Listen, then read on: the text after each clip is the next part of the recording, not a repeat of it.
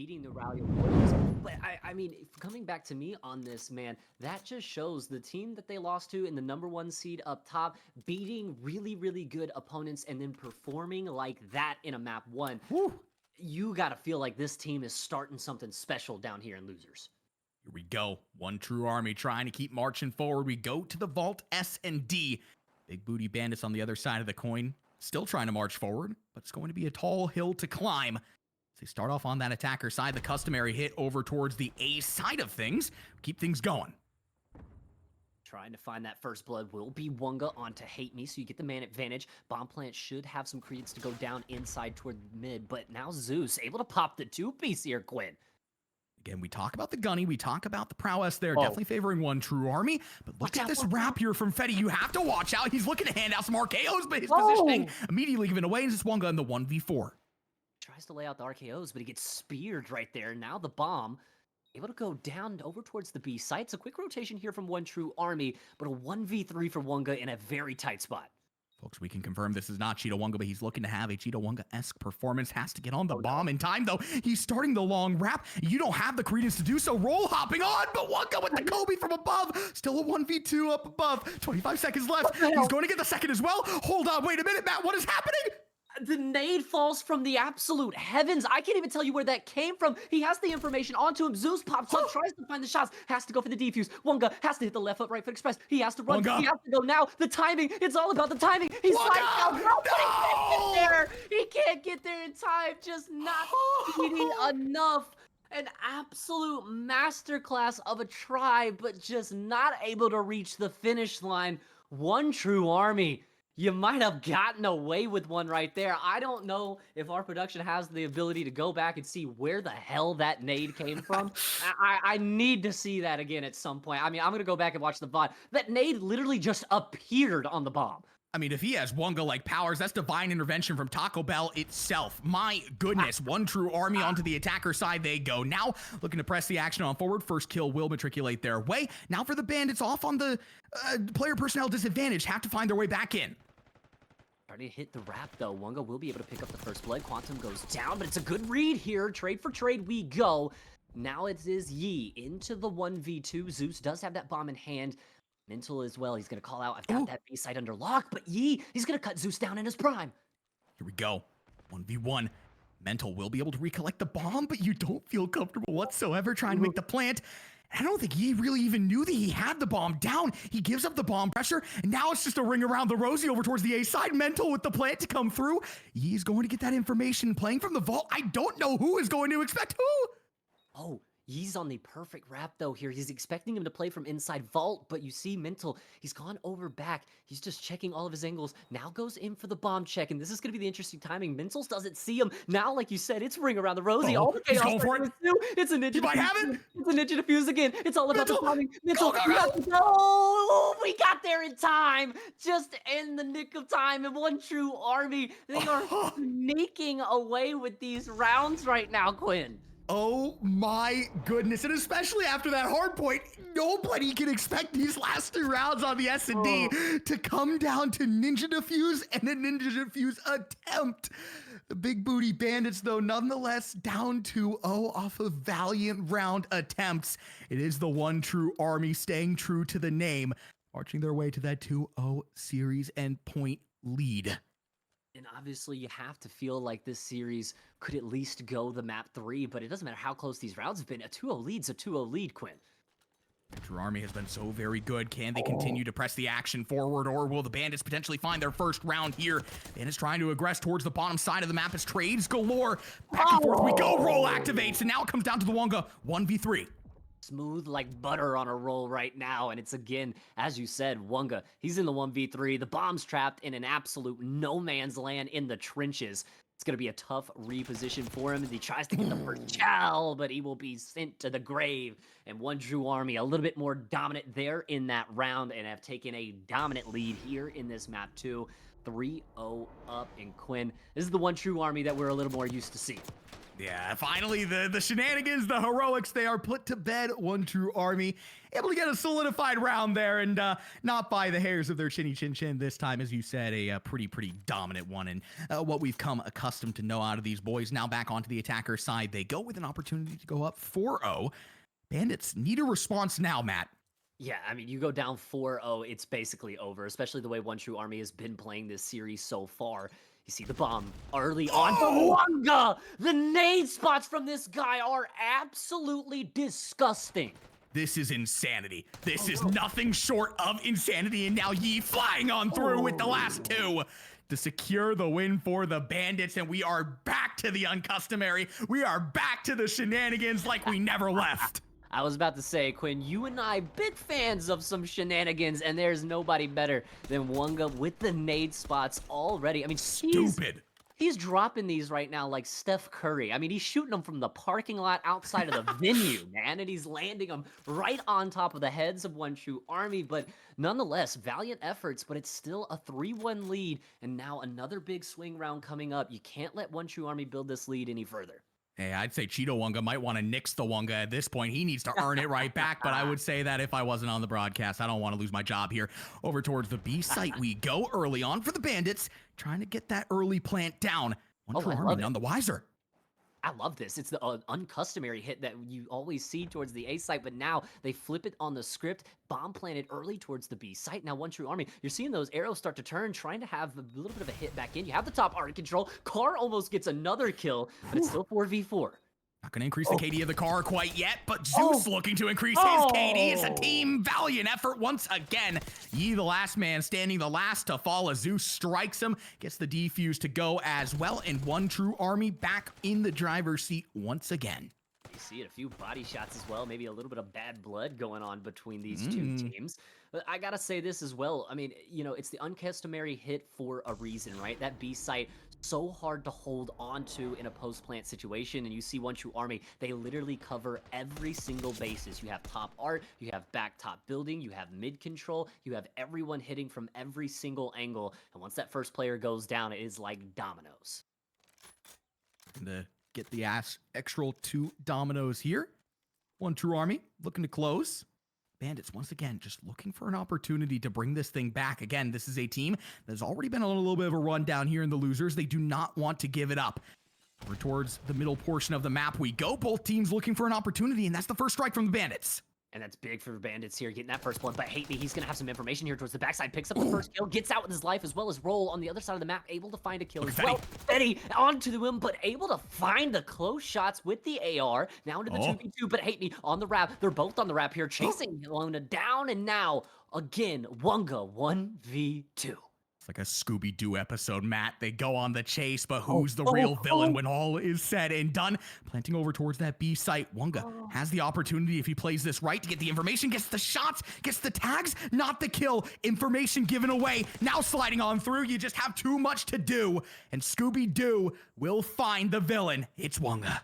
And if it wasn't for you and those meddling kids and that darn dog, Quinn, I got a little nervous there because Wonga's got that nice positioning in bottom vault. And like you said, if he caught the timing, if he's there maybe 1-2 seconds earlier, takes out the planner and sneaks back away into bottom vault, leaves the last guy up in top art, there's a big chance he's able to win that with the bomb trapped in the trenches.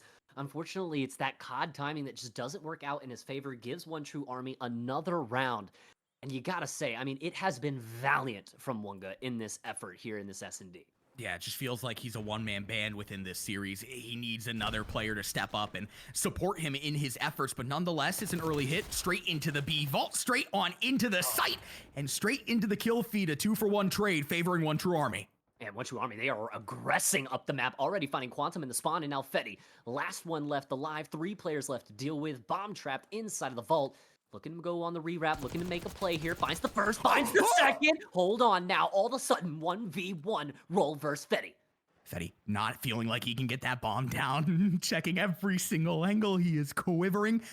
For Roll here, I mean, you have the information. Both of these players come to a complete stall, not wanting to give up any information whatsoever. Fetty has to get that bomb down, though. Time ticking away.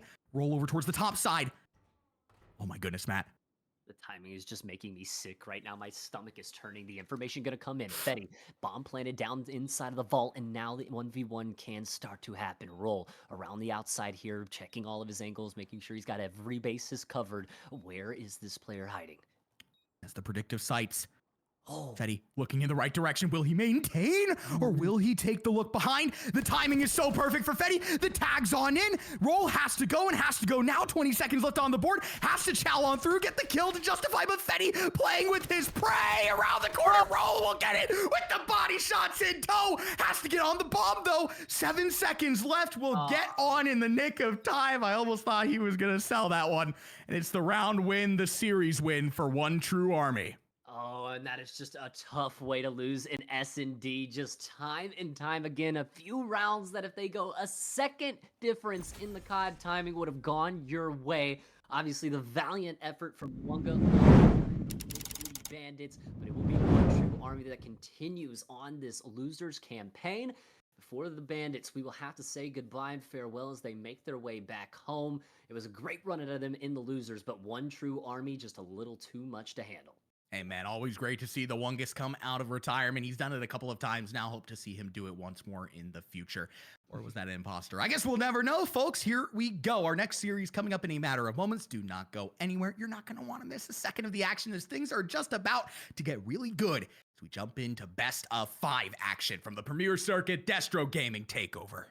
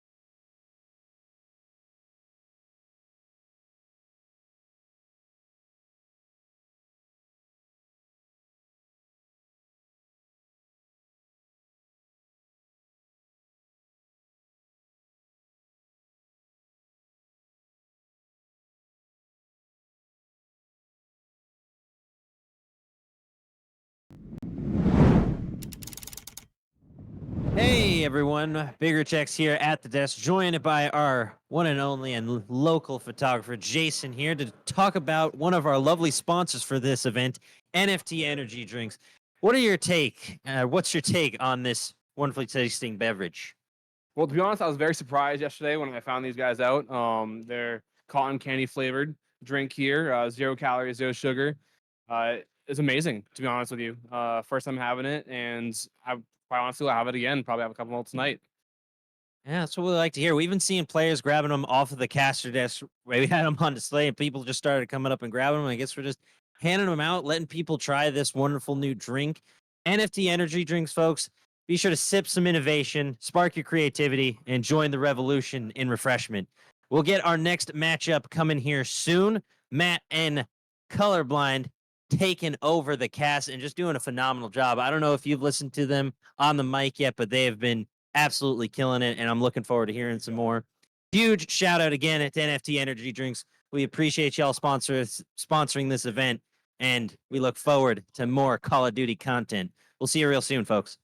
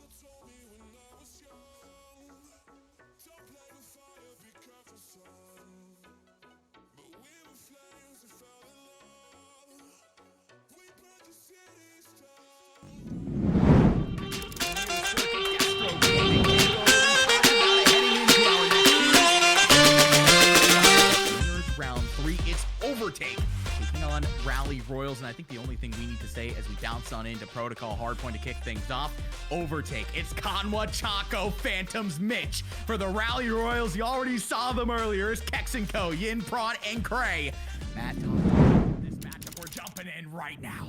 Optic first phase of the Pro-Am scene. These are very familiar players on either side of the ball and getting ready to kick it off. Like you said, Protocol, Hardpoint, and Matt, we haven't got to cast a lot this year, and I'm excited to hop in, and it looks like the Rally Royals are as well. Early kills already into the feed.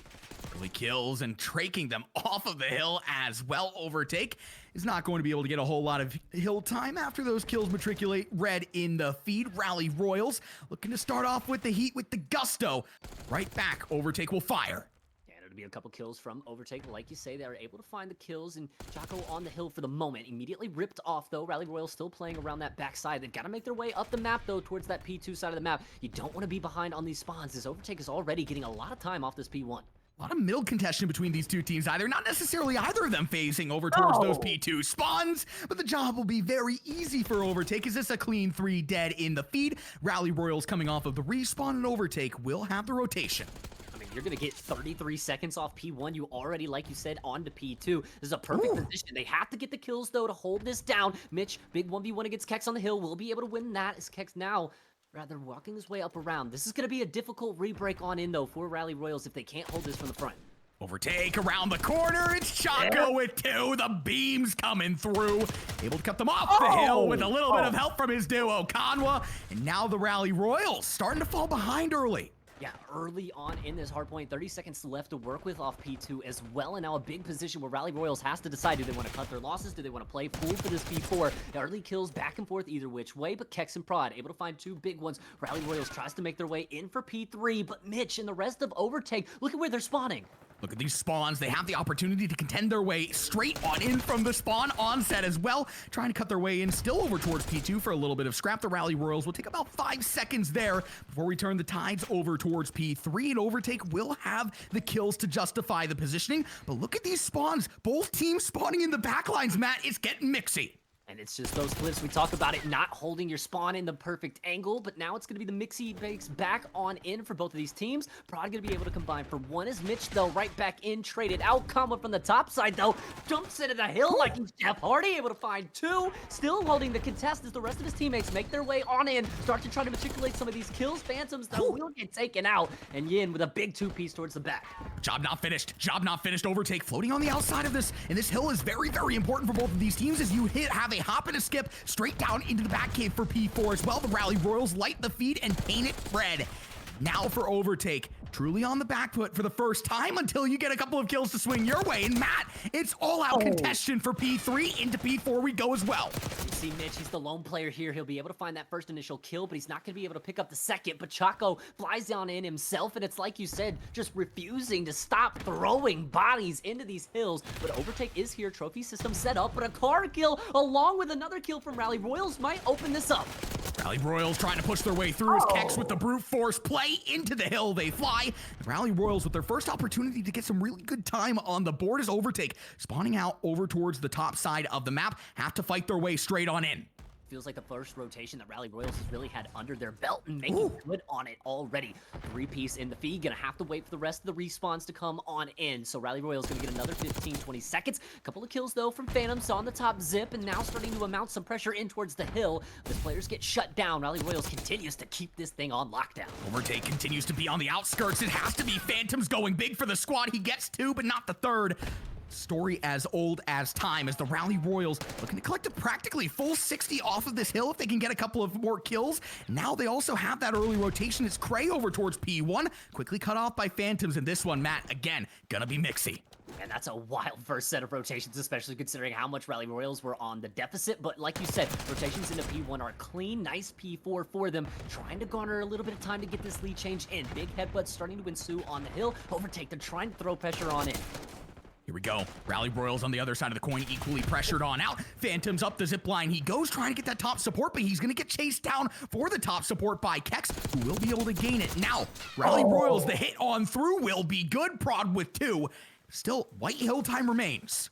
It's just so hard to get into this hill with these topside angles. ARs always on the headies, always looking to rip you to shreds. Phantoms does the first, Phantoms gets the second. Exactly as I say it. These top heady positions, so difficult to deal with the ARs. Now a lack of dimension here for the Rally Royals as they just have to send it straight through mid. That's not the advisable play when you have the window beams coming through from Chaco. Now tracing over towards the top side of the map as well as Overtake once again emulating what we saw in the first set of rotations. And it's perfect from them, and it's exactly where they made that mainstay. But look at Kex and Prod starting to work her way around in the back lines, not trying to give away their positions too early. The slide child on out. Prod able to find the first blood on in, and Prod finding all the kills that he needs to lock this down. May need one more, and absolutely will find it. Rally Royals on the back of Prod, absolutely taking over on P2. But still Overtake, still all around the hill.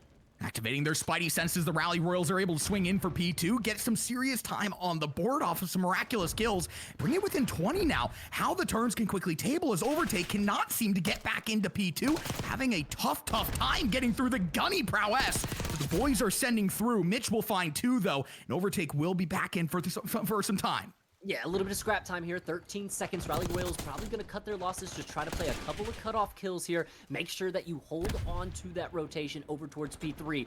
Still where they are spawning, still locked, cocked, ready to rock. But can Overtake find the break?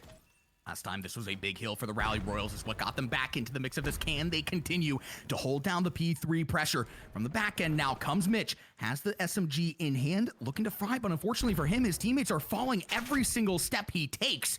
Now have those back spawns, though, secured, have the opportunity to once again hit through the backside.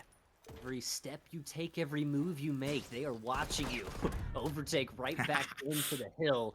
Prod, though, from the top side, may have a position to be able to shut this down through the back. Able to find one. That's Kex, though, in the hill feed. Able to find 2. Chaco firing back, but 3 for 1, 4 for 1 trade as Rally Royals clean up the hill. A good chunk of scrap for them as it does send Overtake spawning out. And now that big back cave hill where Rally Royals was able to make their mainstay is online here in 12 seconds. A little bit of deja vu here from the boys now heading into P4 as well. Wisely so gonna play ahead of the clock. Just 10 points separating them from getting into the lead, getting back up over the Overtake players. Conwa, though, sliding on in straight through main, gets 2 to go, almost gets the turn for the burn, but it's not going to happen. It's still a mixy mosh pit into the hill as we checkerboard the feed once again. Rally Royals will be on for some time, but it's still contested hill time as Phantoms flies through, and that will be the secured hill for Overtake.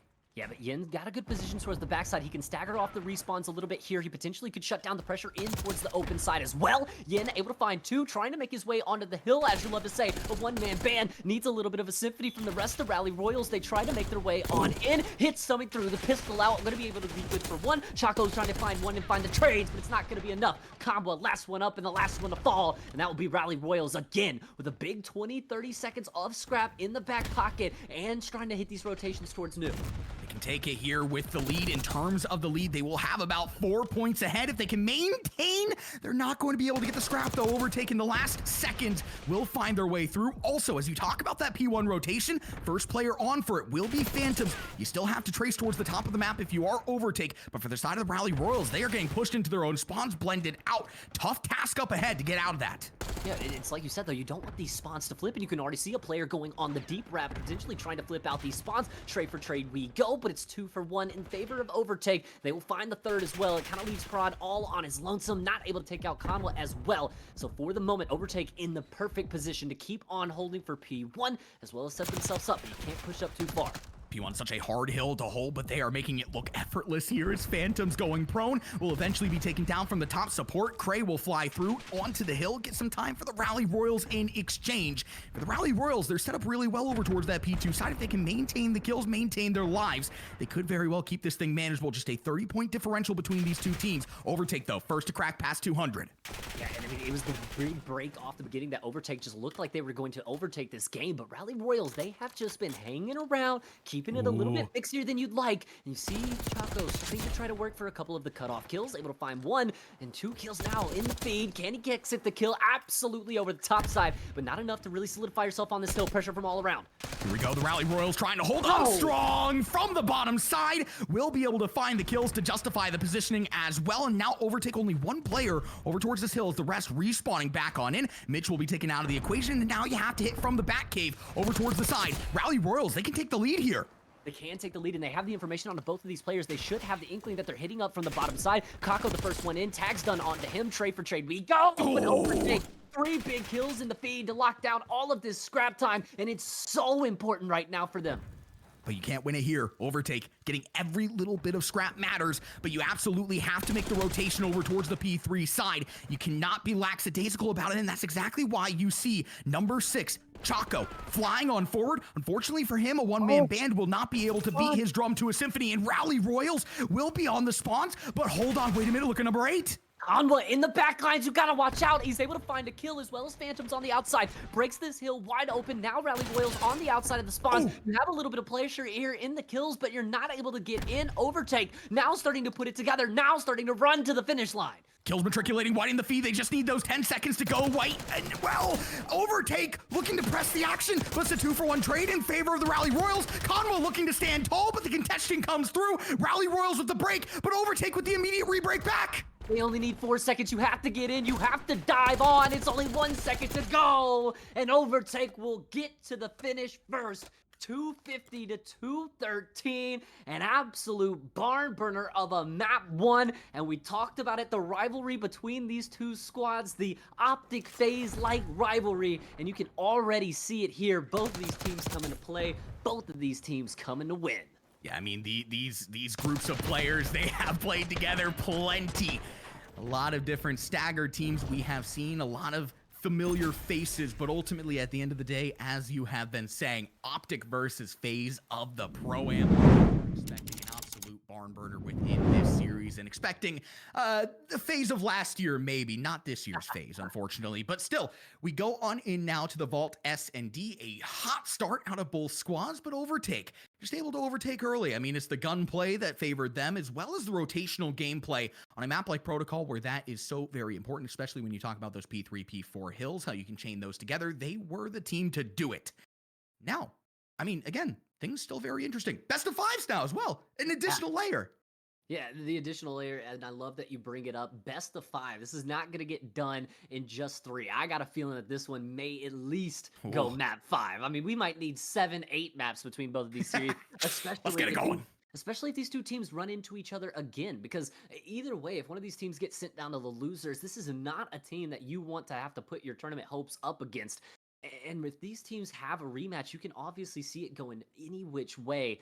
Obviously, a very tight, close, contested map 1, but heading into the S&D, talk to me a little bit about it. Who are you kind of leaning in favor of right now? I mean, it is so hard to say who really will have the favor, because it could be the side of the Rally Royals, who we have seen on the Vault S&D before, absolutely piece teams apart. It's a really, really fast map. We talk about it all the time. The bang plays over towards that A-bomb site, over towards the bottom side of the Vault, are to be expected. But again, you could argue the exact same way for the exact same reason for the side of Overtake. These guys, Gunny is red hot across the board, and two teams that like to play a little bit quicker. Protocol, one of our bigger maps. Again, in terms of the rotations, that is really what you have to look towards. We do have a skyline within this map rotation, so as long as there's not a 3-0, I'm excited to see that one as well. But staying focused on what is up next, the Vault S&D. Matt, you ask an impossible question between these two teams as to which one will have the favorable stance. Yeah, for me, Rally Royals, you talked about it kind of in the last series that we got to spectate them, and in the series before that, is this team plays better with a little bit of a chip on their shoulder, right? They play better when they are down. And another thing to bring into this, Quinn, you and I actually got to witness the last matchup between these two teams. If you take it back all the way to October, little maybe November 1st at the GA during the cast-off, we got to see both of these teams go up against each other. And Kamala's team did have a little bit of an edge in that matchup, and you saw it a little bit there. Sometimes the rotations, like you said, being a little bit lackadaisical out of the side of Rally Esports, it's always that fundamental game that's really the only flaw. It's not the gunnies, it's not the presence and the speed that they bring on the map. It's sometimes a little bit of over-aggression when it's not necessarily warranted. It's sometimes just lacking on the fundamentals just because of how good these guys are in the gunplay. You said speed. I just want to remind everybody, that the team that wins this has to go against the Speedy White Men, the #1 seed within our bracket as things stand currently. And I mean, that is a tall task. We talk about going into the lowers, maybe seeing each other again. It might be a quick reunion if they cannot get the win there.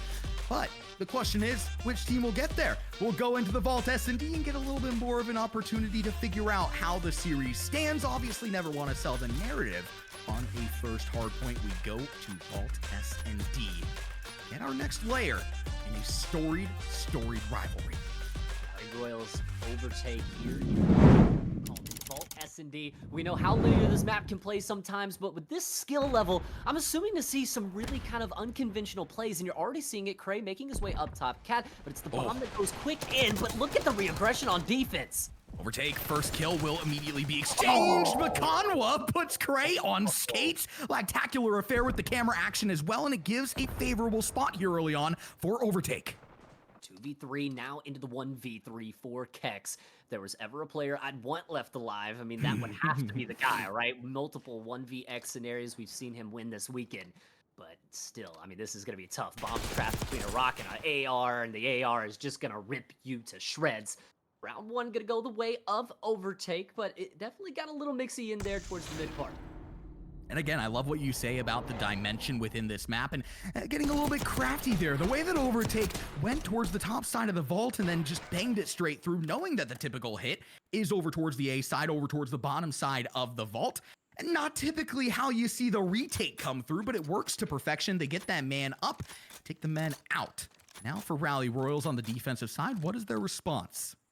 Well, and I really love that from the defensive side as well, Colorblind, because, you know, we talk about it first round, no trophies available to anyone on the map. So you just use those nades, you bully your way in, you play the numbers advantage, get some that first round. But interesting to see now with the bomb in hand, what they elect to do. Great with the first, it's immediately traded out though as Yin, the other SMG taken out of the equation. Overtake is a long wrap over towards the top side of the map, spearheaded by Phantoms, who has to win his look. Bobbing and weaving, Kex will finally be taken down. That's the bomb over towards the B side. That's the Rally Royals over towards A. You just see Kex extending his life, and your stomach just starts to drop a little bit, right? But Chaco here, he's going to try to get this bomb plant now, and he does get the information as well. Bomb not going to be able to go down. Interesting fight. Shot able to fly in, get the immediate trade for his teammate, and now Phantoms stuck by himself, throwing nades at himself, and it looks like he may be a little frantic here, trapped between both of these Rally Royal players. And who wouldn't be? I mean, it's Cray and Prod. These guys are absolutely scary. It doesn't matter who on the Rally Royals you are facing. You are quivering in your boots if you're in a 1vx situation. Bomb trapped in Narnia as well, just to add insult to injury here in 25 seconds left. If you just continue to stack the cards against Phantoms, you might win your bets here. Around the corner he goes nonetheless, trying to play the 1vx. Cray does get a little tagged up, so he has to back out. May allow for one little isolation, but it's like we talk about, just not enough time to be able to get this plant in. He's got to have the 1v2, just not going to be able to make it happen. Rally Royals bouncing back in their own right, putting their first round up on the board, knotting us up at 1 apiece. And Quinn, you and I talked about it from that first hard point. I mean, if it's any inclination as to how this series is going to go, this is going to be just a back and forth, watching ping pong affair. It's a good response. Again, you talk about the back and forth, exactly what the Rally Royals needed here. Again, down 1-0 in the series. We go into the best of fives, a little bit more breathing room, a little bit more room to operate. And these boys are known for their S&D. It's not to undermine what Overtake can do on the S&D either by any stretch of the imagination. Now on the attacker side, bomb in hand. Over towards the A site we go. Work their way in, Yin as well. A little bit of help here as he's getting this bomb planted. Ooh. Look at that first blood, though, and now the slide on in, out of nowhere. Yin finally able to take out Kama, but the damage done. You just feel nothing but remorse if you are Kanwa there. You go in, you get the 2 kills, you take your life out of the equation, but ultimately at the end of the day, Rally Royals are able to keep things mitigatable. For how long is the question, Matt? Trying to find one of these gunfights from around the outside, but you look up at that timer just ticking away on you right now. 45 seconds as Mitch and Kex exchange glances towards the back half of the map. Now maybe exchanging some bullets, but now as his information is given, they start to converge on his position. Bomb still not planted here for Rally Royals as well. This is not looking favorable for them. Yeah, no credence to get that bomb down over towards the A site when Conwa comes banging down your door. Oh. Yin will be able to find the 1v1, so hold on, wait a minute. Brings it down to a 2v2 between these teams. Time ticking away, though, as the Rally Royals have to find their footing, have to get a bomb plant down. But they're gonna find another kill there, so all of a sudden into the 1v2 for Chaco. Bomb should be able to be planted here over towards the A site. Chaco early fouls in, now be able to make runs and finds the first. Bomb will get planted, and now 1v1. Western standoff, shots come through, Chaco connects and gets the kill to go. We go back to back on the defensive side as the defuse comes through. It's the ice from Chaco.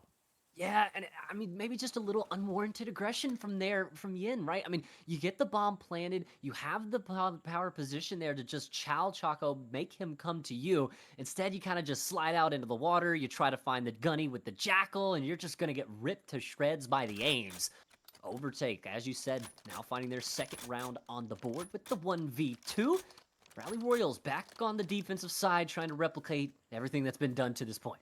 And again, it's just the defensive responses that are needed. The first team to take the attacker side with the bomb in their court.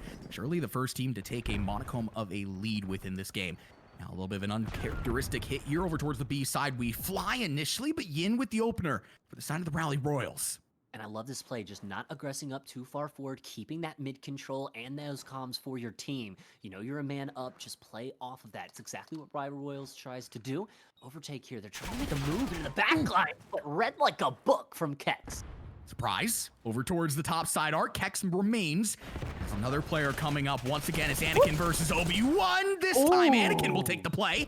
Now Conwa with the top arc control can just solidify the fact that they have this bomb plant. Prod will try and get a little bit of a cheeky defuse, but Chaco says no. Now Yin, 1v2, tracing in the backlines. Oh, he's gonna go up over the top and waiting and looking right at him. A perfect read as Overtake takes their third round on the board. And you talked about it there, the Obi-Wan Anakin kind of gunfight, but it looks like a little maybe of an underestimating of the power, as they say. Yeah, Chaco, if anybody has the force, it is him. Almost Jedi mind tricks him into that top pressure and just takes his life with it. Now, I mean, we talked about it before that round. It's about who takes the first attacker side to gain a true lead on the S&D. It is Overtake to overtake the first attacker side round and overtake the lead. Now for the Rally Royals, the true question, true test of time. What is the response?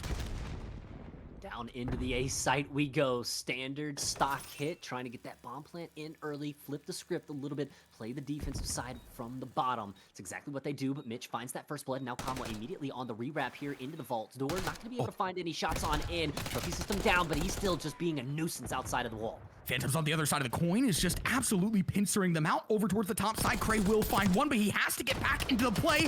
His boys are just getting absolutely shredded to smithereens with all the tags coming through until they line him up and bring him down and switch the tides once again. Comes down to Chaco, the 1v2, aggresses on forward. Not much you can do.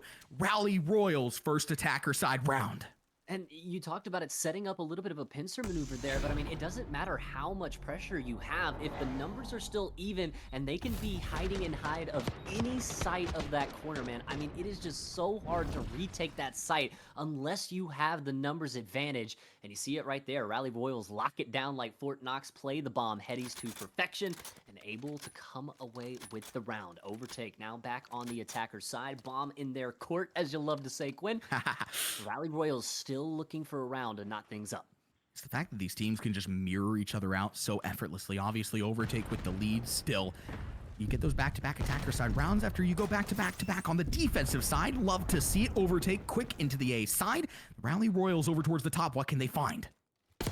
Find a couple of kills in tight. Prod looking around towards the backside. He just doesn't have any information here. Bomb will go down for Overtake, but another player goes down as well, leaves you into the 2v4, and now the numbers advantage for Rally Royals.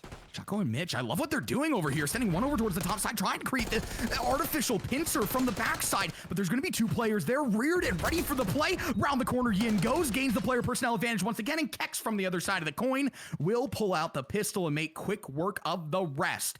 Rally Royals come through with back-to-back rounds now, Matt. Things start to get really interesting. You talk about mirroring each other, right? Overtake 2 rounds in a row. Rally Royals 2 rounds in a row. Just seemingly band for band, M for M, throwing haymakers at each other. And I told you, I mean, if the first hard point was any inclination to what was going to happen, man, this is exactly what we expected in this rivalry between both of these teams, between the talent that is on both of these rosters. Now tied up midway point through this map number 2. But remember, as Overtake has that map 1 victory still, no matter how close this is, they walk away with this. It's still a 2-0 series lead. Be writing a better script to this point. The Rally Royals immediately into the bottom side of the vault, but this time over towards the B side they go. Fortunately for them, shots are going to come through from Chaco, and I don't think his positioning fully given away. He has that top art positioning as well. Going to make things really difficult for the Rally Royals. Keck's going to try and get a little bit of top pressure as well, but the bomb goes down in the midst of the fray. But it's a 3-for-1 trade that works out in Overtake's favor. Prod, the last one left alive, and now just trying to isolate one of these gunfights. Bomb trap down in Vault. He finds the first, but not the second. And Overtake plays the numbers advantage, plays over their teammates' shoulders, and is able to take the lead back. Here we go. In the rear view mirror, Rally Royals consistently throughout this map have been not able to get that lead secure, even when they battle back, even with those back-to-back rounds. Overtake able to recenter themselves once again, maintain composure. Now onto the attacker side they go. Do we go back to back, then back to back, and then back to back again? I mean, we're trying to pick out every single possible pattern that we can find here. I mean, you try, but either way you slice it, Rally Royals, they walk away with this round, and everything's knotted up. You're playing zeros with only a couple rounds left, but Overtake, they are going on the fast aggression. They want to hit this map point. They want the chance to go up 2-0. Kamwa, bomb in hand, already out, but they haven't spotted Kex. Kex hiding behind the corner, able to find the first kill. Such a good play out of Kex and trying to keep his life with him as well. Has the player personnel advantage and is waiting for his teammates to rotate on in. Prod will provide the support. Kex another kill on the board, and now the bomb is trapped for the side of Overtake. What do? I mean, you have number 6 in Chaco playing such a deep back position, but Yin, he seems to have a little bit of a read on this, playing the do-si-do with him along the back lines, but Chaco, he's going to get out of there with his life. All of a sudden, Phantom finds another kill, and Rally Royals falling apart at the seams. Yin, 1v2, Overtake on either side of the map with the opportunity once again to just pincer him out once they get his information. Question is, where is Yin? That has to be the comms here. Chaco spots him out, sends the shots in, and there he is. Like Waldo, they have found him and have found another round. Back-to-back, followed by back-to-back, followed by back-to-back. There you go. Followed by back-to-back, question mark? Round 11, question Round mark? 11? I mean, between these two teams, it only seems right. I mean, just the rivalry, the storylines that we presented. I mean, Colorblind, obviously, to not even mention as well, we talk about the rivalry. I mean, this hasn't just started this year. This hasn't just started since last year. Oh, I mean, no. These guys have been playing each other now for multiple titles. Obviously, a few roster changes here and there. But these have been names that have become household. But Overtake and Kamwa looking for the map 2 victory to go up 2-0. Whatever this is. Royals on the attacker side need to start with some gusto. That's Yin with the first kill on the board, but now we play a little bit of Rocket League, looking to hit the musties, looking to hit all the flip resets over towards the A site. That's a good positioning out of the RC car, because that's exactly where Rally Royals are trying to go. Oh, and Cray slides right on in. RC car will be dealt with here, I believe. Is it? Rally Royals, I think they exploded. I don't think it's sitting behind him. If it was sitting behind him right now, I think it would have been exploded by now. Bomb goes down as well. So Rally Royals, great position for them. You get the streaks out of Overtake there. So, I mean, worse for wear right now for Overtake. You have to be a way to find this round. Rally Royals starting to build some momentum. Now the lack of dimension from this hit as well, truly starting to show. Shots coming through from Chaco, and they're just not going to hit anything. A little bit too windy on the vault. It's going to give full credence now. Trying to hit the shot straight through the wall. It's desperate times to call for desperate measures with 20 seconds left on the board. The kills will find it. All red in the feed, and the Rally Royals then won, bringing us that illustrious round 11, Matt. Come on, it's happening, dude. It's happening. He has the script, chat. Dude, I have the script. I got sent to it, Cheetah earlier this week. He said, hey, I need you ready to go. I need you to know what's coming here so that you can cast really well. And obviously, coming into this one, we'd love to see a round 11. But Rally Royals, they still have the long road to go. It would need 2 rounds in a row to be able to get this map victory for them. Not our series up at 1 apiece, but Overtake just flirting with the idea of a 2-0 lead. Concepts of a plan here. Will they be able to take it, though, is the question. Rally Royals, this is a team that has a lot of moxie. Have gotten punched in the face a couple of times, but have now recollected themselves. Find themselves over towards the backside of this vault. Khan with the first line of offense has read it through like a picture book. And it's just setting in beams. But the Rally Royals with the player advantage. And Chaco still all the way deep back in spawn, almost a little late to the setup right now, so he's trying to make his way in, but the bomb's just trapped in no man's land. All 3 players down inside of the vault, and they have set up an absolute fort inside of there. I mean, what are we playing Fortnite right now? They've built themselves a tower.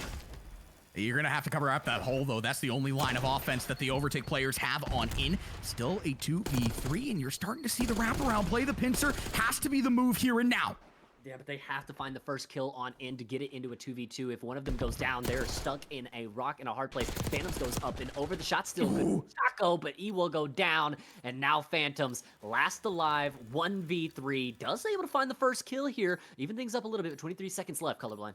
That's what am I smelling here? I think I'm smelling around number 11. I think I am smelling the full distance between these two teams. Unless Phantoms is cooking up something different. Potential caster curse, but with 10 seconds left on the board, I'm feeling real confident that we're going to round 11. What other way would you want it, folks? Are you not entertained?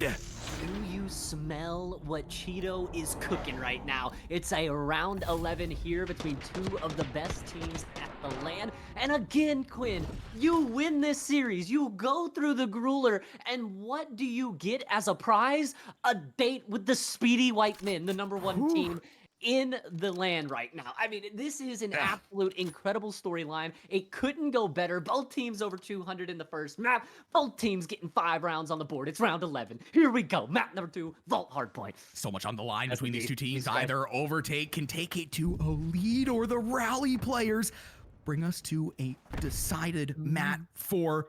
Slow and steady. The A site. Getting that plant down. Shots coming the way of Yin as well. Gonna back him up ever so slightly, but now the information being gained. Rally Royals, what is the response? But look around the map. It's only 1 player inside of the vault right now. Very spread out. You do have Mitch towards the bottom side, but it's the first blood that comes through for Phantoms. And all of a sudden, everything could be shut down. Rally Royals going so slow at this hit. There's only 28 seconds left. Time ticking away. Lead comes through. Either which side. Who's going to connect? Who's going to get the shots to go? One-dimensional hit here for the Rally Royals. They have to press the action. 17 seconds left on the board. They've got to get the kills. Not going to be able to. It comes all down to Kex. The 1vx gets the 2 to go, but he's not going to have enough time as the bomb has to be defused. The check comes through, and the shots as well from Phantoms. Overtake will close on map 2. Now up 2-0 in the series. And we talked about it. It doesn't matter how close these maps have been. 250 to 213, 6-5. It's still a 2-0 lead for Phantoms, Kamwa, and the boys. You called it to a T. Just not enough time. A valiant effort with the gunny.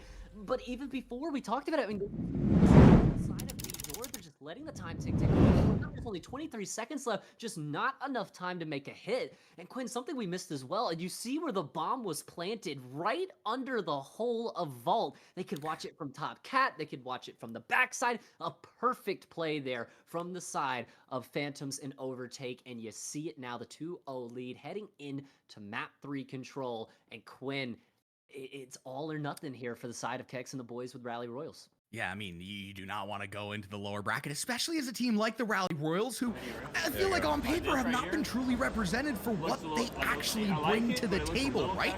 I mean, this is a team that yesterday, yes, they lost to the Wiseman Red, but it was a combined 13 points on a red card and a 1 point game 2, round 11 S&D. I mean, these boys, back is against the wall, they've gotten punched, kicked, brought back down. This is where they love to operate, Matt. If we have learned anything about these boys from this event, from previous events in the past, it brings me right back to Miami, Florida, where we saw this trio, specifically Kex, Yin, and Prod, go back down into a lower bracket, come back out screaming and kicking, and win the entire event. These boys are not going to go away without a fight. No, absolutely not. And even if they lose this series, it's like you said, we've seen them fight back from the losers bracket before. We've seen these guys have to go all the way down, come all the way back. And Quinn, for me as well, we talked about the next matchup that lies the winner of this series. Isn't necessarily a good thing to win this match. Maybe that lower bracket might be a little bit easier depending on how this goes. so many storylines heading into this one, and it all leads us to protocol control. And I mean, Quinn, we've just been getting some absolute banger map picks out of these two teams. I am loving it right now. Protocol control, all of the AR is going to get going early, all of the chaos. It does look like we have the host that ended the game on our end. So just a second, as again, this series giving us everything we want right now. Yeah, and again, we go back onto the Vault S&D. I mean, that is just a quintessential S&D, and again, a quintessential rivalry that we have between these two teams. We build it at the top of the show. We're going to continue to say it. This is Optic versus FaZe of Pro-Am, not the FaZe of this year, the FaZe of yesteryear, the FaZe that was really, really good. They're looking a little bit rough right now. Can you tell that Colorblind's a FaZe fan and he's currently going through some very I'm going through absolute hell. Look, It's not a fun time. Look, man, this isn't the CDL, though. This is the Destro TakeOver, hosted by Mr. Cheetah Wonga himself here in beautiful Philadelphia. And, brother, we got a 2-0 lead for Overtake. How does Rally Royals, not to make the pun 72 times this weekend, but rally back from down 2-0, somehow make a competitive series out of this? Because, again, we could expect another close map, but if they're not able to close it out, reach the finish line first, this is going to be a 3-0 that just doesn't tell the story. Yeah, and I mean, I feel like we can almost go back to the last series that we saw with the Rally Royals, right? I mean, you start off on the back foot with the Vault hardpoint that goes awry. You get absolutely destroyed on that side of things. Yes, you win the S&D there. We're talking about a best of 3. This is a best of 5, of course. But they have the ice in the veins on the protocol control, and a lot of that was on the attacker side. Their ability to bat the hatch down, to move really, really quick. Again, a team that we know likes to play fast. Same thing here. Protocol control, protocol control. Looking to those attacker side rounds to see where the Rally still have life within the series. Looking for them to close things out there as we jump on in to the protocol control. Either the Rally Royals are going to keep the series alive, or Overtake will send them down to the Shadow Realm. As you said, go up against the Speedy White Men, which, hey, you can pick and choose whether that's a good thing or not.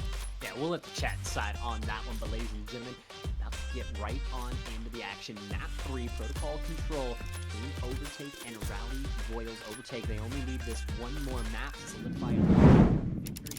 Rally Royals trying to climb Mount Everest. Let's get into it. Here we go, folks. Let's get it going. Off onto the defensive side here. Overtake, Rally Royals with the attacker side. We talked about the importance of this. We talked about the importance of starting fast. Early into the spawns, they aggress, but it's not going to be able to find the kills. As I actually do believe we might have things a little swapped around on our side. We'll keep you guys fully honest at home. On the left side, you have Overtake. On the right side, you have the Rally Royals. Yeah, I mean, you're so familiar with these players, though. It shouldn't be too hard to keep track of. Nick and Taco able to combine for 2 big kills there. Kex, though, working his way along through the back lines. Not sure if they've gotten the read on this yet, but early tags on in. That's the information garnered. Kex will be dealt with towards the back lines. And now you can start trying to make a little progress over towards this site. Phantoms now from mid as well. Here we go. Still so good out on the side of the Rally Royals. Light locking things down. Lights out on the defensive side. Still take a progress over towards the Overtake side of things. And outside of that, I mean, it's looking really, really nice. It's looking really good. You get a couple of kills that also start to come through your way again. And right now, the Rally Royals a little bit on the back foot. They just keep getting wiped off the map. But you do have a couple of players starting to make their way up. Kama shutting in down towards the top side. Nades over the top. And that pressure still continuously just starts to mount on that A site. Look at that A site. It's starting to go. It's a 1 stack here. Looking for more players to jump on here for the side of Overtake. They're getting the kills to justify as well. Yin, the last ditch effort over towards the backside will prevent the tack from coming in. But if that's 2 new players on for the hill, on for the time from the side of Overtake. It's now the 3 stack potentially coming into the cards. Still starting to come in Phantoms as well. You talk about that top side pressure just continuously raining down the AR Hellfire right now. That'll be the A point secured. Chaco going now on the re-aggression up towards the 2nd point, but not going to be able to quite get anything out of it. He goes down, and the rest of Rally Royals, they will start to try to find a way to fight this off. 16 playing 12, though, in favor of Overtake. They have the opportunity again to close this off of lives as well. There's a lot of ways that they can win it. To look towards the Rally Royals to ice things up. They're getting a couple of kills to swing their way. That's White in the feed, and that is good to see. A clean for dead as they aggress now into the spawns. 12 playing 12. Minute left on the clock. You have to start to go if you're Overtake here. You've got to start to find a way in. Prod still lighting up kills here from this top area. It's just going to be difficult to make your way out of this. The life's almost dead, even as you mentioned, Colorblind. Every single kill of utmost importance heading in. The time as well, just ticking away. Overtake is just having a world of trouble trying to make their way out of their own spawns. It's a 3-for-1 trade as Phantoms drop straight down, and it's death by divine intervention as he breaks his ankles. Now over towards that B site, things not looking really nice. It's a 6-playing 9. That's pretty nice, though. No, okay, yes, sir. How you doing? All right, I see what you did there, Glenn. Let's see, though, if Overtake can find a way in, just still being picked apart in their spawn. 5 lives remaining. You do get a trade to go your way, but Kex, he's just been an absolute menace from this top mid pressure. Phantoms is going on the hunt inside, trying to clear out the back cave for a little bit of pressure on him. Yen's gonna find the trade, and there's no respawns remaining. 7 playing 4. Here we go. Overtake when they are needed most over towards the top side. No. Chaco finds and makes his time. Now you see Mitch starting to get on the hill. You start to see Overtake fly on forward. They get the second tick of progress, but not much more to follow. This comes down to Chaco in the 1v5 with 10 seconds left on the board. A task like Mount Everest to win this round is not going to happen. No, not going to happen in any stretch of the imagination. But you talked about it there. 5 ticks garnered there in that first round for the Rally Royals as well. You were really close to being able to make that happen. One gunfight goes your way. You're able to keep the 3 stack on, and it could have been dire scenes for the side of Overtake. Nonetheless, again, it's these close, just almost to the wire rounds. But it's still Overtake that keeps walking away with them. Here we go. Back on in to the mix of things. We start to see the Rally Royals on the attacker side, and again, talked about the utmost importance of these rounds going their way. Control could very well be their get back within this series, but it absolutely has to be as well. Down 2-0, mathematically speaking. I mean, I'm not saying any generational. I feel like I'm Booger McFarlane right now, quite frankly.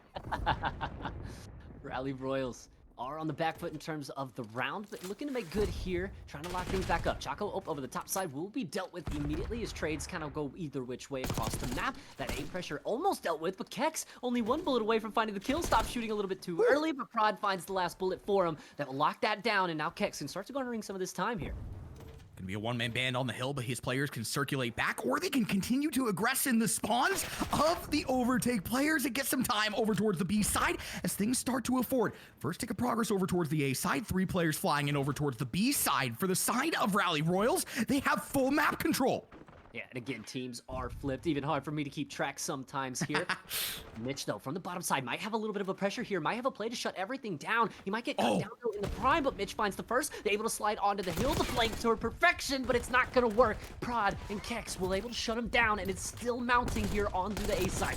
This A side is going to go so quickly, as they have the stack coming through for the side of the Rally Royals. You have the aggression being made by Cray as well to continue to press the issue forward. Not only are they playing for this A site capture, they want to make sure that they have their sight set on B. Instead of 19 playing 25 as well. Matt, this is looking really nice on the attacker side for the Rally Royals. Yeah, you do take the pressure off of A, though, if you're Overtake, at least for the time being, so you buy yourself a little bit of time, but you mentioned it, the life advantage right now, it is just getting out of hand. 24 playing 16, continuous white kills in the feed. Right now, Rally Royals doing anything they want on this map. I feel like this is exactly what we saw against Luxury Exotic for the side of the Rally Royals, as they just won it by brute force every single round, it feels like. Now for the side of Overtake, though, you start to see a little bit of life within the kill feed. You see it painted red. They try and aggress the last seconds over towards A are contested. Kex, the lone man, will be taken off. The kill is denied still. Yeah, and no matter how many kills you get, you still have to get this A site. You still have to get that additional minute in your back pocket, and that was exactly what will be done. So now for the Rally Royals, you have a minute and a half. You got a 9 life advantage. Yin running around in the spawn, and now for the Rally Royals as well, you are looking like you can take a 2-0 lead here in this control. Their hopes and dreams alive, trying to press the series forward, just adds insult to injury. 10 life disparaging here for the side of Overtake. You gotta fly forward, but you cannot fly too far, too close to the sun. Cray with the divine intervention as well. No respawns remaining. 4 playing 16.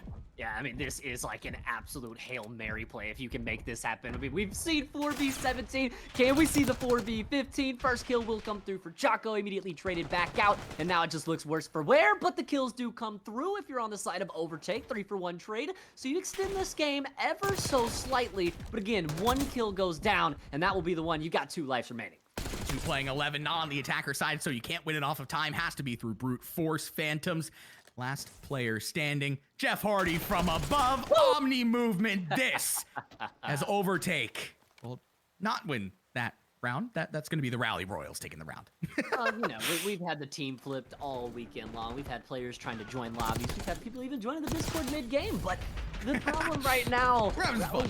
Riot Royals, this just seems like their map. And you talked about it, winning it by brute force. I mean, they turn their offensive rounds into defensive rounds where they're just continuously trapping you in your spawn until you have no lives left to play with.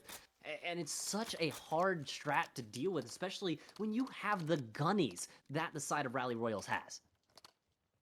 Looking like we're going to get to that Skyline hardpoint. And I feel like within this series, that is where things start to get very interesting.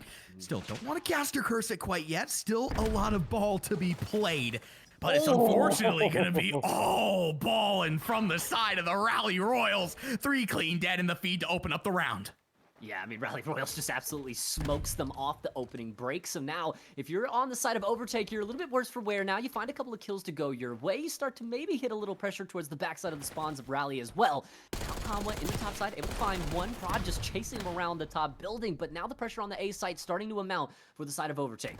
For Overtake, they have that top pressure as well. Trying to take it away is the Rally Royals, but that's allowing and affording the A site to be captured until Cray activates his second form. Takes 2 to go. Says no thank you. Go back to your spawn. Do not pass go. Do not collect that second tick.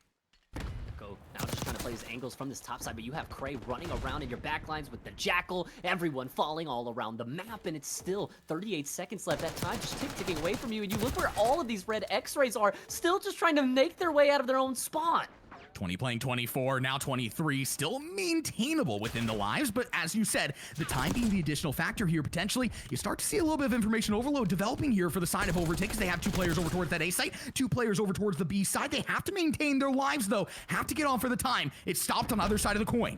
Cray's just peeking over the top side, just trying to find an angle, finds the first kill there to hop and jump and skip, and he's right back down, maybe able to find the second as well. 23 and 12 to his name as the rest of Rally Royals will clear the map off, and now for Overtake, you have got to get a move on at 17 seconds. Left foot, right foot express might be shut down, might be after hours here, but they have to find a way. They have to get it done. The Rally Royals are pushing on forward, but so are the Overtake players. It's just a one-man band, though, from Mitch, who gets cut off at the seams. Back onto this A site. Time is paused with 3.6 seconds. Contested, but only for a moment. Phantoms has to go absolutely nuclear here. He's found the first kill, but it's just ring around the rosy. It's headbutts on the hill, and he's able to find the kill. Prod, though, around from the back. Able to find big 2 kills. It shuts it down, and Rally Royals keep their hopes alive here in the winner's bracket. A 3-0 win and control will force map number 4. Again, we talked about the importance of this control. Obviously, mathematically speaking, you lose it. You go down into that lower bracket. But it's also the map and mode that might have favored the Rally Royals the most to this point. They're able to get the ice in the veins, a dominant 3-0 win. And when we overarching series to this point, that might be the most dominant map win either team has taken. No, absolutely. I mean, you go back to those first 2 maps you talked about. I mean, they're barn burners. We've got both teams scoring over 200 in the first one, around 11. I mean, everything looked like it was just going to be the tightest series of all time. And then all of a sudden, Kex and the boys seemingly just show up to the setups. 3-0 smoke show on control. And it's like you talked about. Now this is where this series just gets a little bit spicy. You get that little bit of aftertaste, a little bit of something special in there. Hey, yo. Rally Royals onto the Skyline hardpoint. Now and again, we talk about these 2 teams both being fast teams, right? Fast gunnies. These are always red hot from these boys, but I feel like in terms of rotational gameplay and overall what we have seen, Rally Royals might be favored ever so slightly on this Skyline hardpoint. I mean, you're talking about a map that is just an all-out bang-out. And these boys have shown before that they can really take control on a map like this. That, honestly, quite frankly, is usually just an absolutely down-to-the-wire showcase. The Rally Royals, with the opportunity here from the Skyline hardpoint to bring us into a Protocol S&D in map number 5, or will Overtake take that on the shoulder, take that little bit of adversity after the Protocol control, and ice things up on the Skyline hardpoint. So many narratives starting to be spun here, Matt. Look, I mean, if you asked me to pick this series, I mean, I have no clue, right? I mean, the script I got clearly got thrown out the window. I mean, I had no idea. I mean, especially you kind of saw it along in the chat. Some people were saying they were like, "Why are Rally Royals not necessarily going for the ticks right now, even though they're on offense?" It's because that map and mode for them is just a map where they seemingly flip their offensive rounds into defense. And we talk about that all the time with them just pushing their way up the map, just making things so hard for you to get out of your spawn. And you talk about it on a map like Skyline where that can play into their favor almost immediately as well. But Skyline is just one of those maps where we've seen it today. It doesn't necessarily matter the skill level of the two teams sometimes. It's that all-out bango. It's just headbutting against each other, Gunny against Gunny. And when you're talking Gunny, these are two teams that you have to mention.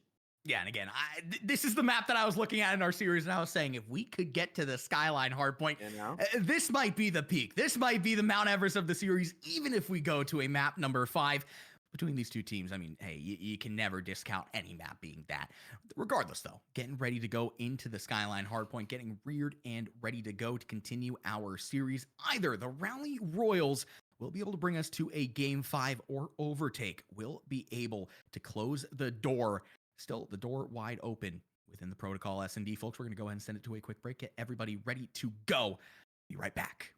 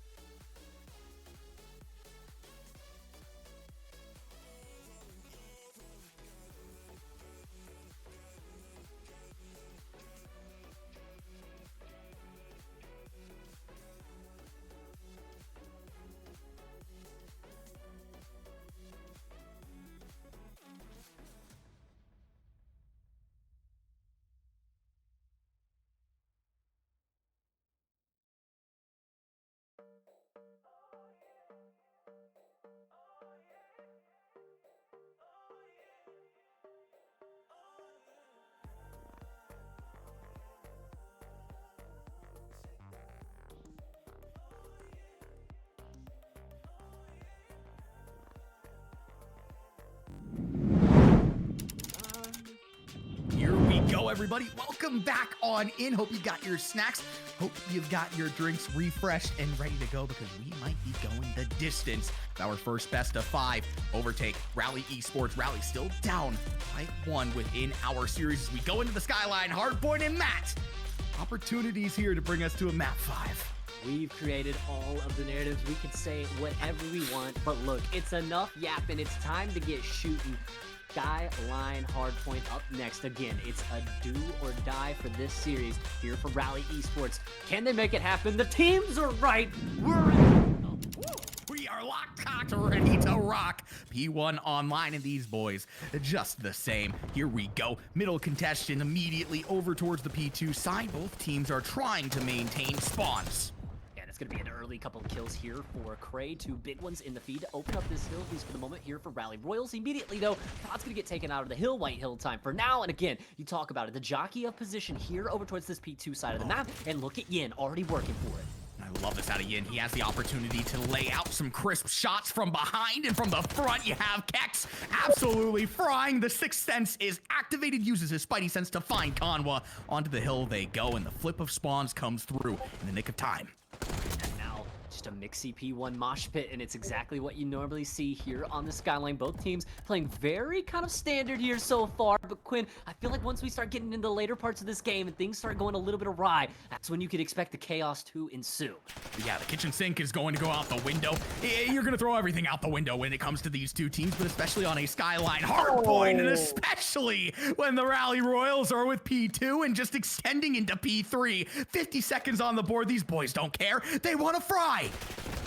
Already starting it with the 3! 1, 2, 3. Give him a biscuit as well. Won't be able to quite find it. Mitch with 2 big kills towards the top side, but Rally Royals continue to hold those back spawns, continue to hold this hill, and continue to build on their lead. Again, we talked about the Skyline hardpoint. It might be the map that favors them the most within this series. They're just continuing to paint the feed red like it's Christmas. Oh boys, God. Christmas isn't for another couple weeks, Prod. 11-3 to start the game off, finally taken off of his tear, but not before the Rally Royals gain a 40-point lead off of P2.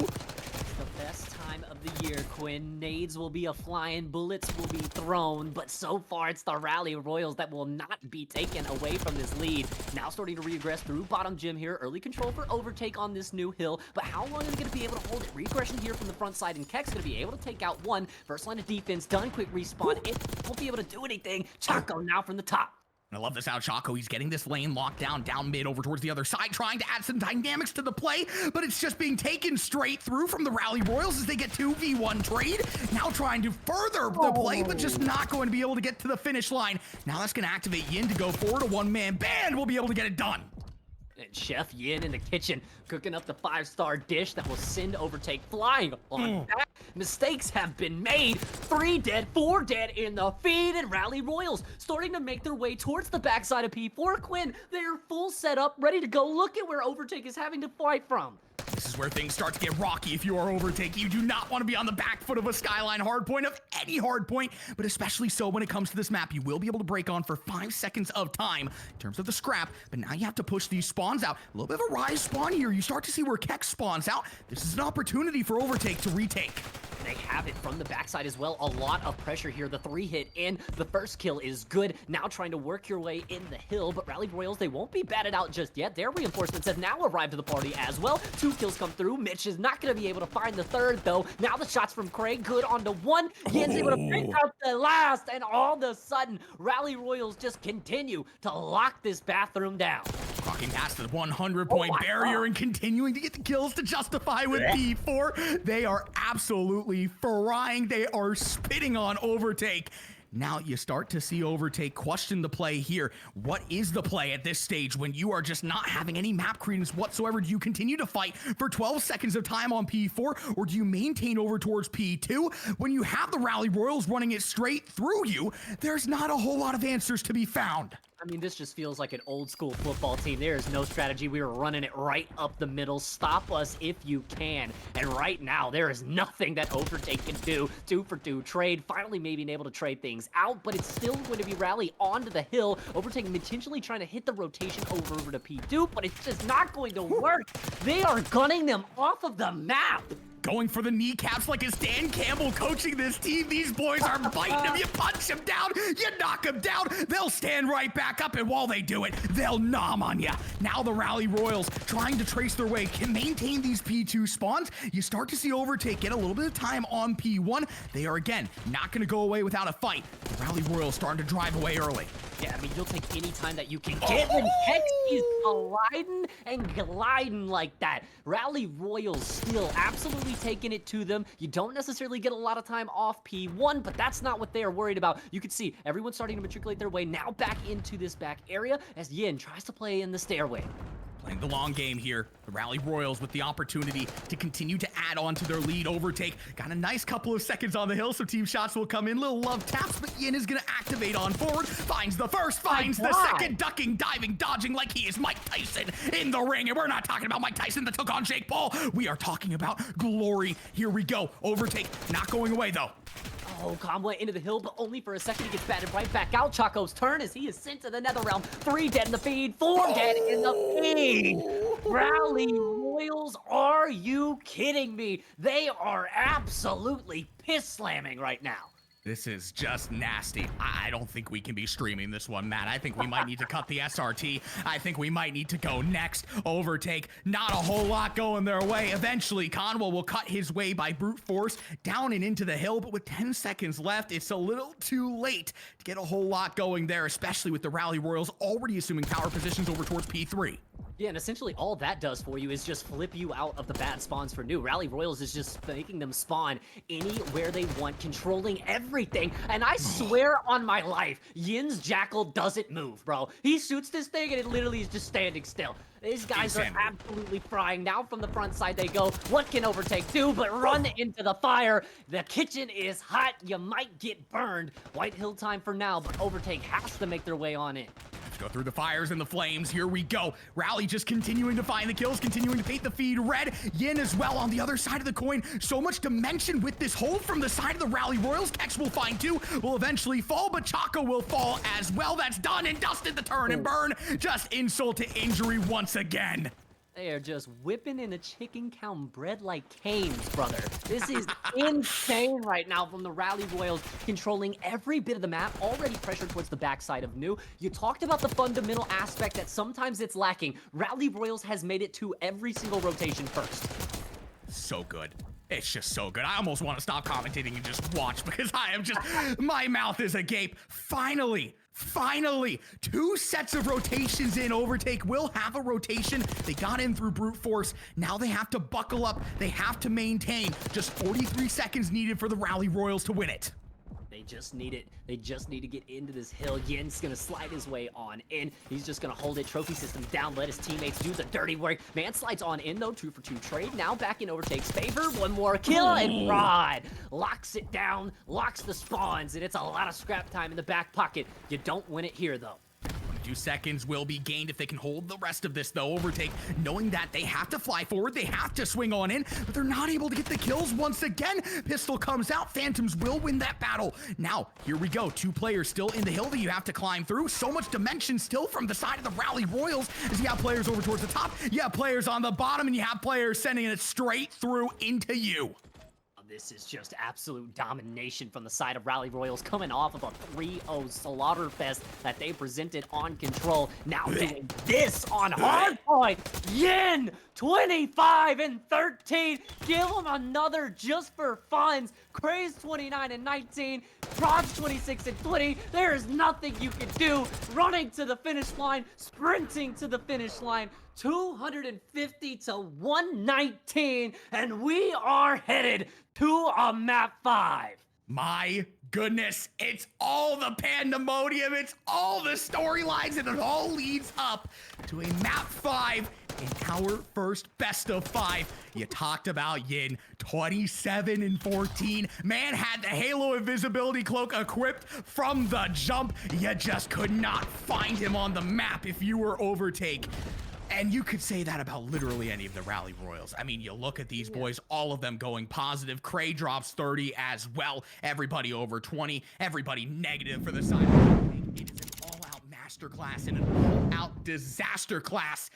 Now we talk about it being a marathon, not a sprint. We look at the last 2 maps, Matt. Rally Royals look unstoppable. It's almost, you know, like kind of the rabbit and the rabbit and the tortoise, right? I mean, they fast start getting super ahead and then letting their foot off the gas pedal, and here comes Rally Royals at the speed of light. You go back to those first 2 maps, and you know, you love to talk about the narratives, right? We came into this one, all the rivalries, we were expecting this one to potentially go to a map 5, but you go back to those first 2 maps, right? 250 to 215, 6-5, both of those maps seemingly going the full distance. And then it's the next 2 after that. 3-0 in Control for Rally Royals, 250 to 119 slamming once again. The Rally Royals, they're not just winning these maps, they are dominating these maps. Yeah, and we said it even after last map, where we're looking back at the series and we're saying, yes, the Rally Royals are down, but when you talk about overall dominance, they were up even after the protocol control, because as you said again, it's a 6-5 overtime on Vault S and D. And it's protocol hardpoint where things go down to the wire. Yes, Overtake did win it by about 40 points, but nowhere near what we just saw on the other side of the coin out of the Rally Royals from the Skyline hardpoint. We go into this protocol S&D, you talk about how these players must be feeling overall. Y'all got all the everything you could possibly ask for from the side of the Rally Royals. If you're Overtake, I mean, I wouldn't be surprised if you're a little bit checked right now. Just have to have the memory of, I would say a pigeon, but I know that that's not the right euphemism. I will say you just have to have that short-term memory and go. It's a 2-2-0-0. Get it in. It's all zeros heading in. One S&D map heading to protocol will be the decider for who goes up against the Speedy White Men in our next round and who will drop down into that absolute hellscape that is the loser's bracket. I mean, Quinn, you talked about the mental aspect coming into this game. One team feeling themselves, feeling great, looking great. The other team, it's a lot of question marks right now in the latter half of this series. Yeah, and again, you've seen them win the gritty ones, but you haven't seen them win with dominance. If it does come down to a gritty matchup between these two teams on S&D, with if there's any indication from our Vault S&D, could very well be the case. I feel like Overtake may be favored there, but if the Rally Royals can just continue what they did, starting on the protocol control, parlaying into the Skyline hardpoint, and finish it with some gusto on the protocol S&D, Overtake truly in that back rear view mirror. And again, you don't want to be there. You want to be in the driver's seat. And you want to go up against the Speedy White Men. I mean, we talked about it. It's the next matchup. It's the next course of action between these two teams. Winner goes there. We said, hey, is it really a winner's duel? Yes, it absolutely is. It's your opportunity to stamp that you are one of the top dogs within the bracket. It's your opportunity to say, you know what? We are the top dog, given the fact that the Speedy White Men are our #1 seed. Absolutely, but before we get into the action, obviously we're going to let the players take a quick break. We're going to take a quick break as well, and when we come back in Protocol S&D Map 5, you do not want to miss it.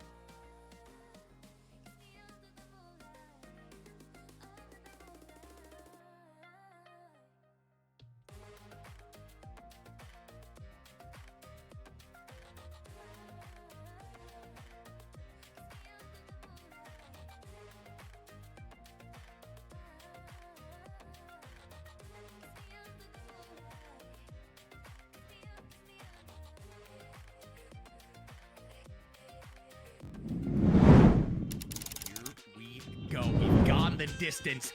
Game 5. We return to protocol once again, this time for some S&D. Rally Royals, pendulum on their side. Can they drive it to the finish line, or will Overtake come back? Let's get it going, man. I am absolutely excited. I'm pumped up. We are ready to go, and I'm sure that all 8 of these players are as well. A lot of question marks to the side of Overtake right now. It's been 2 dominant map losses for them. Rally all the way back 2-0 down to force this and potentially the reverse sweep in the cards. Starting off on the attacker side, Overtake. A little bit over towards the top side. Typically see the bang out play towards the bottom. That's exactly where the Rally Royals are waiting for. So Overtake has caught them off guard ever so slightly. Trying to make the play through mid over towards B. First line of defense there would be Prod. Does have some back control from Kex as well. And Mitch, though, going to be able to pick up that first blood. Huge for the side of Overtake here. Now, bomb potentially could get planted towards that B side as they absolutely rip heads to bed. You do have one player over there in Cray that may be able to make a play, but it will not happen. Shut down in his prime. Again, last alive, 1v4, and that will be the end of it. Here we go. Flawless round from Overtake. Can we talk about there being some questions between these guys, especially after the last 2 maps? We go back to that Vault S&D, they proved that they can win a Grueler, that they absolutely can take you to a round 11. They do it again. Can they win out on the S&D, win out on the series, secure their date with the Speedy White Men? Rally Royals now on the attacker side. What do they got? I'm a little bit upset. Cheeto didn't send me the script for this guy, so I'm completely in the dark right now. I don't know what's about to happen. Rally Royals, as you said, on the attacking side, bomb in hand, and looking to make a quick play here already. Yin down into the back cave, speedy as ever, but it will be taken by Overtake. They are here fast. They are already here with the first blood. Pablo finds the second, and all of a sudden, you were in dire need. Predictable play here from the Rally Royals, and it's going to blow up in their face. Bomb trapped in Narnia now for Cray, who has to get the 1v3 towards the P2 stairwell side. So much to do here, especially with a Jackal in hand, and just not maybe enough to do it. I mean, the only thing going his way was the time there. He had a lot of time to make a play, but again, just no opening into that bomb site. Godheady assumed, and that will be the 2-0 lead now for Overtake. But we've seen him have a 2-0 lead in the series before, and we've seen that evaporate in front of our eyes. The 2-0 lead here in a map 5. This definitely feels like a different team here. Again, I think we were talking in the green room about it. It's the fact that the Rally Royals, no matter how much pressure you apply, no matter how much you beat them down, they are like Dan Campbell's Lions. You're never beating them until you have truly beaten them, until the fat lady sings or until Cheeto has his Taco Bell. Here we go. Overtake onto the attacker side once again, bomb in hand, and again, the uncustomary scene from these boys. Kamwa, he's going to get sent to the grave almost immediately, but Phantoms immediately with a trade back, so a 3v3 starting to ensue here early. But look at Mitch trying to just crawl and sneak his way up into the back lines. Could potentially have the flank play. Bomb trapped for Overtake. Again, you talk about it. Mitch trying to set up the play, trying to think forward. His teammates can easily recollect that bomb if he can find a kill here. To have two players, one on the outskirts. That's Prod with the wraparound over towards the helicopter side. Slow and steady here for Overtake. Not wanting to make the first mistake, activating forward now. I mean, you can see it from both of these players and both of these teams, just so slow on the play. Phantoms finally does have that bomb in hand. Potentially, though, where are they going to look to go with it here? First gunfight potentially ensuing, and it just happens to be a 1-for-1 trade on either side of the map. So now, into the 2v2. Mitch recollects the bomb in hand. But both of these players right now, they are very spread out along this map. There's another player to follow up the stairs. Cray goes, but he's going to have to get back into the play very, very quickly here. Bomb has to go down as well. 21 seconds left. Going for the plant. Cray has the opportunity, but he doesn't time it out right. He's not going to be able to get the player off of the plant. 1v2 has to play around the bomb as well. Round the corner he goes and gets shot. Down. Done. Dusted. Overtake. 3 rounds on the board. 3 definitive rounds in a row, and Mitch right now 6-0, perfect read there. And I think you saw it. You kind of figured the bomb with Cray was going to get planted towards that A site. He started to want to make that early rotation on over. Bomb gets planted quite literally right behind him, so he tries to make the quick chow on out. Immediately sat down and Overtake right now. You talk about a bounce back after 2 maps that were absolute disaster classes, as you like to put it. 3 rounds in a row to start off a map 5 closeout S&D. You couldn't have written it better for Overtake. Side of the Rally Royals. Again, based on what we've seen, it just doesn't feel like they're out of it until they are truly out of it. Overtake with so much momentum. The kills swing either which way to kick things off into the back cave. They go, not able to get down the trophy systems before it comes into play. And the Rally Royals now with a player personnel advantage for the first time. Yeah, that's huge util usage. Able to find that kill there. Kex, he's going to get stunned out of this position. Tossing a couple shoulders out, just playing peekaboo. But both of these players going to elect to back on up as Rally Royals. They will settle themselves nicely into the back cave. Only 35 seconds left to find a defuse. Here we go. What is the play here? A player wrapping towards the top side as well that you have to pay attention to. 3 players in the back cave now for the Rally Royals. Phantom's first line of offense on in will find the first. Chaco as well, the pack force cover. 2v2, 14 seconds left on the board. They have to get on this bomb here and now, but time might be the additional factor. You have to touch, you have to get on, you get the kills to justify, but not going to be able to have enough time. That will be the first round for the Rally Royals. Yeah, that's huge for them as well. I mean, you talk about going down 4-1 in a map 5 where Overtake can seemingly do no wrong, and you can kiss your hopes of winning this series goodbye. But the Rally Royals, like you said, showing a little bit of life here, continuing this on, potentially trying to knot this game up. But it's still a tall mountain to climb here, down 3-1. Again, we just always say it, the Rally Royals, they've been in spots like this before. They have done things like this before. This team is known for taking a couple of haymakers before they start throwing the uppercuts, before they start taking you off of your footing, and then they put you 6 feet under. Can they get it going? Use that first round as some momentum, or will Overtake be able to recenter themselves? So much variability within this map. Bomb back in the hands, like you say, of Overtake, and now trying to make their way up the map in the back. Early shots out from Phantoms. That'll be the information garnered, but no kills just yet. So slow plays now as every player is starting to drop down into the back cave. Bomb trying to make its way onto the A side. Yin, first line of defense down there. We'll find one, we'll find two. A little bit of an assistance there from Prod. That's the bomb carrier taken out of the equation. Now Rally Royals once again a player personnel advantage. Kex finds a third, and it's all down to Phantom, who is stunned out of his mind. Will just be able to get out of it, but not for long. Clean, flawless round from the Rally Royals to bring us within one. And I mean, can you imagine being Phantoms in that position? You've got a player that's up in your top stairs. You just saw somebody go out back door. You see two players go up the zip. I mean, it's just absolute pandemonium there inside of the bottom building. It's like you said, that's a flawless 4-up, 4-down round from the side of Rally Esports. And you talk about building some life. You talk about building some momentum. A team that's just hard to put away. And Rally Royals doing it there. But again, going down 3-0 early makes every single round just that much of importance for Rally Royals. Only one round here, and Overtake takes the 2-round advantage once again. Now onto the attacker side they go once again. Last time we saw them on the attack, it was pretty solid. Now Overtake, very quick to ignite their way down into the back cave, clear things out, but not going to be able to get the first kill. Instead is Prod striking first, but Conwa activates forwards. Phantom as well. Another kill on the board. So now player personnel disadvantage for the side of the Rally Royals as they find themselves in the back cave. What can they do? Yin able to find the first kill there onto Phantoms, evens things up into a 2v2. Now just making his way around, trying to check, trying to clear out every single angle. Overtaking Kawa on the other side of the map are going to be able to drop Kex. So now for Yin, you're in the 1v2, you have the Jackal, you do have the bomb in hand as well, and a little bit of time to play with. To see Skyline Yin here. Sim get the two-piece. Overtake playing very close together, which could play in their favor. Could also be the thing that bites them towards bottom side of the map. Yin, slow and steady with 30 seconds left to work with here. The God Headies and all of the angles assumed. Information given away now for Overtake to operate with. He's trying to force the early rotation here, just laying down, but neither of these players are going to leave the A site, but they might walk right into his site. Oh my god, No hiding in the bush. He's No the way!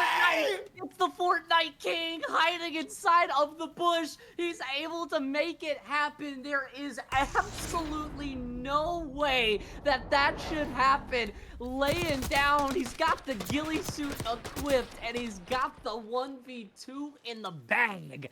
3-3, 3 rounds in a row from both teams. Anything you do, I can do better. Skyline Yin comes to play. Building towards those streaks as well. That's the RC car secured information. The opportunity to gain, and we talk about the pendulum, we talk about the momentum. After what we have seen out of Rally, you have to feel like they have it back on their side. Now the bomb kind of stuck in that mid building, just trying to wait to make a play. No one wants to make that first mistake that lets the other team guard the first blood, but look at Yin. Yin going on the aggression. He's trying to make the play, but it's the first blood for Chaco. First blood to open things up in favor of Overtake. Chaco will find another. Yin and Kex, duo that we have seen do so very much. Not a whole lot to do though. Not a whole lot of information to work with. Playing split over across the map. Bomb going down over towards that A site. That's going to be information to start the play for them. Still, this is going to be a difficult 2v4 even for the dynamic duo. Yin's still kind of been wrapping around in the spawn, potentially a few angles to get a kill. Just nothing opening itself up yet, as now him and Kex regroup together, reconvene down here towards A, but that's going to be the little bit of information. Work their way down, Quinn. I just don't see a way of this happening. Yeah, 25 seconds left on the board. You have Chaco, who's already gone for 2, watching the zip line, so that means you have to clear things out straight from the front. You just have to force it straight forward. 9 seconds, 8 seconds, you gotta go now. You gotta get the kills to justify as well. Time ticking away, as are the lives. Overtake. But let them get back into the mix of it. Not gonna give away the lead quite yet. And sometimes, right, just when you get the stock plant down on A, just don't move a muscle. Look, I mean, he's laying on the desk right now, clocked in the bottom side of the back cave, and as you say it, not able to find an alleyway to get into that site, as Overtake will take back the lead. 4-3. Well, already we've seen it, Quinn. 3 rounds in a row from Overtake. 3 rounds in a row from Rally Royals. It just feels like Vault S&D all over again. I mean, it feels like we're going to another round 11. Deja vu. I want to see it. Let's bring Yeah, it to round Choco. 11. That's the only way you can really do it. Rally Royals now on the attacker side once again. Cannot let it come down to a clutch scenario once again. Cannot rely on that back and forth. We go for the trades galore. Cray, 1v2, love it. 1v1. Not going to have information on where Choco is playing. Goes for the plant. And he's going to have it for free here. Choco over towards that B side of the map, so Cray will be able to get it down. 1v1, 40 seconds left. Bomb playing a little bit of an extra position here for the side of Cray. Where is Choco going to elect to hit from? Slow and steady. Time ticking away. Choco has the opportunity to play this so perfect. It's just going to be a matter of who spots who first. Cray with the angle. Does he play the time? Slide on in from Choco. Information, sound cues, potentially gained. 15 seconds, 14 seconds left. Cray has to time out the defuse, has to time out the check. Round the corner he goes. Does he get it in time? Defuse comes through and is denied from the side of the Rally Royals to keep things within, all knotted up 4-4. Oh, he had me sweating. He had me sweating a little bit there. I was wondering. I was like, I don't know if he can fully see him. The check in just the nick of time. And Cray able to wind out in the 1v2. Cray making the plays. And now all knotted up at 4 apiece.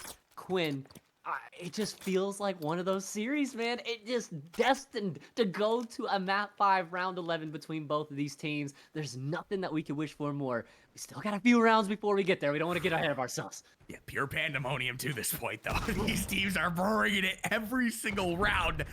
Now, Rally Royals clearing out the Batcave, trying to be present down here. Overtake over towards the top side, maintaining those top pressure point positions. But Cray might have just slipped into the backlines.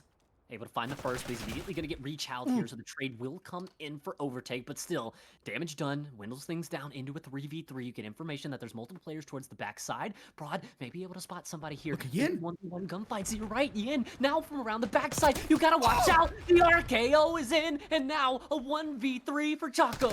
Yin, round the corner, gets the information, gets the tags on in, feeding the information to his team. And if you're Choco, you have to duck, you have to dive, you have to go down for respite in the back cave. He might have disappeared, though, for a second. Still, 1v3 up ahead, 34 seconds left. Matt, this is so difficult. And the problem is, too, that the bomb is just trapped on mid-gunner. But, hey, Choco finds that first opening kill. Information now given away, though. 24 seconds left. You have to make a play. You have to try to get this bomb in. Now, he's been spotted. The dip, the duck, the dodge, all around. But does he have the gunny to follow? There's only 16 seconds left. He can't get the bomb. He can't plant. He's going to have to get both of these kills. Just playing these headies, just playing peekaboo with him. But there's nothing that he can do. His time is just dwindling away. And that should be the round. Don't give away your life. Yin knows that he's not going to be able to get the plant. And he's just going to go ahead and lay down up here in the top bunk. Rally Royals walk away with another round, have put us not only on map point, series point as well, one round away from putting the reverse sweep in. Their first lead on Protocol S&D could not have come at a better time. The way that they play that out as well just shows the COD IQ. These boys, they're able to just maintain the top pressure. They're not over-challenging for the kill. They're letting it come to them. Begin to just back on up. Picture perfect. Now onto the attacker side we go. Overtake. What is the response? Have to bring it to a round 11. Into the back cave we fly. That's a lot of pressure inside of the back cave that we love to call it, and Yin's just going to get right on out of there. There could be an opening to work this down the B lane, but you're just not going to be able to get past the players. A little bit of windy shots out of Prod as Combo's going to be able to find the first blood. So much information. Prod has to pull out the pistol. We'll be able to get the kill. We'll be able to keep his life alive. Now, one player in the back of the back cave. Do they anticipate the play? Mitch, absolutely huge to go. Gets the kill, gets the round. Now, Rally Royals, though. Player personnel advantage. 1v2 for Choco. It's Choco in a 1vx. Bomb will be planted inside of the back cave, but what does Choco elect to do? Gonna go through mid, potentially drop down now into this P2 open side. First gunchild up, all of the pressure on his shoulders. One kill away from the reverse sweep. From being down by 3, the Rally Royals have put the rally in their name, have rallied back with the opportunity to close it here unless Choco comes away with the most insane clutch you will ever see in Black Ops 6. He's running out of 10 time. seconds left to work with here. He's running out of time. He has to make the play, has to go around the corner, not going to be able to do it. The Rally Royals come back with the reverse sweep and close it in round 10 of Protocol S&D.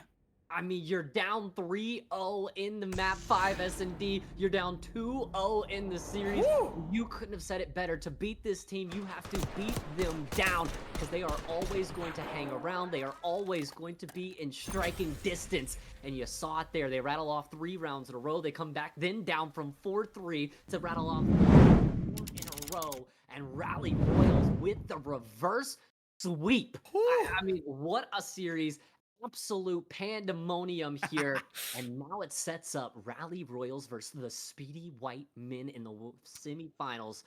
Oh, I just left without words, quite frankly, after something like that.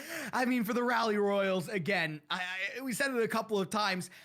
They have to be being coached by Dan Campbell. They remind you so much of the Lions because they go down. You think they are out, but they come back. They catch you by the kneecaps. They start to catch you off guard a little bit. And that's exactly what happened with Overtake. They just did not expect it. Back-to-back reverse sweeps for the side of the Rally Royals to punch their tickets with a date against the Speedy White Men. And folks, I think we are going to have an interview with Logan coming up. I do believe that is going to be done by Big Rich X. Production will give me that information there, but Logan Prod will be joining us here. absolutely. And we're going to go ahead and let Shake and Big Rich take the interviews. We'll toss it to a quick break. And when we come back, of course, the interview and more great Call of Duty action to come.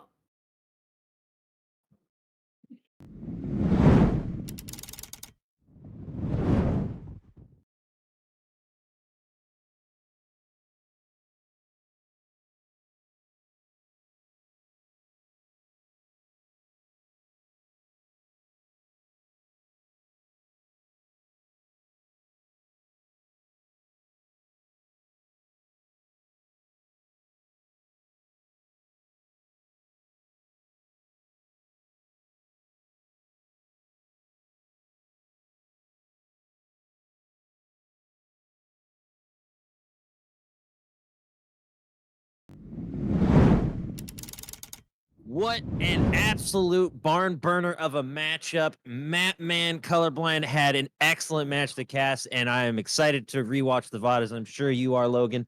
What is going through your head right now, boss?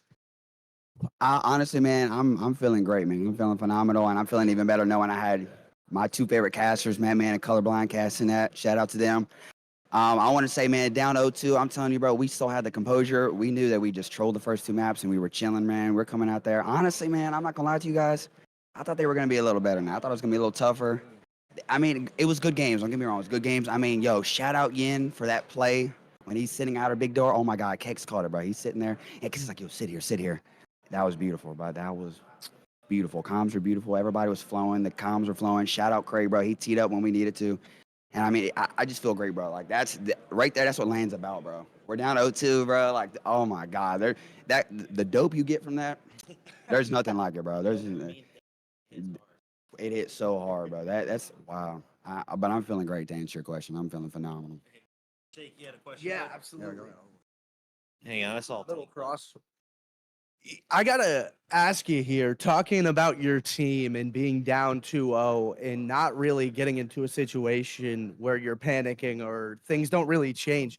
How does that feel, having that confidence to know you can go down 0-2 later in the winners bracket? Just be like, no, we're good, boys. Like, that's not us. Like, how does that feel to just know you can bounce back and be yourself at any moment?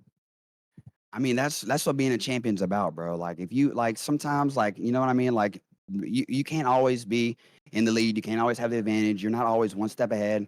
And I mean, like, we're down 0-2, and both of those maps should have been ours. And what's crazy is that the protocol, first time playing that. Second of all, like, that's it. And Craze a pickup for us, so that's our first time playing that. Like, we're kind of going into like no idea how it's going to go. Honestly, like when we scrim, that's usually our worst map too. So we're kind of like, look, we're gonna go out there and play our best game. And we played them close, and I was like, wait a minute, these guys kind of suck. I was like, wait a minute, bro. They paid this guy $200. They paid Phantoms $200 to play with them, by the way. Hey, but no hate to them, bro. They're my boys. GGs, love them to death. But anyway, map 2, we trolled some rounds. Like, we should have won that. What, we lost round 11. Like, dude, we literally go back to that, and I'm like, yo, we should have won that 10-2. Like, there's 2 rounds I'm gonna give them. The rest of that, we trolled. But that's fine. That just came down to just some small plays. It is what it is. So we're going into control. We're like, yo,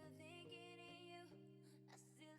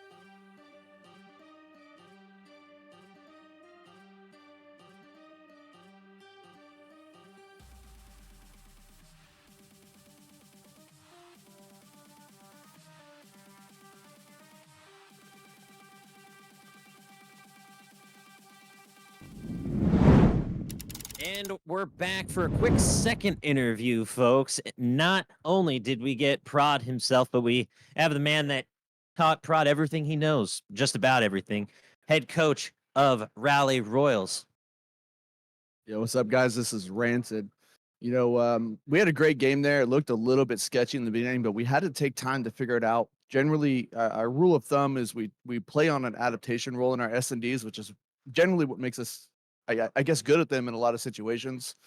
Some maps we definitely need a little work, like any team out there, but we kind of try to figure out what's going on, and we categorize a lot of our plays. I've got a lot of them in my head. We've got a lot of them coach taught, but we just have to find what fits and apply the knowledge and execute really well. And I think that's what we did there is we just executed really, really well after we found the gaps in their gameplay. And from there on, it was just kind of let's rock that flow state and let's keep the momentum and pressure. And at the end there, we just really wanted to apply as much pressure as possible. That being said, we just kind of talked to each other even more. It came down to those last little bits. The guys are really smart when it comes to like trying to get the information first and play off each other for the trade. Once we have the information, we kind of try to make that person come to us instead, especially at the end. On a 2v1, those situations can pretty much go anywhere in a lot of COD. But I think we do a really good job of sticking together and watching each other's crosses. So, yeah. Yeah, we absolutely saw that in the matchup. And Mattman and Colorblind were just doing a great job calling everything out and doing what they were meant to do and casting that game. And really just a huge shout out to the comm work. I know Prod was talking about that earlier, and Cray usually, sort of the silent type really locked in that last match. But having that comm work and training that and getting that integrated, what's a go-to move for any teams looking for tips and tricks on how to, get better comms? How can they work on that, would you say? Sure. Like any team out there, we all have our comm issues. And that's really, really massively important in the game. And the thing I'll stress, not to give away the beans, right, for our team, but the biggest thing to stress, I was talking to another team out here about it, just kind of giving them some points. And the idea behind communication is only focus on what's important. Start fundamentally and work your way out from there. Cut down on the could be comms. You don't want to tweak your teammates out, things like that. A lot of speculation can get you in a shit ton of trouble. Like you really just have to weigh your risk and reward before you say something. That's the biggest key and takeaway that I've got for a lot of teams out there. It's a lot of what the pros do. Basically, if those listen-ins, you take what you can from those listen-ins in the CDL. But the biggest thing is most people don't know a lot of those comms or could be's or anything like that are situational at best. So if people are overstressing those, you can tweak your teammates out. There's a lot of scenarios where somebody's holding something way off in Narnia and somebody has a hot comm and then everybody's looking that direction and they get blooded way out because someone took the flank, right? So the again, number one tip, guys, focus on fundamental communication. And a lot of that is what's close to you first, right? And then work your way out from there. Yeah. Shake, any question? Yeah, absolutely. I did have one for you. You're coaching, and I want to get this perspective. We talked a lot with Prod about being down 2-0, and it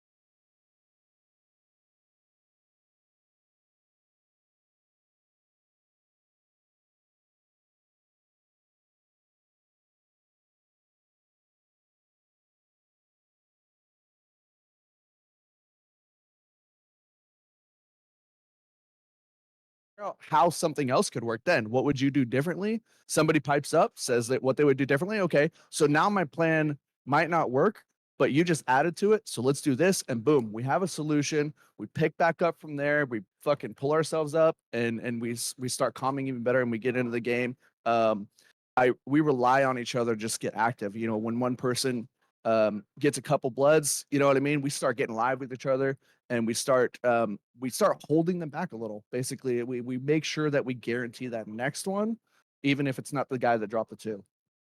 Excellent stuff there from the coach. I appreciate your time. Your boys got some more work to do today. Definitely doing well so far. We'll talk to you later, maybe. Sounds good. Appreciate you guys. See ya. Yeah.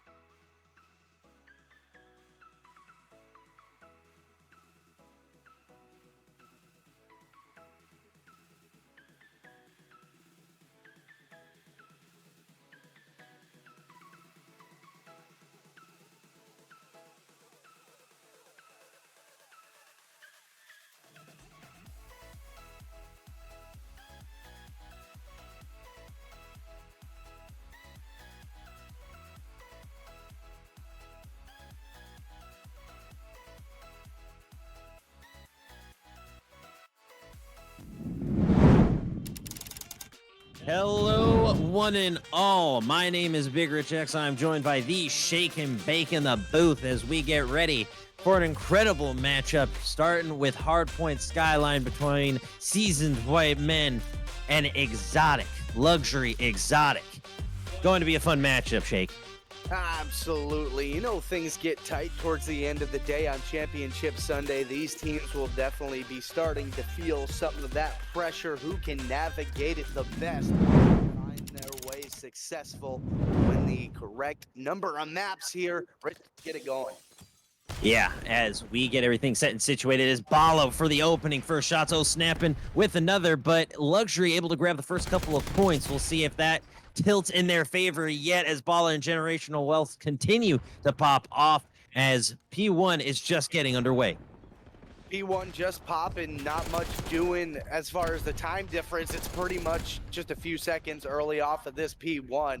Do look towards that P2 side, left side of the mini map. You do have Luxury Exotic in a good position to take advantage of that early rotation at the very least. Driz was trying to hold down the kitchen, is going to get taken down. You do get the rotation from Wisers on over. Hunted, he just sneaks his way on up. That could be a tricky little thorn in the side for Luxury Exotic to deal with. They get the gun fights, can't quite find the second, so Luxury Exotic, they'll hold.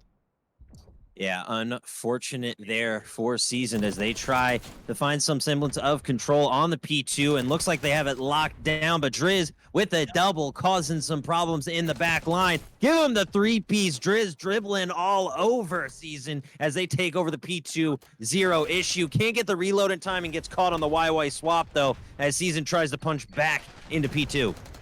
Trying to fight back into this one. The reach outs are going to come through every which way. Nobody on the hill for the moment. You do dip a toe if you're Luxury Exotic, but you still got to fight off these defenses. 30 seconds left on the clock. Season's white men are circling all around you. They get the break on the hill, looking to get back into this one, potentially take the lead. But you take a look at that right side of the map as we start to get working towards that P3. You do have a lot of that map control if you're Luxury Exotic, but Seasoned white men, they've been pretty effective at breaking. So you got to wonder if that's going to hold. Yeah, a really solid job there on P2 from SWM as they try their rotational hands at P3, but a big three-piece for Luxury Exotics, unfortunately causing a bit of the problems on that rotation as they try to get set up. Seasoned now finding themselves on the outside looking in, and just like that, they punch through with a ticket, even getting a kill with a stun on that one, Shake. It doesn't matter. You don't always need bullets, Rich. No, you do not. Take it and roll with it, buddy. Whatever. If you got him, smoke him if you got him, I think is the phrase. You know, you're just getting a little lit up right now. This game is back and forth. You do get the re-breakthrough. If you're Luxury Exotic, now worrying about that P4 side as well while trying to get some hill time. You did have two players, but Bala is going to take care of Driz on the outside there. Now Hunted trying to work through back for those P4 spawns. Doesn't check his corns. Unfortunately gets wiped off the map there. So you do keep control of that backside if you're Luxury Exotic, looking to hold for as much time as possible, extend that lead. Yeah, once you create that separation, it just gives yourself a bit more comfortability moving in and around the map. Bala trying to get the two-piece, the badass Bala coming back at you. 10 for 7, wants some more, but it's Generational Wealth to take things over as they finally break even at 8 for 8. But now Luxury taking over about a 30-point lead, but right as I'm saying that, Season is able to punch through, and they're trading this hill back and forth, left, right, and center like we're on Wall Street. A lot of trading going on, maybe some day trading, little penny stocks, but listen, these trades are worth more than a couple of pennies, I'll tell you what. This amounts to a $2,000 prize pool, and we're starting to get to the thick of it, folks. These two teams are battling, but Luxury Exotic, they're starting to separate themselves a little bit, and you mentioned it earlier how important that could be early on in the game, but it's about closing as well. We've seen some crazy comebacks, and that's what can happen on LAN. A big two-piece to try to lock down the rest of that hill time, but I mean, we're already thinking about second set of rotations here. Yeah, that second set is coming up quick, folks, as Season plays for scrap time, but they're going to need more than scraps as they're down by close to 40 now. The P1 is in their control. They get a solid two-piece from Hunted on the 4 streak, looking for some more. Y-Soars on the outside, bobbing and weaving through the windows, and there's a 3-piece for Luxury Exotic as they should be able to extend their lead even further, but they got to remain on hill. Y-Soars popping off for just a second, but it's still a solid 40, now 50-point lead. Once you get to a full hill of separation, Shake, it makes it very difficult for the enemy team to get back in this one. That's kind of something I talk about a lot during hard points. If you're within 60 seconds, you're in the neighborhood and you have a chance to lock down one money hill and you never know what could happen.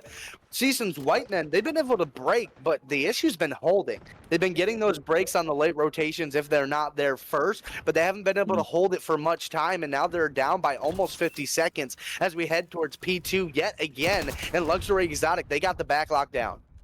Yeah, and you see Bala is the only player close to even a minute hill time, slaying out as well at 16 and 14, Hunted at 18 and 15, but snapping unfortunately at the anchor at just 7 for 13 might be the hindrance that Seasoned Whiteman is feeling right now. Still down by only about 30, so cutting into that lead, doing a solid job of holding here. Can they hang on for the remainder of this hill? And here comes the push from Luxury. They get it to 2, can't get on hill just yet, trying to get the full clear. Is it another wipe off the map for Luxury Exotic? You do have the hill for the moment, but still a couple of seasoned players waiting around in the back. You get the gunfight, generational wealth, able to hold on, and gentlemen, they are roaring, making a clean 3. Seasoned Whitemen want back in this game badly. Now down by less than 20, and this is exactly what you hope for if you are a fan of Seasoned Whitemen. Yeah, a huge play from Generational Wealth. Generational Wealth making some generational plays right there, going on a 7 streak. Dare I say 8, may have been cut down in the middle of it, but now just about a 10-point game and a huge P2 hill for SWM as we rotate on over to the P3. Raspy trying to lock in the kitchen and start cooking. Holding on the head glitch and trying to time these nades and stuns perfectly. We'll see what happens as full rotations begin to fall on P3, and there's a 2-piece in the feed for Luxury. Starting to get back to the way they were, dominating early on the map, now looking to regain that footing in the kitchen on P3, but it doesn't look like it's going to come. You get 3 dead in the feed by Seasoned Whitemen. Yet again, another effective break for them, trying to collect that scrap and get right back into it, and just like that, Luxury Exotic answer with 3 of their own. Yeah, a disgusting push from SWM as they continue to contest this P3 hill, but again, fighting for scrap time. Rotations coming into P4 as Luxury is getting set up. Should be able to get some trophy systems down in that back bathroom, set up the bubble bath, and cool things off. Maybe heat things up a little bit depending on how you take your bath, Shake. Ooh, rub-a-dub-dub. Get in the tub, gentlemen. You're looking pretty nasty at the moment. I don't know if you want to clean off this kind of funk at the moment. I think that's a little bit of the winning stink you got going on. Luxury Exotic are definitely locked in, trying to, keep the bedroom safe. Raspy finding 2, can't quite find the 3rd. Snapping, gonna pick that up and grab the hill back for his squad. So now Luxury Exotic maybe trying to take one last look at this thing, get a couple of seconds here, extend that lead even further, make sure Seasoned Whitemen can't get back into the game. Yeah, and a huge squad wipe right there, so they do clean up on the remainder of that P3. We rotate on over to the P4. They should crack into the double century marks. As Raspy with the 3 streak, rotating through enemy spawn, gets picked up, but is definitely dominating in this one. Couple of 30 bombs on the way for Drizz and Raspy as Luxury Exotic cracks over that 200 mark, and we're back to the P1. Excuse me. P1 is here, and the end game is in sight, ladies and gentlemen. Who's going to take this one home? Seasoned Whitemen are locked into the hill right now on the favorable side. You do have Luxury Exotics. However, they still need to find these kills, and it's just not been going their way in the slaying department. In the back half of this map, you do come away with a trade victory yet again if you're Seasoned Whitemen, and you can't let them start to get hot towards the end of this thing. No, absolutely not. When that momentum starts to build, it's hard to stop, especially in the late game. Luxury able to get on hill, though, and halt that momentum, at least temporarily. But quick rotations to P2, going to be pivotal here. Dello from up top, dropping in from the heavens to take him down and resecure for the scrap time. Quick picks from snapping and Hunted as now the P2 getting set up. Raspy trying to stay up, but it's generational wealth to shut it all down. Trying to get the 2-piece pistol out, staying alive thanks to the assist from Bala. This is going to be a thriller of a finish. I just know it, Shake. Oh, we are cooking something special, and it's not even just in the kitchen. It's on every single point on this map has been hotly contested back and forth, and Seasoned Whitemen has just been answering the bell every single time. It could have been very easy to write them off, but they are here, they are battling, they are ready to roll, in control of the hill. But here comes the Luxury Boys. Oh yeah, but Luxury has nothing on Generational Wealth as Seasoned Whitemen have taken the lead for the first time in what seems like ages in this hard point. We were just talking about the momentum and how it can quickly shift. Raspy, though, coming up, can't quite clear it, and this hill is all in control of Season, but just as I say that, Wise was able to punch through and grab some more time. This is coming down to the wire, folks, and I'm shaking in my boots. And Seasoned Whiteman has taken the lead. They don't even need 25 seconds. They only need 24. And Hunted's going to find 2 on all just to get a couple of seconds and sure things up. But there's less than 10 points separating these two teams. It could not get much closer than this as we head towards P3 yet again. And we're going into the kitchen, and we know Luxury likes to cook some exotic dishes as O-Snapping Generational Wealth, and O-Snapping with another one, getting a 2-piece, trying to lock in 232, 225. It's coming down to the wire. I know I keep saying it, but I'm actually shaking.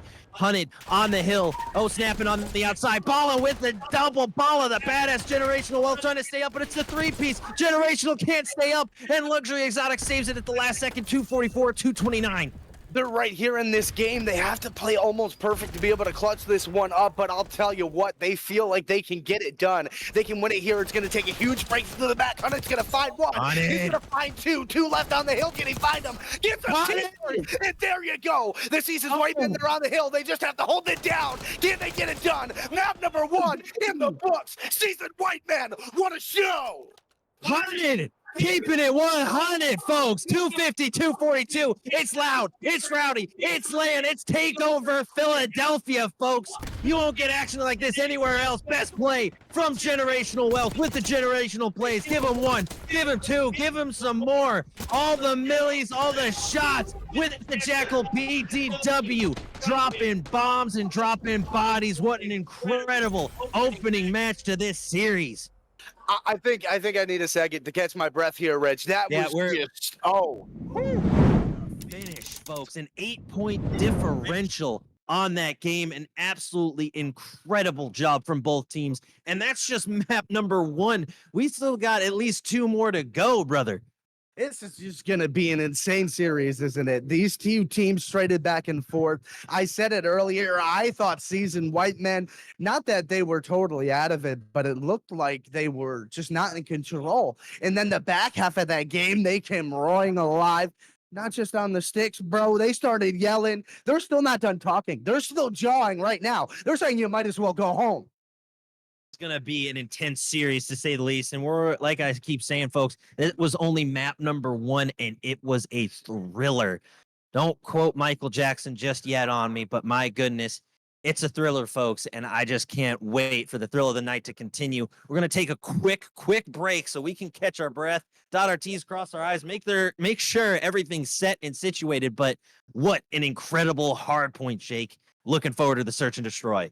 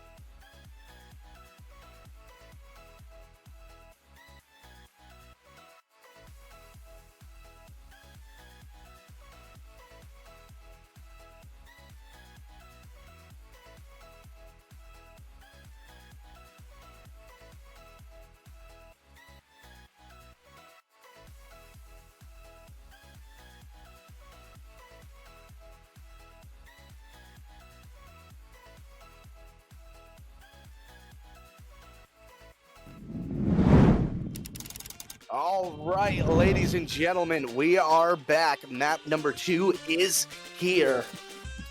Gonna get after it after a hot map number 1, Seasoned White Men versus Luxury Exotic.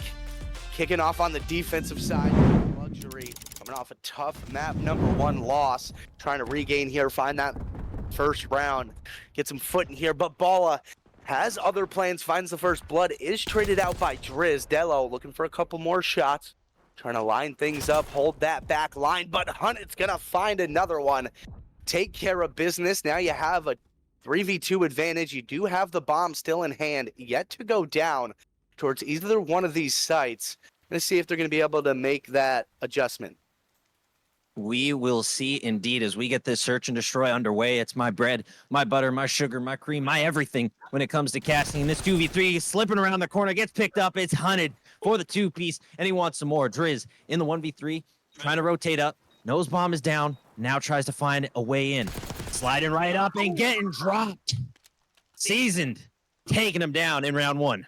Oh, I think these boys are starting to feel something spicy over there at their setups. They're not moving from those PCs for the rest of the day the way they are playing at the moment. It's only round 1 of the search and destroy, but the way they come back and just to roll that into map number 2, not the easiest thing to do. It's still a little bit ways to go here, but Seasoned White Men, they're definitely feeling something.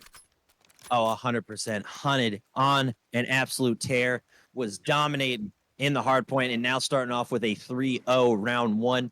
Might be cooking up a double-digit bomb in the search and destroy as we get round 2 underway. Raspy, your bomb carrier, rotating through the mid lane, trying to find a way into objective as Hunted and company pick up the slack. Here come the shots. It's a 2v3 early, and now 2v2 as Hunted and Generational trying to get something. Hunted gets picked up, and now a 1v1.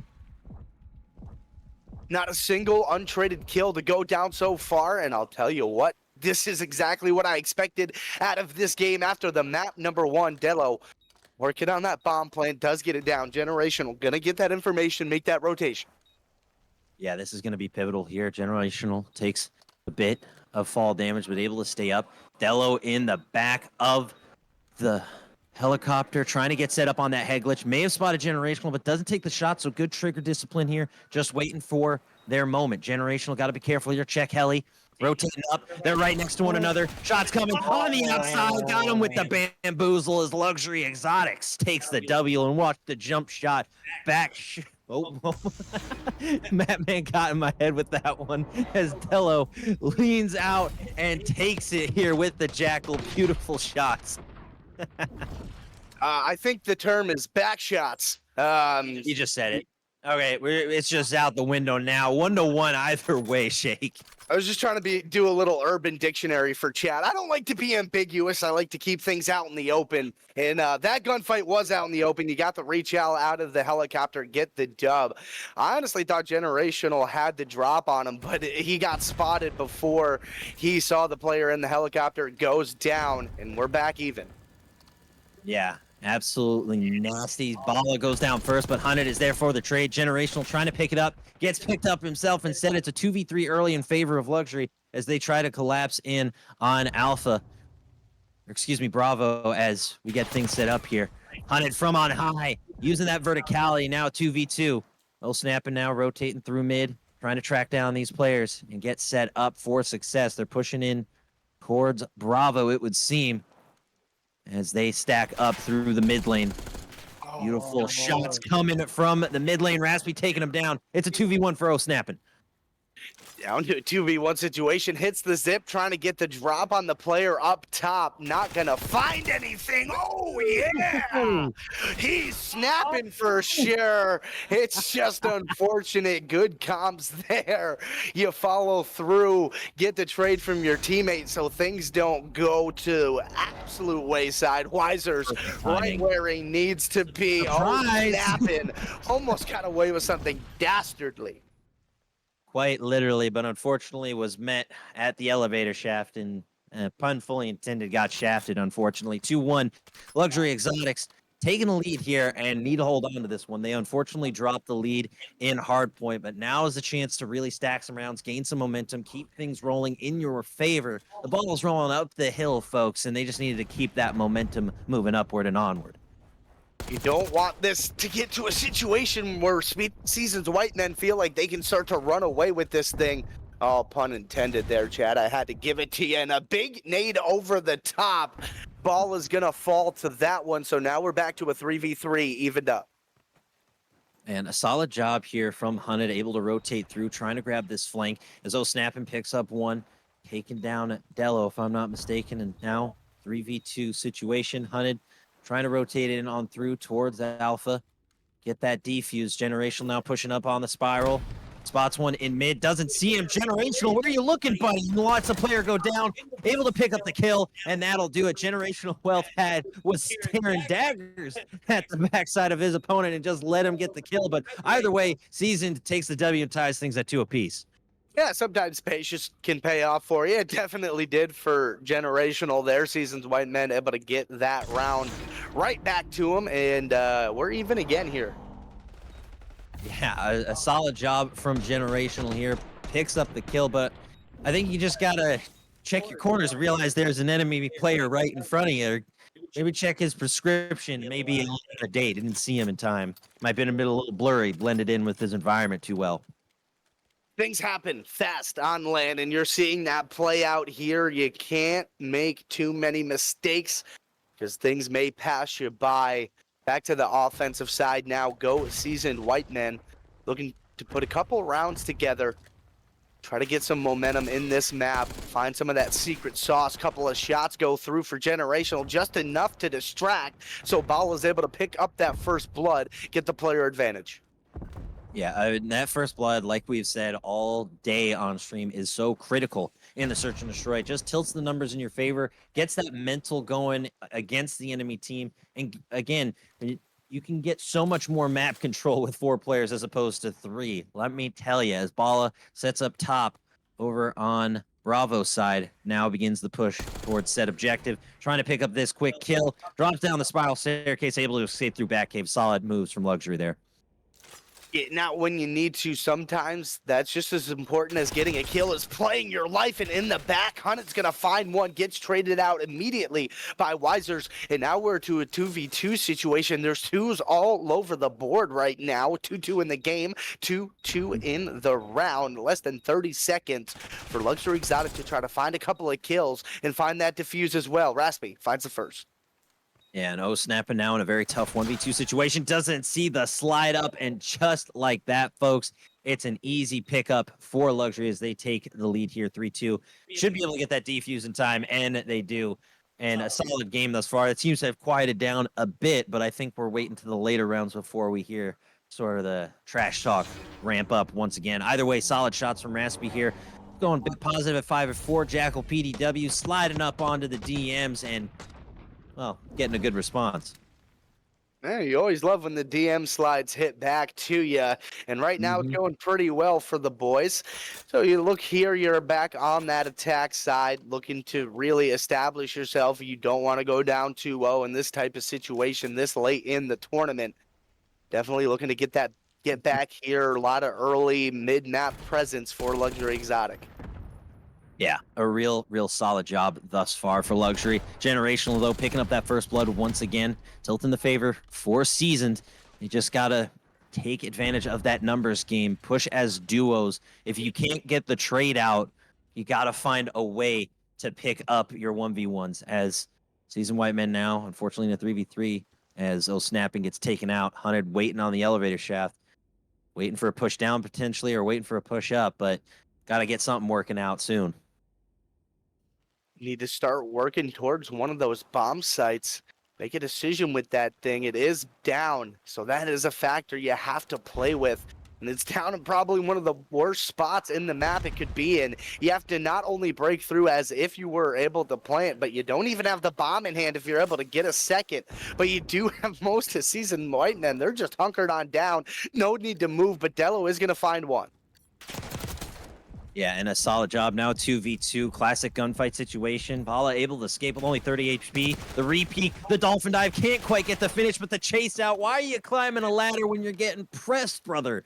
Oh, just a costly mistake, if you ask me. 4-2, Luxury Exotics taking the lead here, and we'll see it from Wisors, who got a solid shot off in that gunfight. Make it a two-piece in the kill cam. You're getting pressed by two players, and you think, I'll climb the ladder?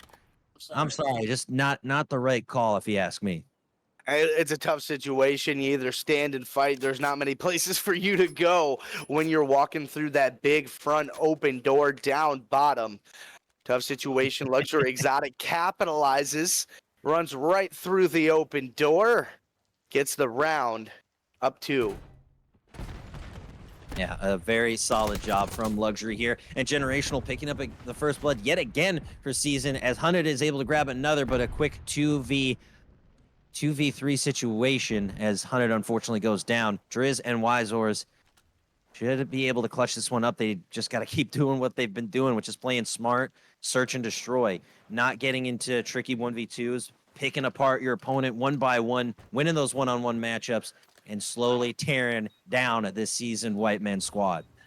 Generational Wealth was just playing that back line, seeing if he could find any rotators, but they both went out through the front. So you're at least going to get information. There's no one on that deep flank, but both players are pushing up now for Luxury Exotic. Finally, Generational Wealth is going to make his way on over, and this should be a clutch-up situation for seasoned White Men, and boy, did they need that round. A very solid round from Seasoned White Men as they halt at least the momentum temporarily. We could see the dreaded 5-3 if Luxury is able to take this one. Balo with a solid head glitch on the stairs just outside Bravo. But like you said, Shake, a much needed win for Seasoned right there. Definitely. You don't want to go down 5-2. All of a sudden, it's looking like you could very well be sitting at 1-1 in this series, but you get to extend things a little bit. You get to sit back a little bit on defense, maybe make some plays, make some reads off of any kind of information you get, but it looks like we're going to get a little bit of advanced positioning here out of Seasoned White Men, and if you know they're going to make that early hit towards A, you might as well go for it. Dello going to find that first blood. Bomb is going to find its way down, and now if you're Seasoned, you're down a player, and you have to retake. Yeah, that is unfortunate for Seasoned. Again, solid shots from Wisors throughout this matchup, sitting at 7 for 4. It's gone on a bit of a tear in these past couple of rounds. Let's see if they can keep that up as Bala unfortunately going down, and now snapping left all alone, trying to pick up one, but met the firing squad down in the back cave as the Exotic squad takes the 5-3 lead. Now, I'm not superstitious, but I am a little stitious, folks of the chat, and we all know the 5-3 curse. If you don't know the 5-3 curse, do your research, know your history. Many a time I have seen an overconfident team take a 5-3 lead only to let it slip right through their fingers. We'll see how it plays out right now. You know, we got a good look of Luxury Exotic, kind of front center here for us. They look calm, cool, collected at the moment, dialed in. Each and every one of these players knows they don't want to go down 0-2, in a good position to even this series up at 1 apiece, take it to the map number 3. Getting a first blood could be huge towards that product, and Driz is going to find another one in the Luxury Exotic. Keep taking advantage of the first blood. Yeah, a really solid job from Luxury as they continue to dominate early. Seasoned White Men, though, got a couple of first bloods earlier in the matchup, and it didn't help them too much as they're down 5-3. Now, everyone just kind of settling down, trying to find a way towards OBJ. Snapping, rushing up through the mid lane. Not a care in the world. I love the energy. I love the push. I love the aggression. And it's a free takeover for all season as they get through the entirety of Luxury Exotics without being spotted. A beautiful play from Seasoned right there. Yeah, that guy certainly knows his maneuvers. They know how they want to play, want to get around this map. And if you're Luxury Exotic, I think you're okay with that bomb going down and knowing you have that man advantage. You want to play to that strength and kind of regroup from there. And that patience pays off. You're able to get that blood, make it 4-2. Yeah, a very, very solid job as now a 2v4 situation. Generational trying to post up on that rocket emplacement, popping up on the head glitch. Got to be careful here. Getting pressured as Snap and has to fall down and get spotted on the low ground. And just like that, Luxury is going to be able to take the win, no problem. So no 5-3 curse here. and I look more like a fool than I ever have, I think, unfortunately. Either way, a solid GG's and a solid round from Luxury, and the trash talk is coming out, folks.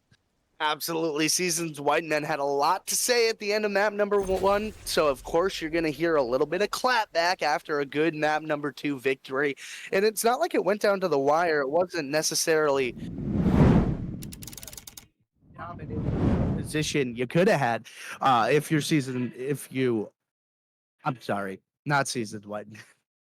If you are on that side. So it was a good win for them. They needed it, and now we're going to see if they can roll the map number 3. Yeah, we get a guaranteed map 4, and I'm watching it back on VOD, and I realized that player on the ladder trying to climb up the ladder, he only had 1 HP. He's getting pressed by 2 people. You got to try to escape the situation. A bad call on my part. I'm only human, folks. I see y'all flaming me in the chat, and I'm sorry, okay? I'm a very sensitive man. Don't yell at me. Either way, we got CDL Control coming up next. Who you got in this one, Shake? I gotta be honest. I don't know which way I want to roll with it, but I gotta imagine Seasoned White Men is able to roll it again. I know Luxury Exotic did get that map, and they looked really good, to be fair. But I think Control is gonna go their way. I like the way they look in the response. Absolutely have to agree with you there to a certain extent. I do like their respawn play. However, I think with this search and destroy momentum, I'm going to give this to Luxury Exotics because, again, that hard point was only 250, 242. A very close nail biter. You know, a hill goes a different way. You stay a little bit longer for that scrap time. It goes another way. So I'm leaning towards Luxury as they carry the momentum from search and destroy. But we're going to get things set up and situated. Don't go anywhere, folks. We'll see you real soon.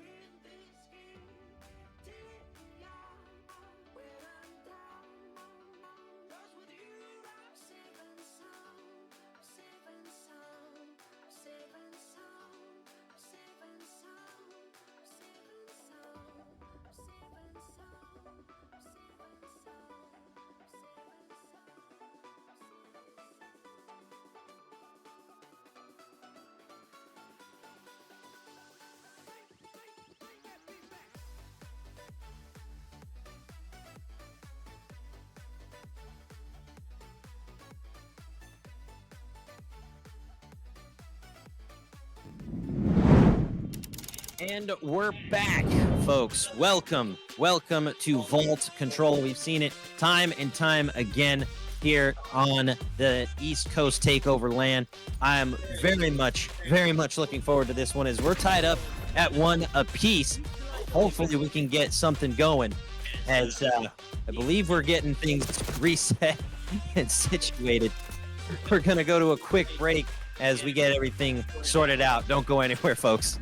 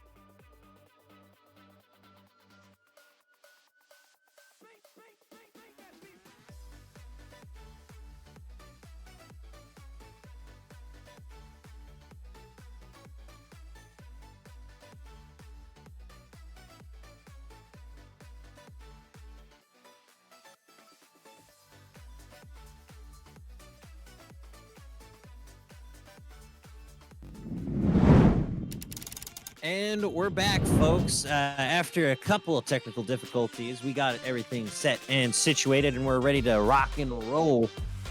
And I lied. We are not going in because there's, unfortunately, another issue. We'll get everything sorted out hopefully soon. We'll see you in a sec, folks.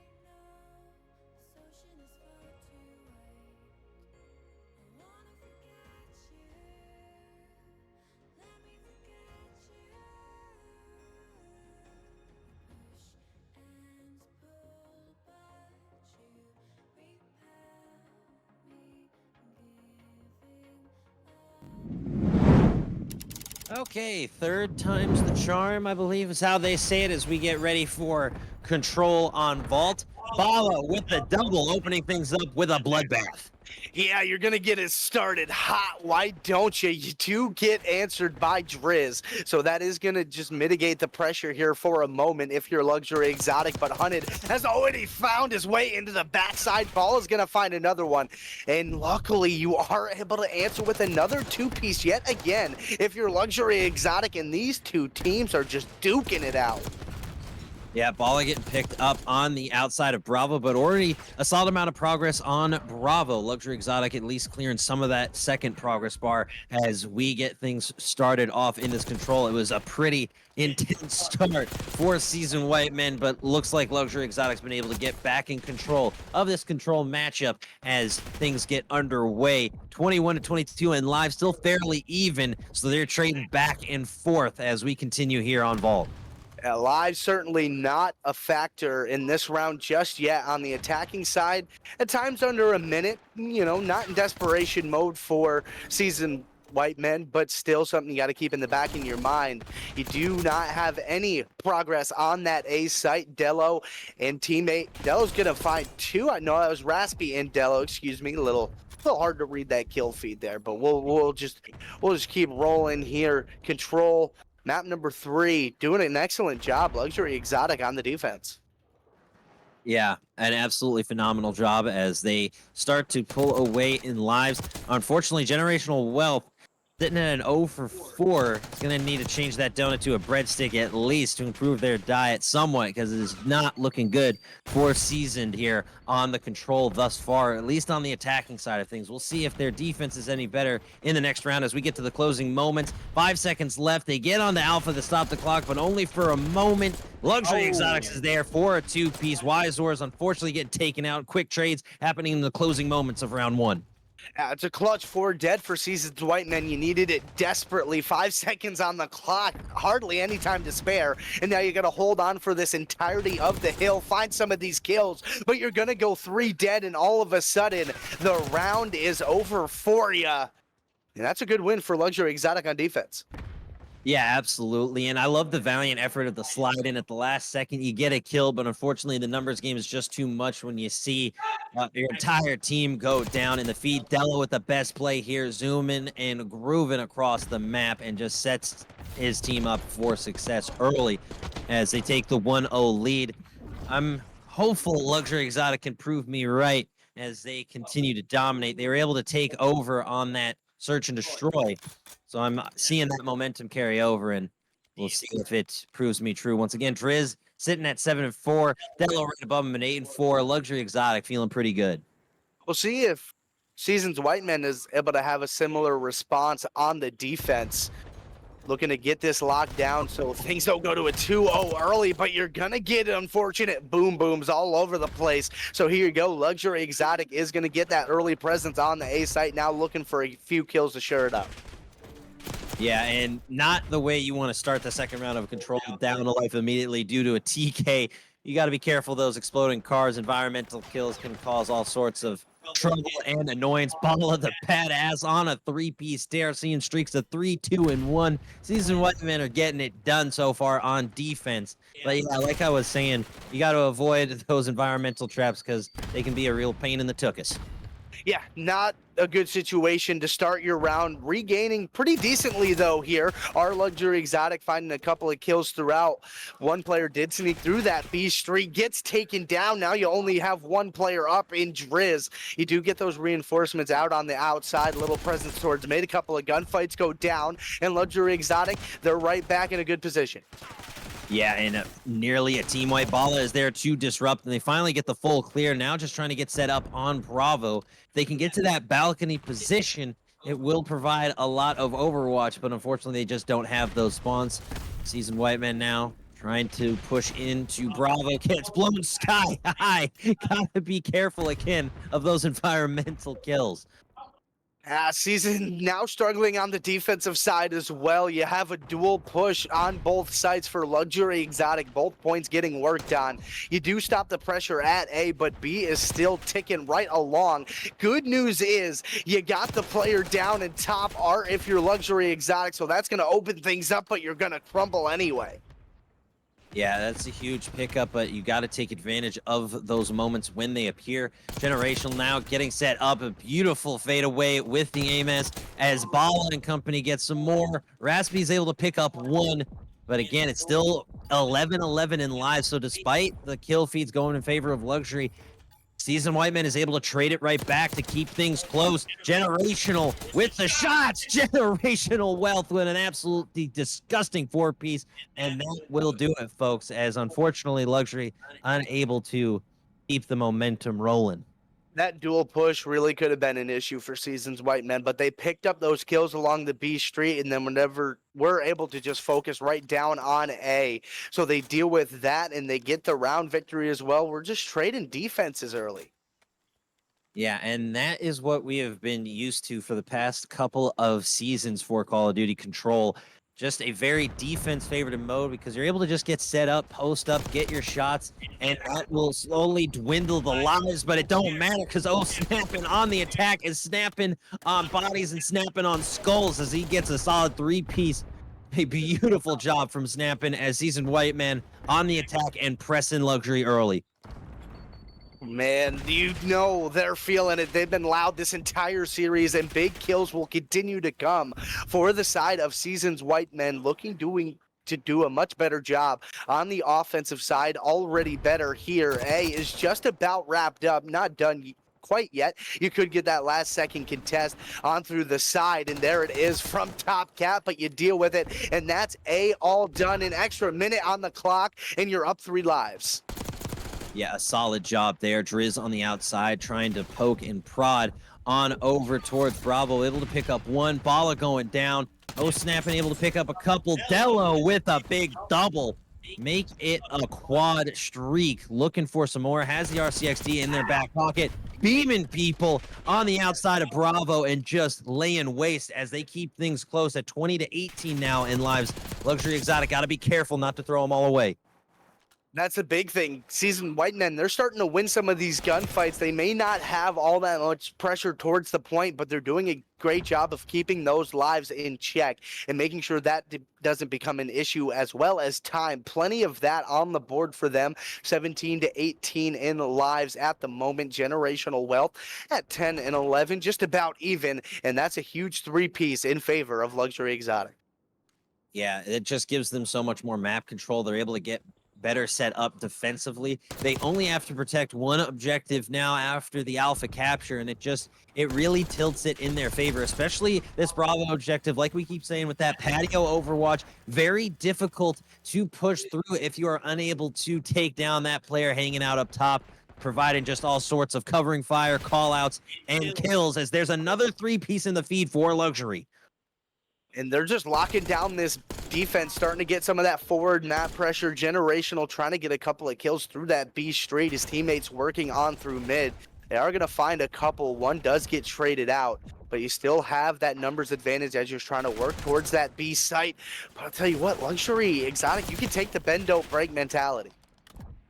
Yeah, exactly. Allow a little bit of give here and there, but as long as you hold the line when it matters most, you'll be just fine. And you're leading by about 10 lives now. And Luxury Exotics putting and stomping on the brakes of this speeding Seasoned White Men train. And unfortunately, they are down to just 3. And I don't think they're going to be able to clutch the 3v14 with that much ground to cover. Hunted and O-Snapping putting in a last-ditch effort. And now trying to clutch up, can't quite do it. And Luxury Exotics fist bumping and having a good time. The vibes are immaculate here at LAN. And Luxury Exotic is cooking.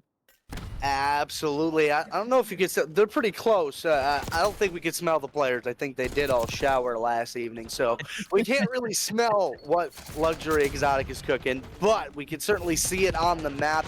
Excellent round win there. And on defense, you know, we talk about it a lot with Vault. That's kind of the tail of the tape, right? Defense is kind of what you look to bank on as a round you can win easily. It's just about turning it up in the offense and stealing one. Yeah, we'll have to just wait and see what happens as Luxury on the 2-1 lead, looking to take the 2-1 lead in this series and hopefully put Seasoned White Men away in map 4. Either way, we are getting everything set up and situated as these teams start to go at it. Balla grabbing the first blood, and we're underway. They're getting ready to rock and roll, put it away at 3-1. Seasoned White Men looking to battle back. A couple of trades are going to go through the feed either which way, but the progress does continue for Luxury Exotic until you get an answer from Seasoned White Men, which is, yet again answered by Luxury Exotic. And these two teams are just trading back and forth throughout this entire series. We saw how close that hard point was. Yet another Respawn Classic ahead. Yeah, 100%. Luxury Exotic dealing with some early problems on the attack. Can't quite get through. They're trying to lock in as we have some announcements coming through the PA at the LAN. And it's throwing me off just a bit, but still, Seasoned White Man with the 3-piece as they grab the 2 streak, locking in on Alpha. Not affected by any noise going on at the moment. As Seasoned White Men, they have sunk their teeth right into this defense to have that forward map pressure as well. Hunted is going to go down towards that spawn of Luxury Exotic, and that's huge for that squad as they try to push up and gain some of that map pressure right back. One tick is going to go through on A, but the lives are going down quite fast. Luxury Exotic is only 19-7, but that's a lot gone without one progress captured. Yeah, and unfortunately not able to get that full secure just yet.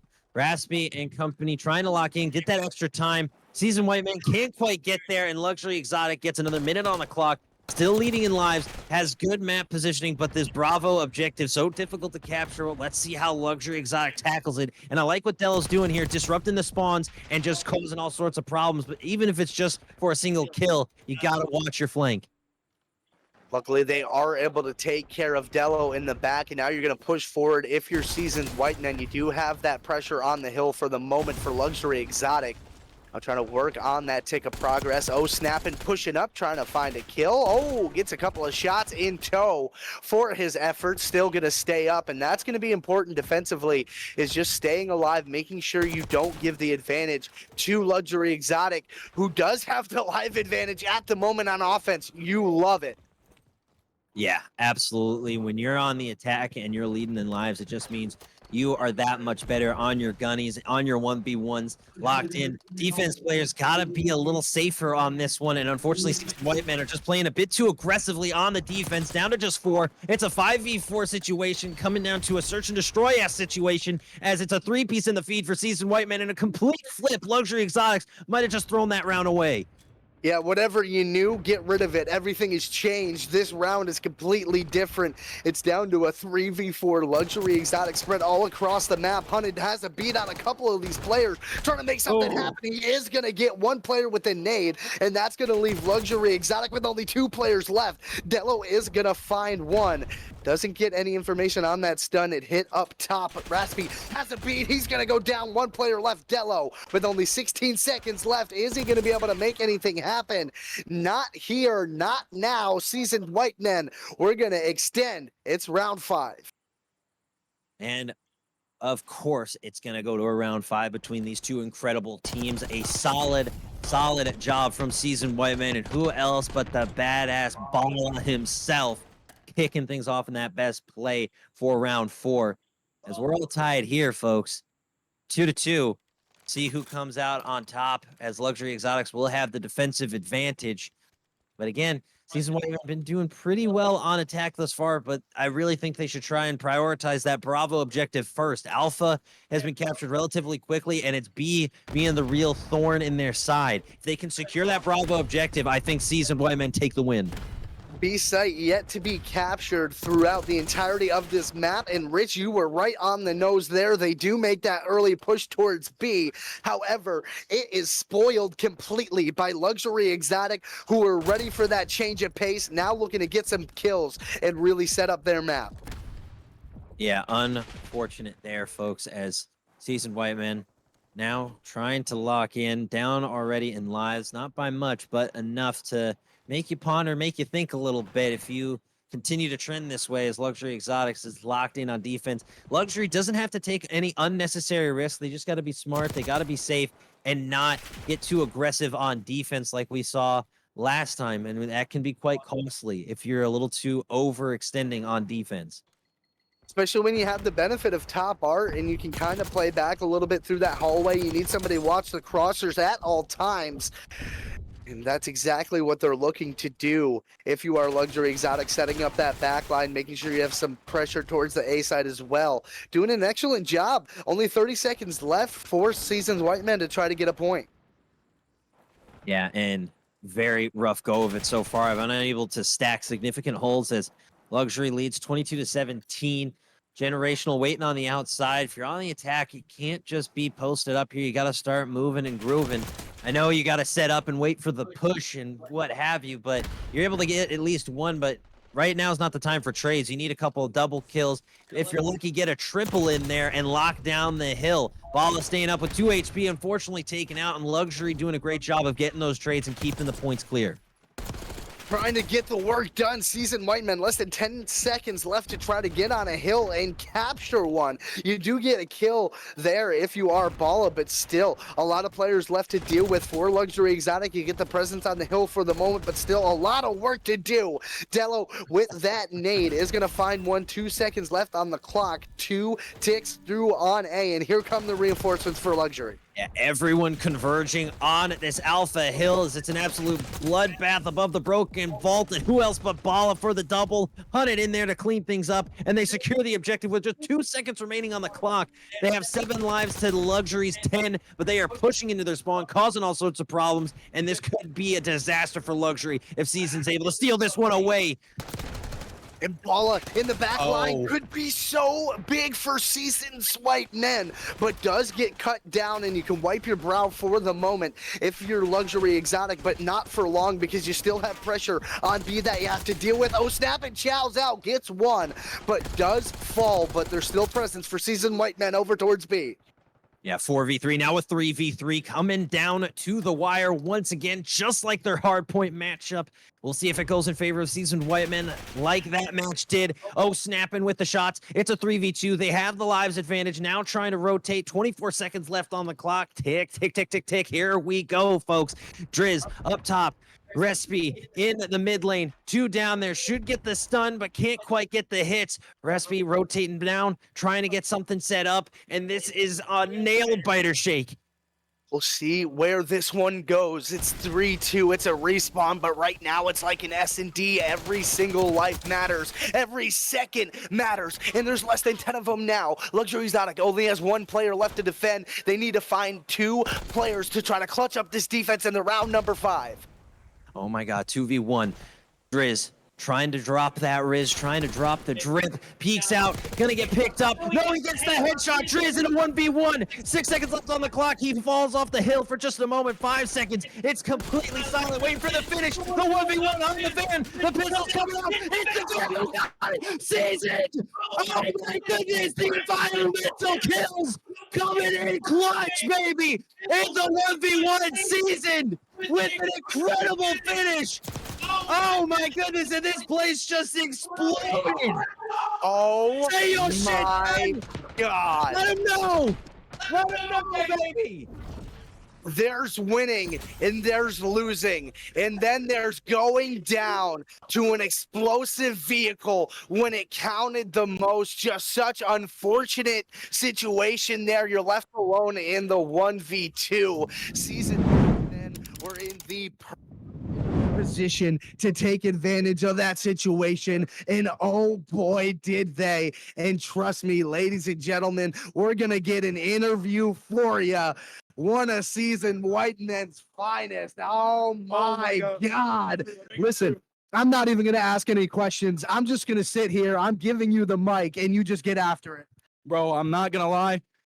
Everyone in here that we plays this game all fucking day. We are a pickup team, and these guys are fucking horrible. Win a fucking respawn. All they won was the S&D. Are we serious? You scrim this shit all day. Come on, man. And they're fucking dumb. Hey, I got a few words. Online, on land, you still can't beat me. All I gotta say is I scammed that 2v1. That was my fault. You should not have been in that situation. That's on me. Thank God for the optic van, the speedy white man van. That's what we're calling that from now on. Yeah, GD's to them. They play all day. They still fucking suck. Well, I don't know what to say. I mean, I got God. I went double neg map 1, and I'm still winning this series. Holy shit, those guys are ass. Wow. And guess what, boys? We eating them fucking W's tonight. They paid $1,000. We were over here sleeping on the couch, man. From the Big dubs. Solid W's. GG's, gents. GG's all around it. An incredible matchup here at LAN. You do not see it anywhere else. The East Coast takeover is cooking. My goodness, what an incredible game. And that was just the control. We still got another map to play, folks. That isn't the finish. It's 2-1. That is going to be an incredible game. And I'm very much looking forward to the next hard point. Oh, it was a best of 3? Oh my goodness, never mind. Pardon my French. I'm being way too caught up in the moment, but that was just an incredible series regardless. If it's best of 5, best of 3, best of 7, best of whatever you say it, I don't care. It was incredible. And a solid GG to the season, boys. What a finish. That's going in my highlight reel. I don't know about you, Shake.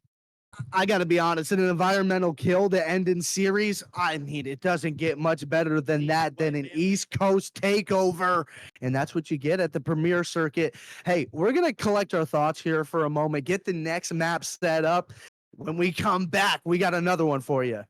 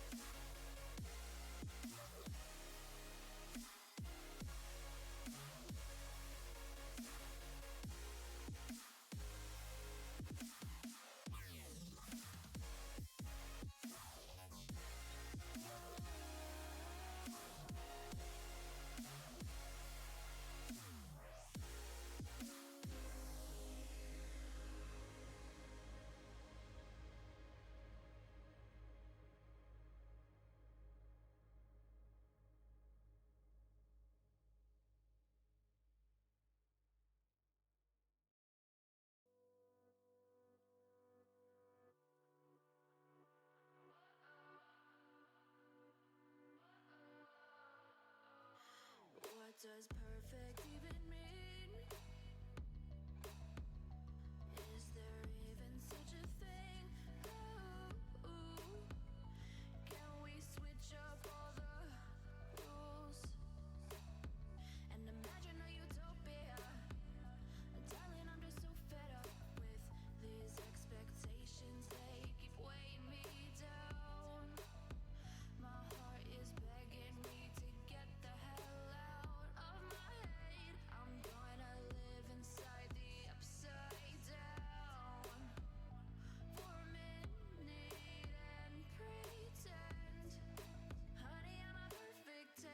Whoa, whoa, honey, I'm a perfect 10. Whoa, whoa. And if I say it enough, it gets ingrained in my head, and I start to see, honey, I'm a perfect 10. Honey, I'm a perfect 10. Whoa, honey, I'm a perfect 10.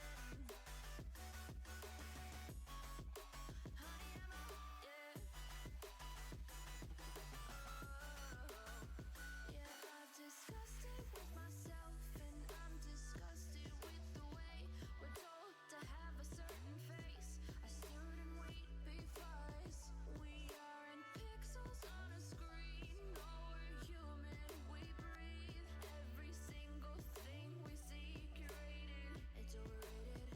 These expectations, they keep weighing me down. My heart is begging me to get the hell out of my head. I'm gonna live inside the upside down for a minute and pretend, honey, I'm a perfect 10. Whoa, honey, I'm a perfect 10. Whoa, and if I say it enough, it gets ingrained in my head, and I start to think, honey, I'm a perfect 10. Honey, I'm a perfect 10. Whoa, honey, I'm a perfect 10. Honey, I'm a, yeah.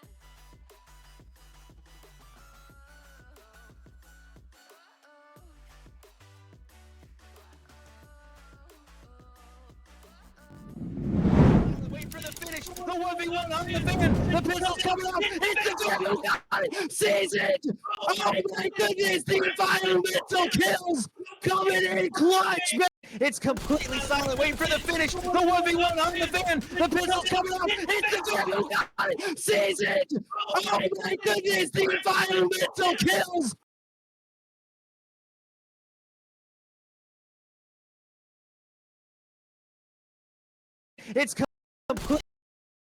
It's completely silent. Completely silent. Wait for the finish.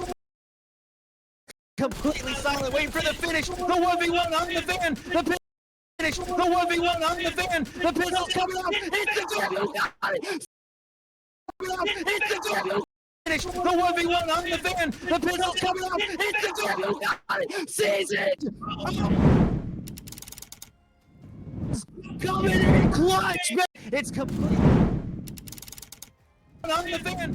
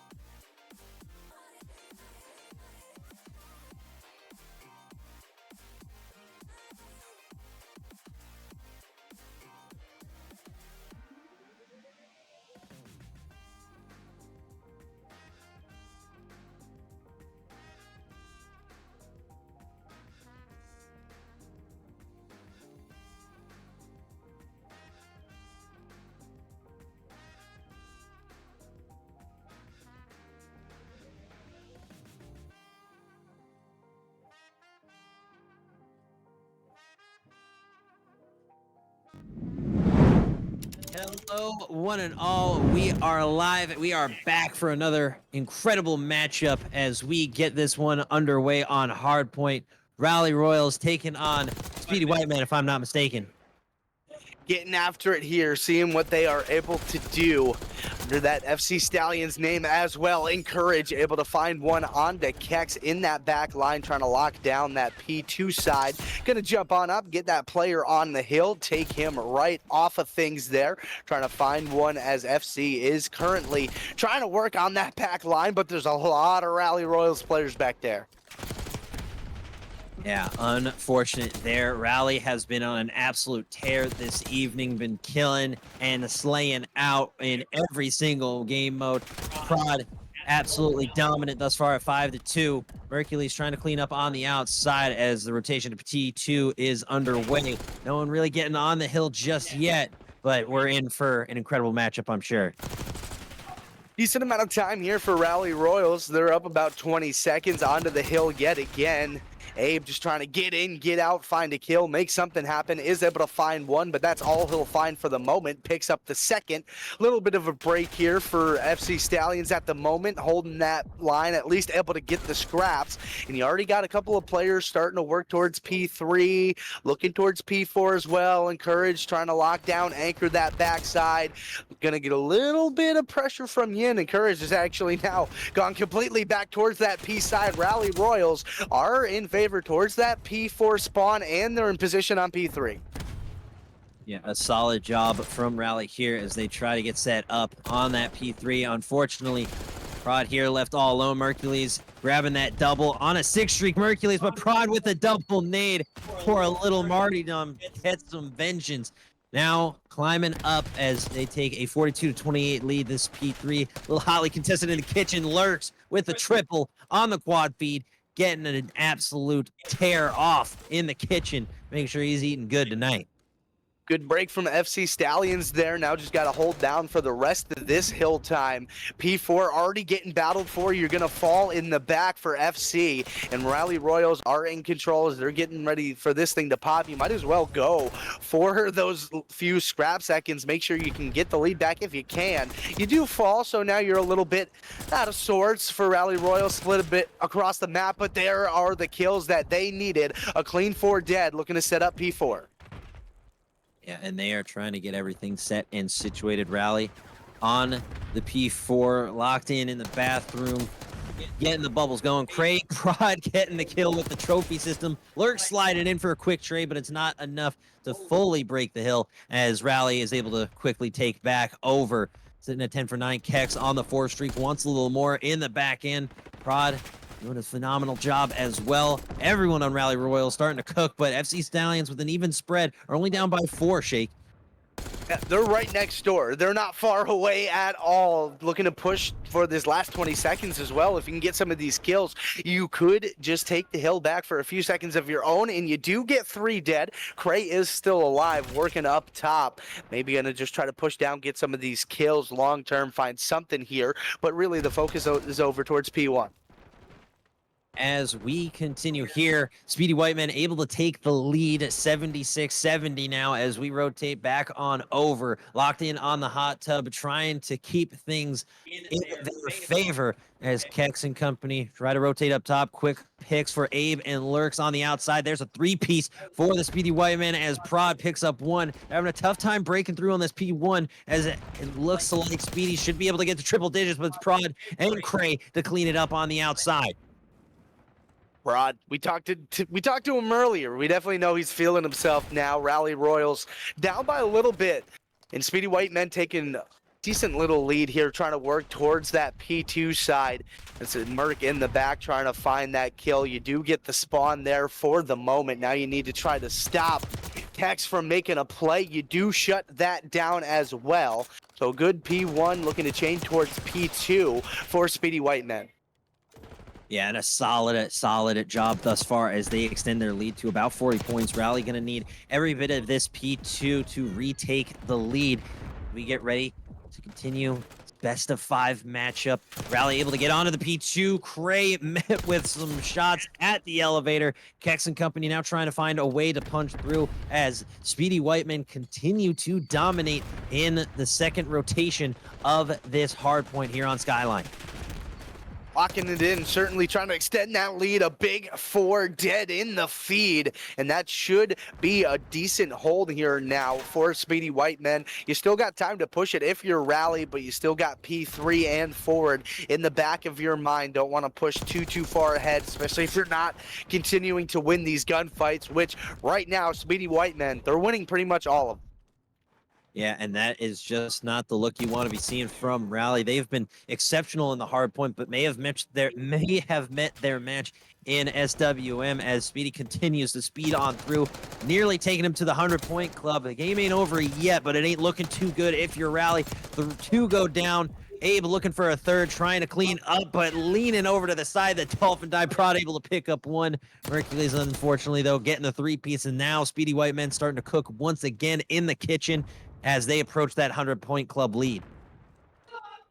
Up over 100 points officially now. Speedy Whiteman definitely playing everything as effectively as possible, able to break, finding some rotations as well. Success in those gunfights on their way over has amounted to this lead that they see now. And it's not over for Rally Royals. If you start getting some of those rotations and lock down on your own, things can change. But that gunny for Speedy Whiteman is not missing right now. No, absolutely not. Cray, though, bouncing back as well. Courage got the 2-piece. Cray gets another. Now trying to hit triple digits themselves. They triple stack on objective, trying to stay up and alive and just maintain that control. Rotating now to the P4 in the back bathrooms. Mercules protecting that far flank and now set up wonderfully for a hold. They cannot break here. This is where Speedy Whiteman can just put the final nail in the coffin and shut Rally Royals down before they can get any sort of momentum started, Shake. Anything's possible with Popsicle, but neither of these teams have a Popsicle in their name. So, you know, not great news for Rally Royals. It could be looking a little rough for you, map 1, but you still got some room to work if you can't make this comeback. Up over 200 point goes Speedy Whiteman. Still locked into the P4. Cray going to get a chow, able to lock down some of this time. Still one player, Abe, is going to go ahead and try to get some back for himself, but has to deal with 2 players in that back line. And it's just been really impressive map control out of Speedy Whiteman, have dictated the pace of almost this entire game. Yeah, and very, very uncommon to see the entirety of the Rally Royale squad go in negative on a hard point, and usually they're the ones slaying out, but you see Lurks at 28 for 22, absolutely dropping bombs. Same with Abe, keeping himself honest at 26 and 16 on 2 streaks each. And right as I start hyping them up, the Caster Curse hits him, and Lurks and Abe both go down. The 3-piece in the feed for Rally as they try to rally up and stay up in this matchup as Speedy Whiteman are just 39 points away from the W. Math was never my strong suit, Shake.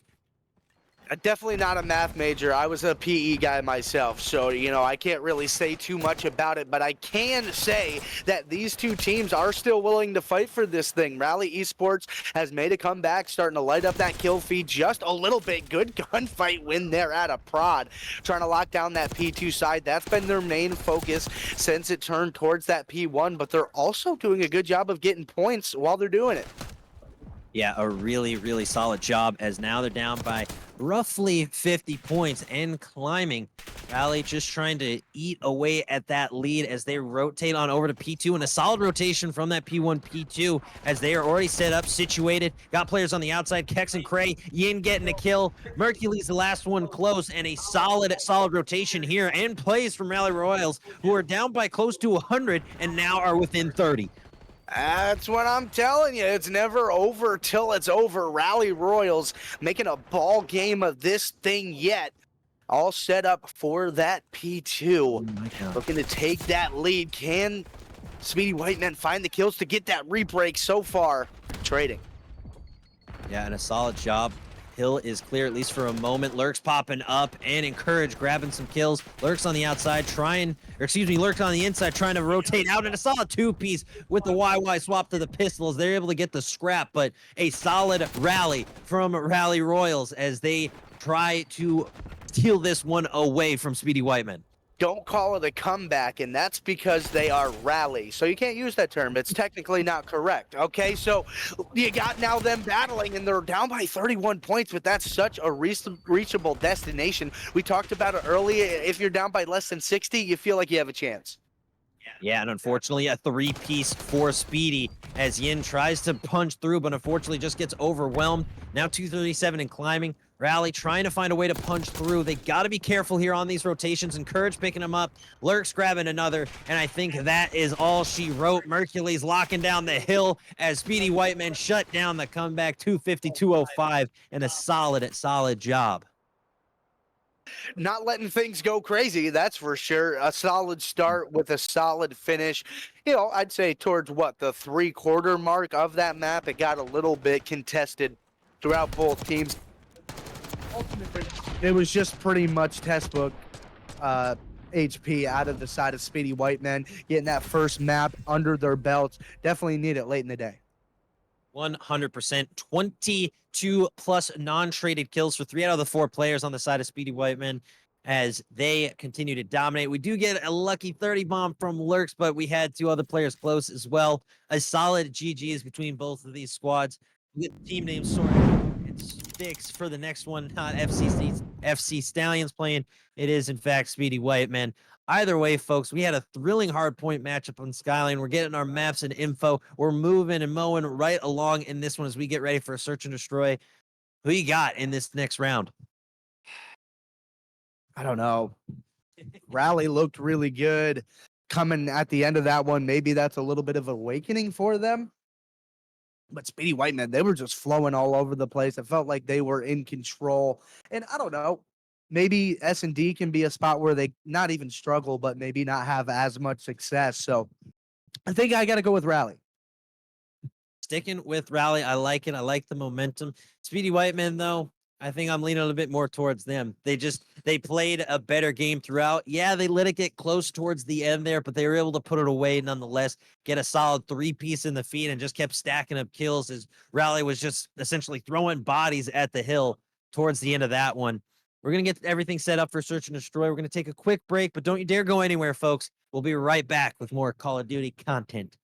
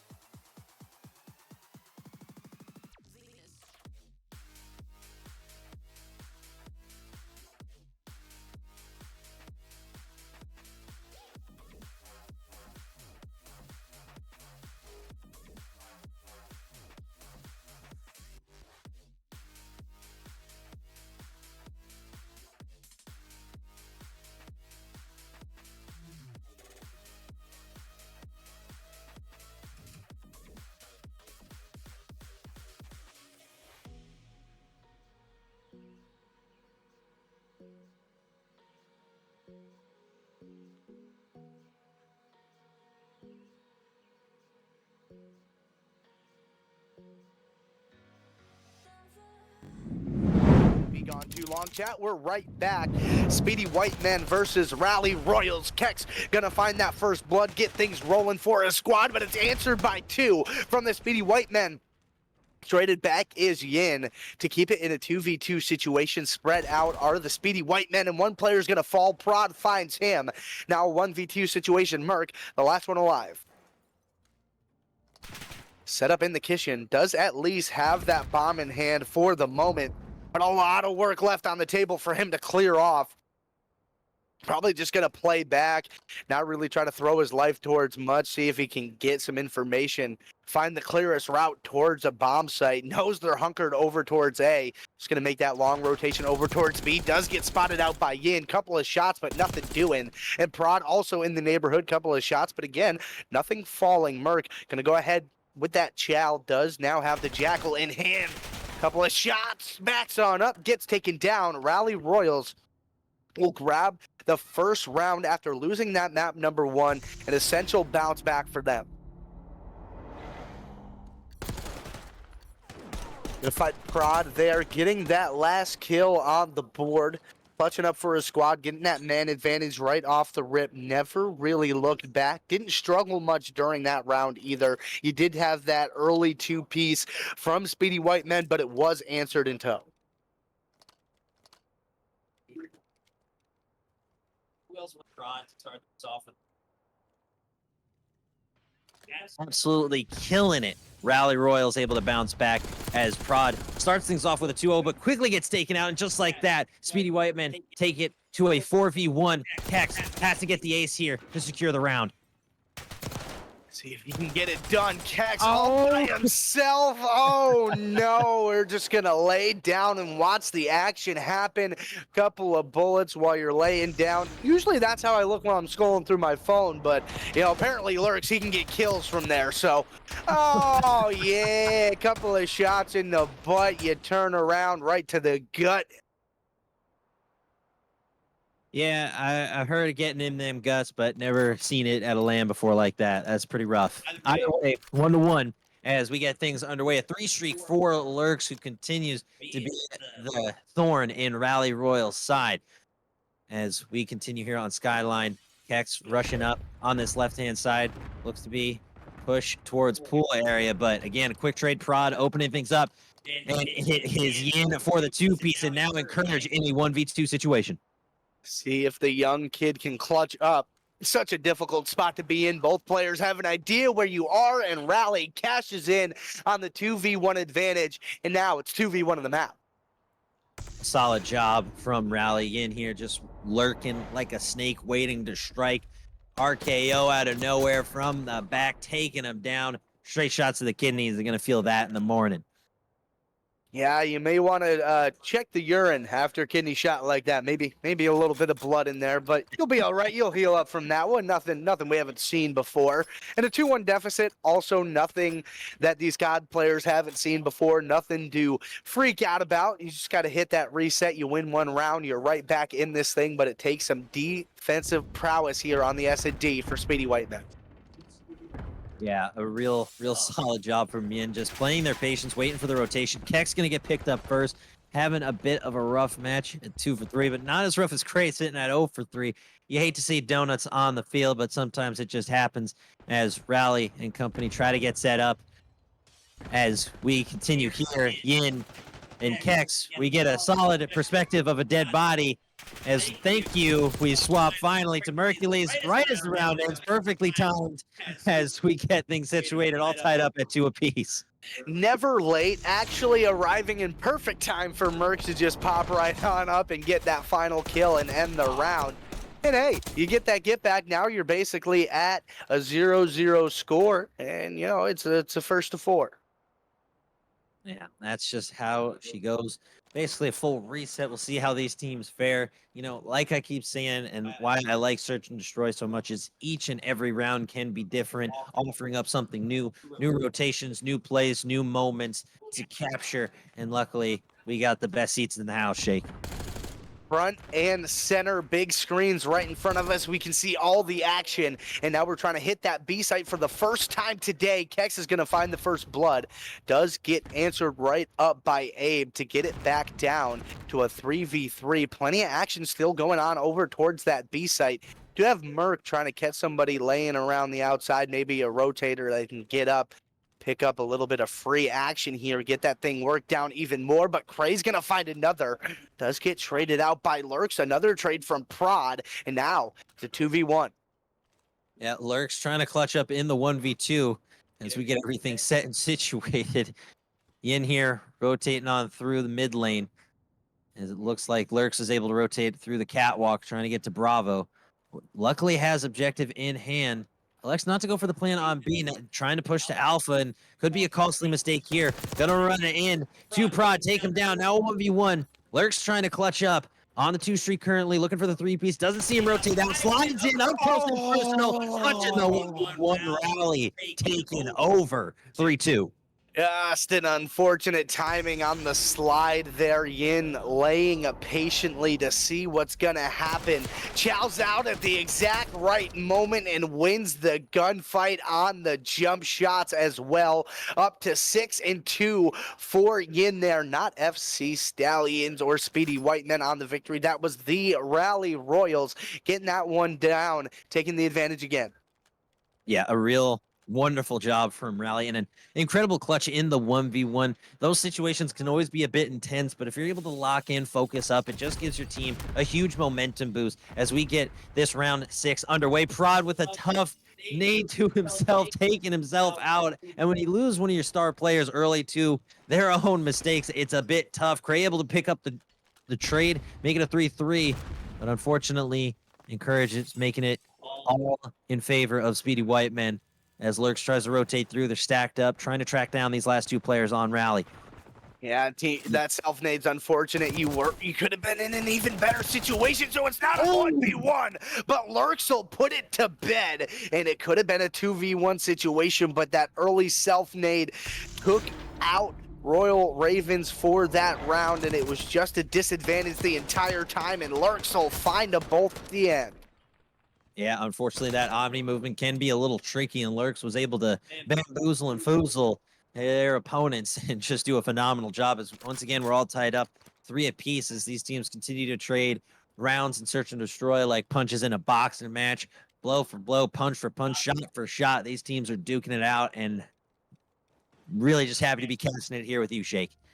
No better place to be than local host Philadelphia with the premier circuit at the East Coast TakeOver with Destro Gaming. Lurks finds that first blood, can't get away with his life. 2 are followed. Prod is gonna find another, and Abe left to a game of 1v3. Yeah, you don't like being in those 1v3 situations. Here comes the callouts. Kex on the chase. Abe gets one, rotating right back. Can't quite do it, unfortunately. And a valiant effort as Rally going to be able to get the defuse here. Might go for a little trolling, and I don't think so. Kex just going to rotate back as Prod gets the defuse. A solid round and a solid GG's between both sides, but easy win for Rally as they clutch the 1v2. And sometimes you got to do a quick little mental math. All right, how close are you to score streaks? All right, you get the defusal. Oh, no, I need it. I'm a closer streak. Whatever. It does become that with score streaks, changes a little bit on the defusals. And that actually matters now. Hey, who gets the defuse? So it's a little fun chess game back and forth. These teams will play with each other. As we see in the game itself, it's 4-3 now. These two teams are going back and forth. The first blood here could be influential. Kex gets a couple of shots, sees a lot of players just going to back on up, allow his team to regroup. They get the first blood. Yeah, and a solid opening shot. Kex and Yin grabbing some more, and unfortunately going down right after that at a solid trade outs. And now Lurks going down and Courage left in a 1v2. Now a 1v1 quickly goes down, as unfortunately we are having some issues with the production keyboard, but that's just the way the cookie crumbles, unfortunately. As Prod gets the final kill here, peeking through over the hot tub and through the woods to grandmother's house we go. A solid shot from Prod as Rally will take the lead, 5-3. Just hitting those shots, not missing when you're in the setup spot you want to be in. Offensively, you know, you have to do a lot of work, but it's a lot easier when you get 2 kills right off the rip. And that led to Rally Esports going to map point here on the defensive side. You're seeing a lot of aggression towards A. Yeah, lots of aggression, hard push towards Alpha. Kex here with some shots in the kitchen. Can't quite find anybody yet. As we see Rally Royals playing a bit soft on objectives, not getting too up close and personal with the enemy team yet. Don't want to overextend. Kex here just protecting in kitchen. Continues to spot players, but again, not pushing, just bobbing and weaving back and forth, going luring around the rosy pocket full of posy in the kitchen, just trying not to get headshotted, as unfortunately we cannot swap positions on the production keyboard. We're just watching Kex go back and forth, finally making a push. Prod grabbing the first kill, and it's a pistol round, it seems, as everybody dropping kills in the feed with the strong 22. Now 2v3, Rally Royals trying to put this one away. At a little bit of a disadvantage, but still a clutchable situation. That just gets that much harder. Both dominoes fall almost at exactly the same time, extending the game just to another round at the very least. Speedy White men do a great job clutching up on their advantage. Yeah, a solid job. Abe here able to pick them apart in the lounge area and does an incredible job for Speedy Whiteman as they stay alive at least for a little bit longer. We did see the dreaded 5-3 curse, and we could see that curse strike at Rally here, but Ian having a phenomenal game at 10-6 is going to be hard to slow that man down. Speedy White men looking to dig back to get a 2-0 lead in the series. Need 2 rounds in a row to do it. Kex gonna get things kicked off with that first blood. Bomb does go down at A. That's a great situation to clutch up on. Yeah, you need to get more kills, stack them up, and earn that momentum back. Rally just got to shut down this Speedy Whiteman squad. Prod waiting for the push, but it doesn't come. Kex able to pick up one, so now 4v2. Mercules and Lurks trying to clutch up here, but unfortunately Merc gets picked up, and now all up to Lurks in the 1v4 situation. Does not see the player right behind him, and that's going to do it. Rally putting it away. Unfortunate there for Speedy, and a solid job from Rally. GG's all around between both these teams. Trading blows. Later in the tournament, you're going to continue to see that type of play style out of these teams. It's 1-1 in this series now. And, you know, it wasn't as hotly contested as the map number 1 got towards the end. 6-4, still a pretty close score line. Rally did get it done there. 10-6 for Yin, 9-6 for Prod. 9 spot out of Lurks as well. Merc struggled a little bit that round. Going to make up the next one as we head into the control. How do you feel about this one? You know, I'm feeling pretty good. We're all tied up at 1 apiece, keeping things interesting. I'm really liking the gameplay out of both teams so far. I still give the edge in the respawn modes to Speedy. I thought they were going to come back and win that one. I thought the 5-3 curse was going to be proven true. We haven't seen it yet, at least from our perspective, unfortunately, Shake. But either way, I still give the edge to Speedy. They had such a better hard point, more so than a worse search and destroy, if that makes sense. And I think we'll be able to bounce back, get the W, take a 2-1 lead in this best of 5, and quite potentially put this one away in map 4 on the hard point. I think that's going to be the turn map there, is the map number 4 hard point. It's guaranteed now, so that's going to be a big swing there. I kind of agree with you. I like the respawn out of Speedy Whiteman. I give them the edge and the control, take that 2-1 lead. Then it comes down to that hard point where things are going to get really interesting between these two. Speedy Whiteman, they did look really good, but so did Rally towards the end of that thing, so you can't really put it past them either. I honestly think this one could go to the games. And without a moment to waste, we are going right into map number 3, Protocol Control, as we get things set and situated. I believe we are getting into map 3. Never strike that. I think we're going to stick around and maybe get a few things sorted out production side. In the meantime, we're going to go to a quick break. Don't go anywhere, folks. We'll see you in just a quick sec.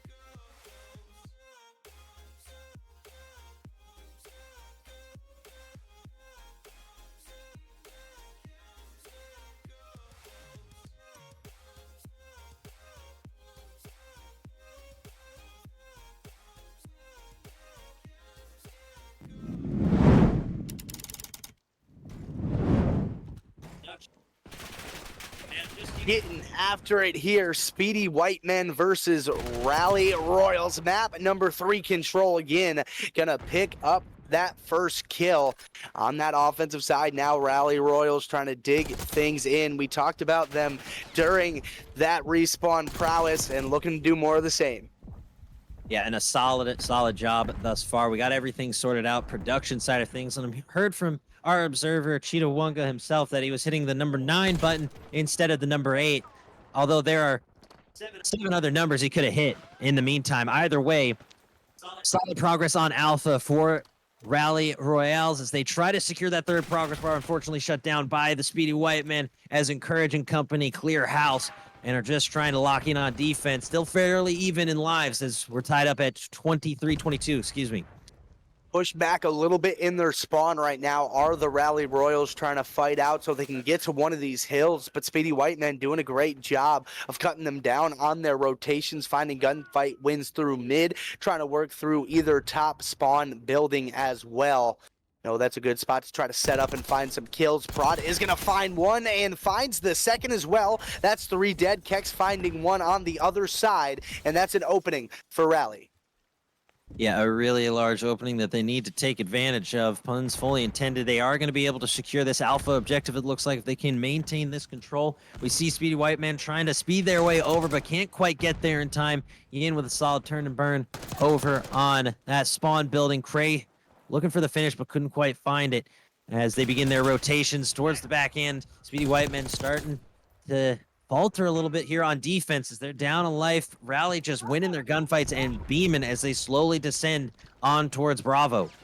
That's another 3 dead in the feed for Speedy White Men. They're just kind of getting beat up in the kill department, only down 3, but it seems like every time that they're trying to make a defensive stand, that Rally is able to sneak on through, get the kills they need. It's not always about how many kills you get, but sometimes it's when you get them. And right now, Rally Royals are finding all the correct kills they need, have an advantage in that life department, and a minute to work on the clock. Yeah, and a lot at stake here in this series. You do not want to go down to the lower bracket. You want to stay with the winners in the winning circle as we're down to our under 10 lives. Speedy White Man with just 8, Rally with 9 as they try to find a way to stop the clock, get on to Bravo. 40 seconds remaining.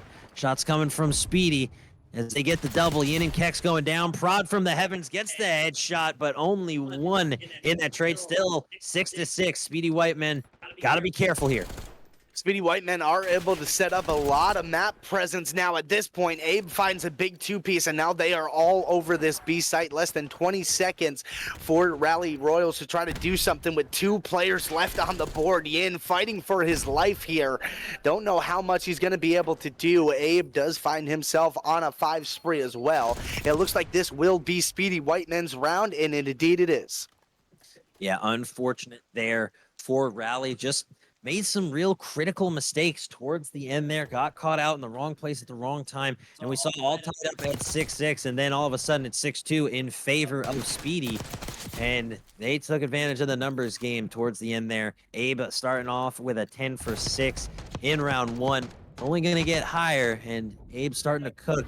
It's going to be dangerous, I think, for this Rally squad to try and bounce back.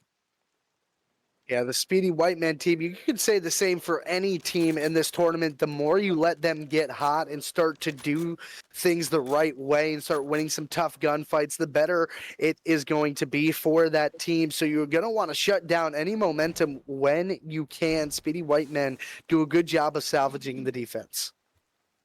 Yeah, and now it's up to Rally to bounce back on defense. Again, for a lot of these control matchups for a while, we saw them being favorited for the defense, but with a map play protocol, dare I say the offense has the advantage just with the amount of routes you can take to each objective. The verticality we keep mentioning on this map is a huge advantage for the offense because you can take much different angles. Granted, they can take some time if you're trying to go, all the way through underneath the basement through back cave, take the zip line up and then get the flanks, but it can pay off if you're able to achieve it. I feel like this map in particular is probably one of the more long game control maps we have out of the two. It's just Vault and Protocol at the moment, but Vault, I feel like that could happen quickly on offensive rounds if you're successful early, whereas Protocol, nothing happens quickly. It's a much bigger map, a lot more work to do, and the advantage goes to whoever controls it. Yeah, absolutely. As Yin popping off for a solid little 2 for Craig, getting another in the feed. Prod able to pick things up on the outside, cleaning house over by Alpha as they try to get set up. Unfortunately, Speedy Whiteman just getting absolutely cooked on the attack thus far. Rally Royals have been a lockdown defense. We've not seen a single progress bar filled. They get close with Bravo, but still nothing yet. 2 in the feed for Speedy. This could be their opening moment that they needed. They might have found the opening thread, but they need to convert on the situation that they have. One ticket A, and that player is going to fall. One player left standing on that A site. And now you get that progress here for Rally Royals trying to win this defensive round to get it tied up at 1 apiece. Pushed up quite forward is Cray. Can't find that gunfight win, but Speedy Whitemen still have a lot to go.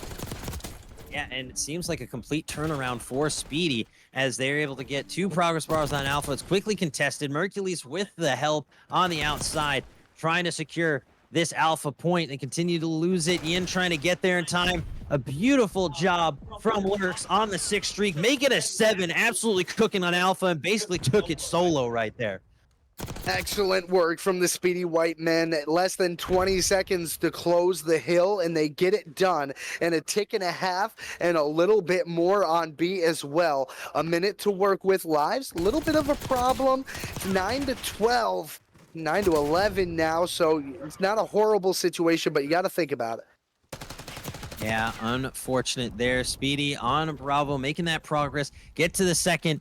Needs that 3rd to secure the W, at least in round 2. 6 lives remaining. They are dwindling. They got to get on there. And a big 3-piece thanks to Cray and Kexon. They're all headshots, absolutely beaming right to the donut. Speedy Whitemen are left up river without a paddle. Unfortunate there. Yin and Cray now combining for a 3-piece, just wiping the squad as Speedy tries to find a way to punch through with just 2 lives remaining. 2 lives remaining against 7. I don't think too often teams are successful in this type of situation. You do have 30 seconds to try to pull off the impossible, but Cray is laying in wait for this player to chow out. Now it's a 1v7. The 2nd, he's going to be right there trying to find a trade. We're going to do a little dance, play a little COD. It's going down tonight. Rally Esports gets the round. And a solid job there towards the end, just holding that pre-fire and securing that W. Best play is going to go to Lurks here. We saw him pop off in the feed, locking down and securing this 8 point. Goes on a 7 streak here, folks. We won't see the full 7, but we'll get a bunch of it, or at least a 2-piece out of it. The slides, the movement, the explosions through the fire and the flames. Lurks carries on. Excellent work from him right there. Still battling through this map. It's tied up at 1 apiece. Defense has been the tail of this one so far. Speedy Whitemen on that side now. It's just been really about controlling the map. That B site is so difficult. Well, it's just completely exposed. There's not a lot of cover on the hill itself. You can get into there from cave, but the second you step out, you're just exposed to the elements and to a hail of gunfire and explosions. And unfortunately, that just makes it all the more difficult to capture. Yin with a sliding out headshot, looking for the 2 for give it to him. Yin feeling pretty good after that one in a solid clutch, but unfortunately it's encouraged with a 2-piece of their own. Make it a 3 as Speedy Whiteman grabs that 3-piece and takes the lead in lives. Now trying to secure Alpha. Craig getting bombarded with Sim Texas and grenades, unfortunately going down. Speedy Whitemen seem to be in firm control of this defensive round. Utility definitely effective through that middle of the map there, and the kill feed just continues to light up green. Speedy Whitemen now fully infiltrating the spawn of the Rally Royals. We talked about defense being the advantage in this map at least, and this is just absolute insanity for Speedy Whitemen. They're getting active. Oh, 100%. 25-14 now. This is the biggest life differential we've seen thus far between these two teams on control. Cray picking up one, looking for some more, trying to find any sort of momentum building as this attack from Rally Royals has faltered, been stunted by this just incredible defense from Speedy. Prod with the double, Yin able to rotate onto Alpha and stop the clock. 13.3 left. But Speedy Whitemen have double the lives of Rally, and it's not looking too good if I'm on the side of the Royals. No, and that kill is just going to be even more misery for Rally Royals. And Courage was on that 5 spree, did get taken down, but Abe is now onto a 5 of his very own, so we'll trade 5 sprees there. And Speedy Whitemen are going to take the round and the 2-1 advantage in the control. Unfortunate there for Rally.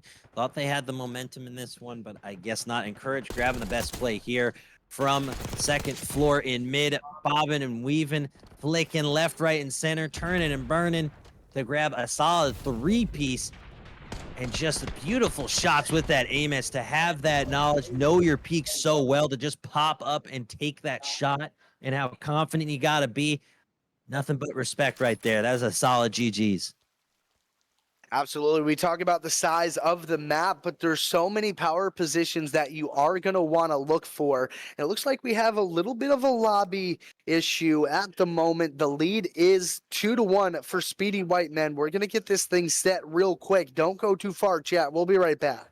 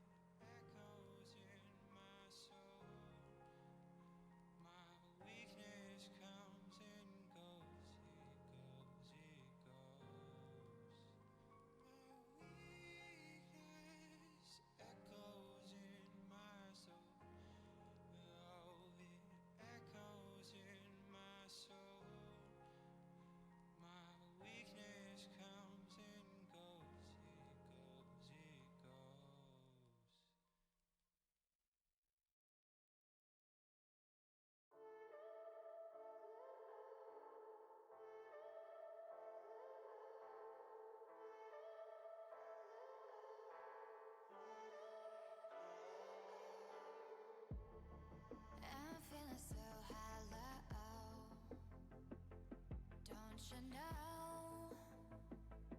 Don't you know? I'm living in shadow. Don't you know? Don't you know? I fell for fools gold. I fell for fools gold. What did I know? What did I know? I fell for fools gold. I fell for fools gold. What did I know? What did I know? You were fool's gold. Yes, I did.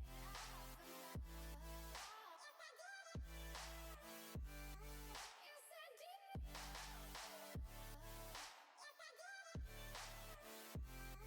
Yes, I did.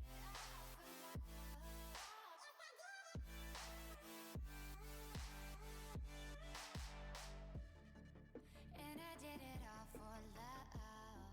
Yes, I did it all for love. Oh, they say fools believe in it, so I guess I'm one of them. Oh, don't you know? I fell for fools gold. I fell for fools gold. What did I know? What did I know?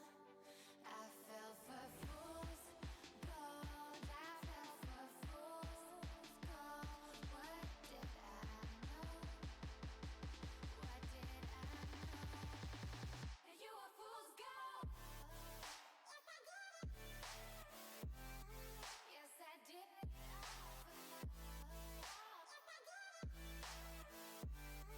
Yes, I did.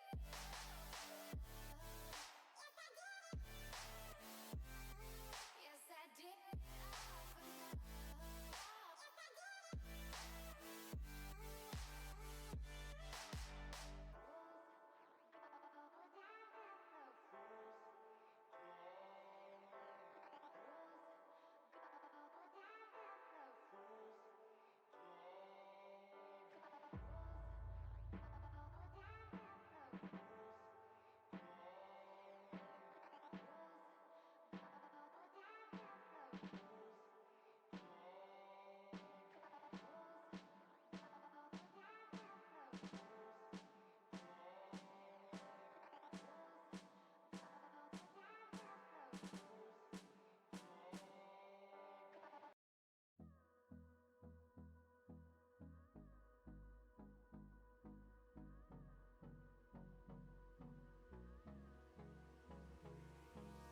Hold me close till I get up.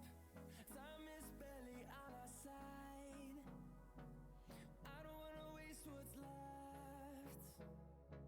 The storms we chase are leading us, and love is all we'll ever trust. Yeah, no, I don't wanna waste what's left. And on we'll go, through the wastelands, through the highways, till my shadow turns to sun rays. And on we'll go, through the wastelands, through the highways, and on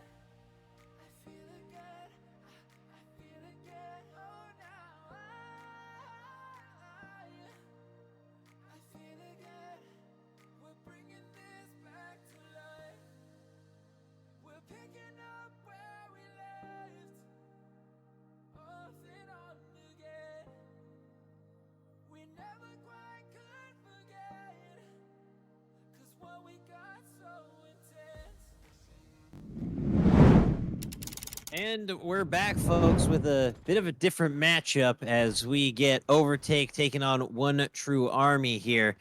As unfortunately there was a bit of a delay, and I'm sure that'll pop up at some point somewhere as we get things underway. Zeus on the head glitch, looking for some shots as we get things underway here on Rewind. My name is Big Rich X. I'm joined by the Shake and Bake in the booth. Shake, how you feeling, buddy? Oh, feeling pretty good, ready to get after it in this one. Rewind, that's a hot, spicy, mixy map. So many close contested points. It's going to be about managing the chaos and who can slow things down when it gets crazy. Yeah, exactly. CTW on the hill, locking things down in the corner. That's my preferred spot when I'm on the Rewind. It's just you get a solid view of the hill, and you're able to poke and prod on the outside. Mental, though, with a solid two-piece, cleaning things up on the flanks, and then just trying to track down the spawn-in players. But unfortunately gets picked up by Mitch as P1 has a solid trades, 20-17, with the lead going to Zeus and company. Not too much of an advantage either way. Going back and forth in hard points seem to be what these teams want to do. And that's later in the tournament, that's going to be what's happening. More competitive matches all over the place. Chaco finding one, does get traded out by Hate Me. They try to get back towards that hill, extend that lead even further. Have that favorable spawns for the P2, but do have quite a bit of a rotation for P3 once this one's done. Yeah, again, Zeus and company taking a commanding lead. Not quite 30 points yet, but they're getting close. Hate Me with some up close and personal shots, but it's a three-piece in the feed in favor of Conwa as CTW, Mitch, and Phantoms, all grabbing kills. Everyone but Conwa, really, as they try to punch in to this P3, but are unable to find their mark. There you go, Conwa and co. First team there. Player on the hill does get dealt with. Zeus finds one onto Mitch. Chaco and Fana's going to answer with two of their own. Nobody on the hill just yet. Conwa is able to dive back in. Reinforcements coming through Burger at the moment. All four players looking to hit through that side. You got to find the gunfight wins. Yeah, and honestly, this is just one of those fun matchups. This is a best of three, folks, as we get things underway. As we continue here, 9-6 for Hate Me, unfortunately getting beamed right to the dome on OBJ, as hopefully Conwa can stack together this hill, get things going. I mean, you're down by 40 in the early goings of this matchup, but you got to find a way to punch through. Keep scratching, keep clawing. It's never over till it's over. We've seen over a 100-point comeback in hard point.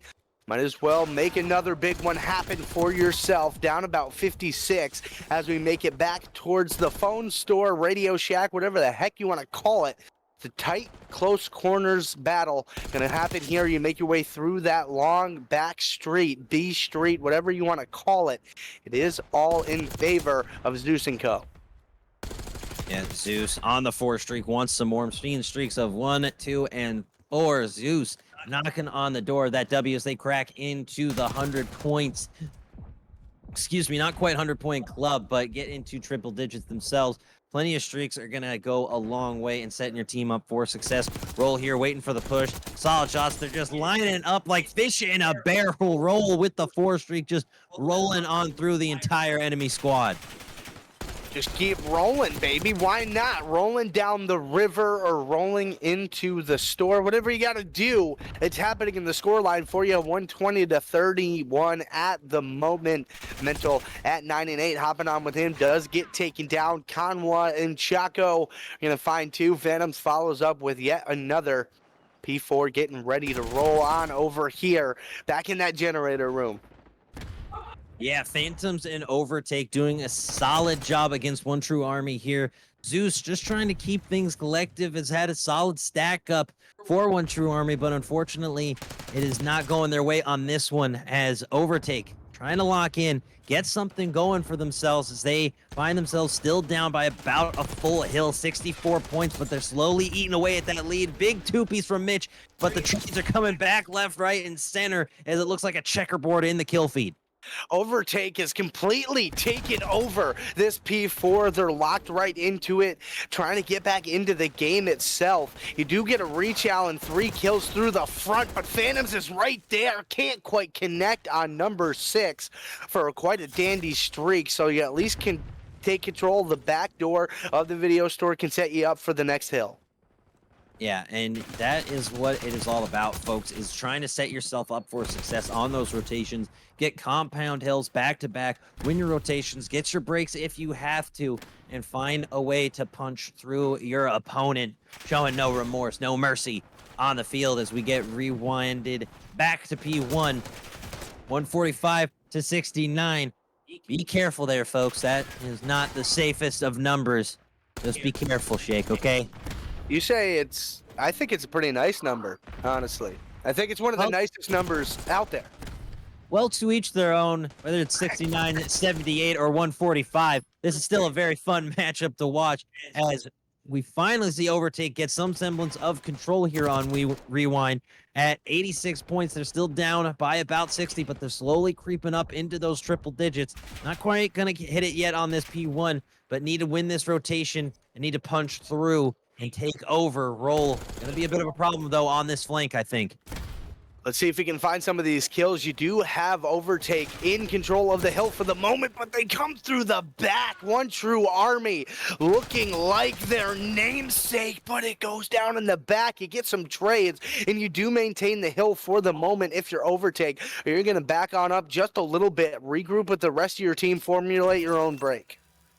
Yeah, One True Army locking down the hill thus far. Still up by about 50 points, but they've significantly lost their advantage in the lead. If you can get it back to that 60 or so points, you get yourself in a much more comfortable position. It's a full hill and then some that the enemy team needs to then take the lead.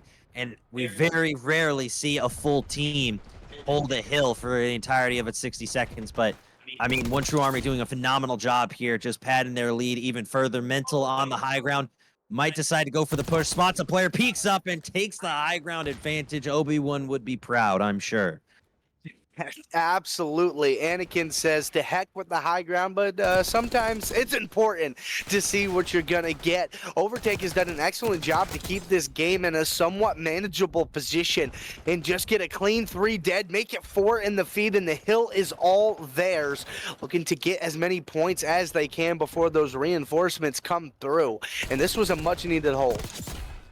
Yeah, a huge hold, but still, again, down by 50, and they don't hold it enough. A big 3-piece for Chaco CTW with the 3-piece in the feed. Again, somehow, some way, despite that 3-piece, Zeus was still on the hill, securing points and padding that lead for One True Army. So despite the impressive plays from Conwa, from CTW, from the entirety of Overtake, it's not enough to take the lead, at least not yet. No, not quite yet. Conwa is onto a 5 spree. However, you do also have Chaco onto a 4. They have that P4 lockdown. They controlled that side of the map while getting a lot of points on that P3 to try to dig back in. Now, less than 20 seconds will separate these two teams, and there's trades going all galore, but you do have the numbers for the moment. If you're Overtake, if you can find a couple of more of these, this could be a really good hill for you. Yeah, a very, very solid job. Now within 10, as Overtake might be able to overtake One True Army in the closing moments of this opening hardpoint with 25 seconds left on this P4. CTW trying to get some pistol kills, able to pick up one. Conwa is there for another. Phantoms picking up some shots as well as they stack up on objective, and Overtake has taken the lead. They have taken it right back for themselves, and this has been what this tournament is. No lead is safe. No confidence can remain unchecked. You have to stay on your toes at all times and remain even kills, never getting too high, never getting too low. The battle for the P4. This is going to be a bang out, and who will come out victorious? Yes, my apologies. That was P3. We were just on where Overtake took the lead. Now on the P4. Thank you, Shake, for correcting me. 210 to 189, a 20-point differential. Nothing too crazy, but it's Overtake slowly creeping their way towards the W, trying to steal it away from One True Army. Now, just a 20-point game still. Hate Me trying to hold the hill with Mental. Bobbin Weaving and Conwa going massive on a 7 streak, folks. Give him the 8. He's screaming at the land, and I'm having a great time screaming right back on the mic. I don't know who's going to get more hyped up here. Is it going to be us in the booth or the players? I have to give the nod to the players. Overtake has clawed and scratched all the way to almost a 30-point lead and less than 20 points away from taking the map number 1. This is a best of 3, so the moments mean that much more here. And a big 3-piece again for Overtake. No one taking the P1 just yet. They're just trying to get set up and push in before taking the hill. But a lot of time ticking off the clock. Overtake able to get on there, trying to put this one away, trying to finish this. And here comes One True Army. Zeus getting on the hill, but Conwa, CTW trying to clear out. Mitch with a big double, and that could be the disaster kick from the heavens, taking them down 245. They need just to hold for a little bit longer. Can they get on to contest? 249, 250, putting it away. Overtake with an incredible comeback right there in the hard point. And I mean, my goodness, not only did they complete the comeback, they ended with a 50-point victory. Usually when you come back from those type of deficits, usually it's kind of close towards the end, but they really asserted. Oh, 100% asserted, and they better get themselves some deserteds after this one, if you catch my drift. Conwa finishing with a 33 bomb, going on a massive 8 streak in the video store. He won't have to return his tapes for a long, long while. Gets 25 non-traded, and an incredible matchup from all of these players. Yeah, I think he might have earned the platinum membership there. No more late fees for the rest of his life. Keep him as long as you want. A great map number 1 between these two teams. It's only a best of 3. So now, if you are One True Army, you have to look at this search and destroy as a be-all, end-all, because it is. Your tournament could be over. Very potentially could be over, unfortunately, but that's the thrill of a best of 3. It's quick, it's effective, but it's a very decisive decision. I've always been a fan of best of 5s, best of 7s, especially in other competitive sports, just because as anticipation builds to that final game, it just makes it all the more interesting. But there is something intense and quick about a best of 3 that makes it incredibly interesting as well. It's a real toss up on what you prefer, but they're all fun either way. We're at LAN. We're getting good vibes, good energy either way. We'll get the team names sorted out so they are displayed properly for the next one. We know it was just a red and white bar, but we got it sorted out. And we'll see you for that search and destroy. I'm looking forward to it, Shake.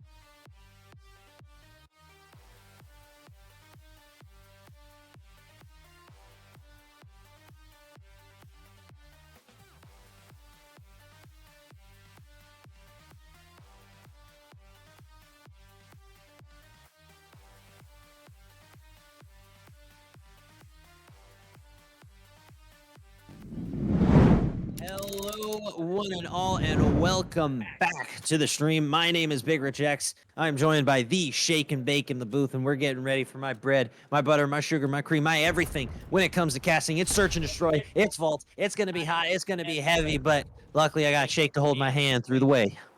I'll hold it tightly and dearly and close to my heart, just like I do this tournament. It's been hot action all day, and it feels like we're just getting started. A little bit of a slowdown here. We see a lot of fast presence towards A, typically in Vault Search and Destroy. A little bit of a pace change, slowing things up. See if you can find a first blood. And Overtake's going to find two, but Zeus is able to get one, and his teammate's going to find another one on the other side. We're back even, 2-2. Yeah, an unfortunate amount of trades there for Overtake. They got the solid opening shots, but quickly traded out. And now CTW and Phantoms trying to lock in this first round. They want to just get this one done and over with, make it a quick 2-0. Zeus and Mental try to rotate in on the outside. Phantoms might be able to pick up a kill here, peeking on in towards Alpha. Looking for a wall bang, can't quite find it, unfortunately. Now Phantoms just peeking and waiting.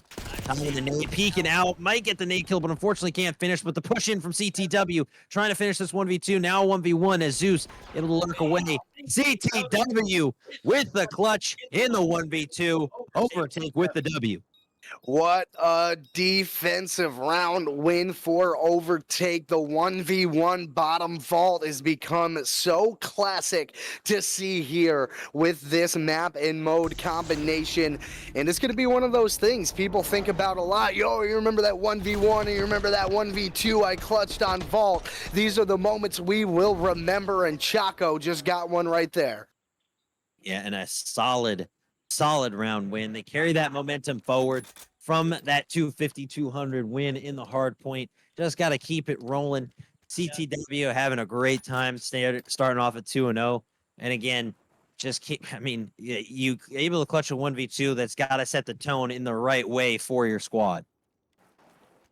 Gotta get the boys feeling good early. Get the comms going. Little good shit, bro, good shit. You know, get a little hype. Get after it here, and yet another little bit slow defensive push here out of One True Army. They do get that pick off of the bomb planner, so that's gonna be a good start to the retake.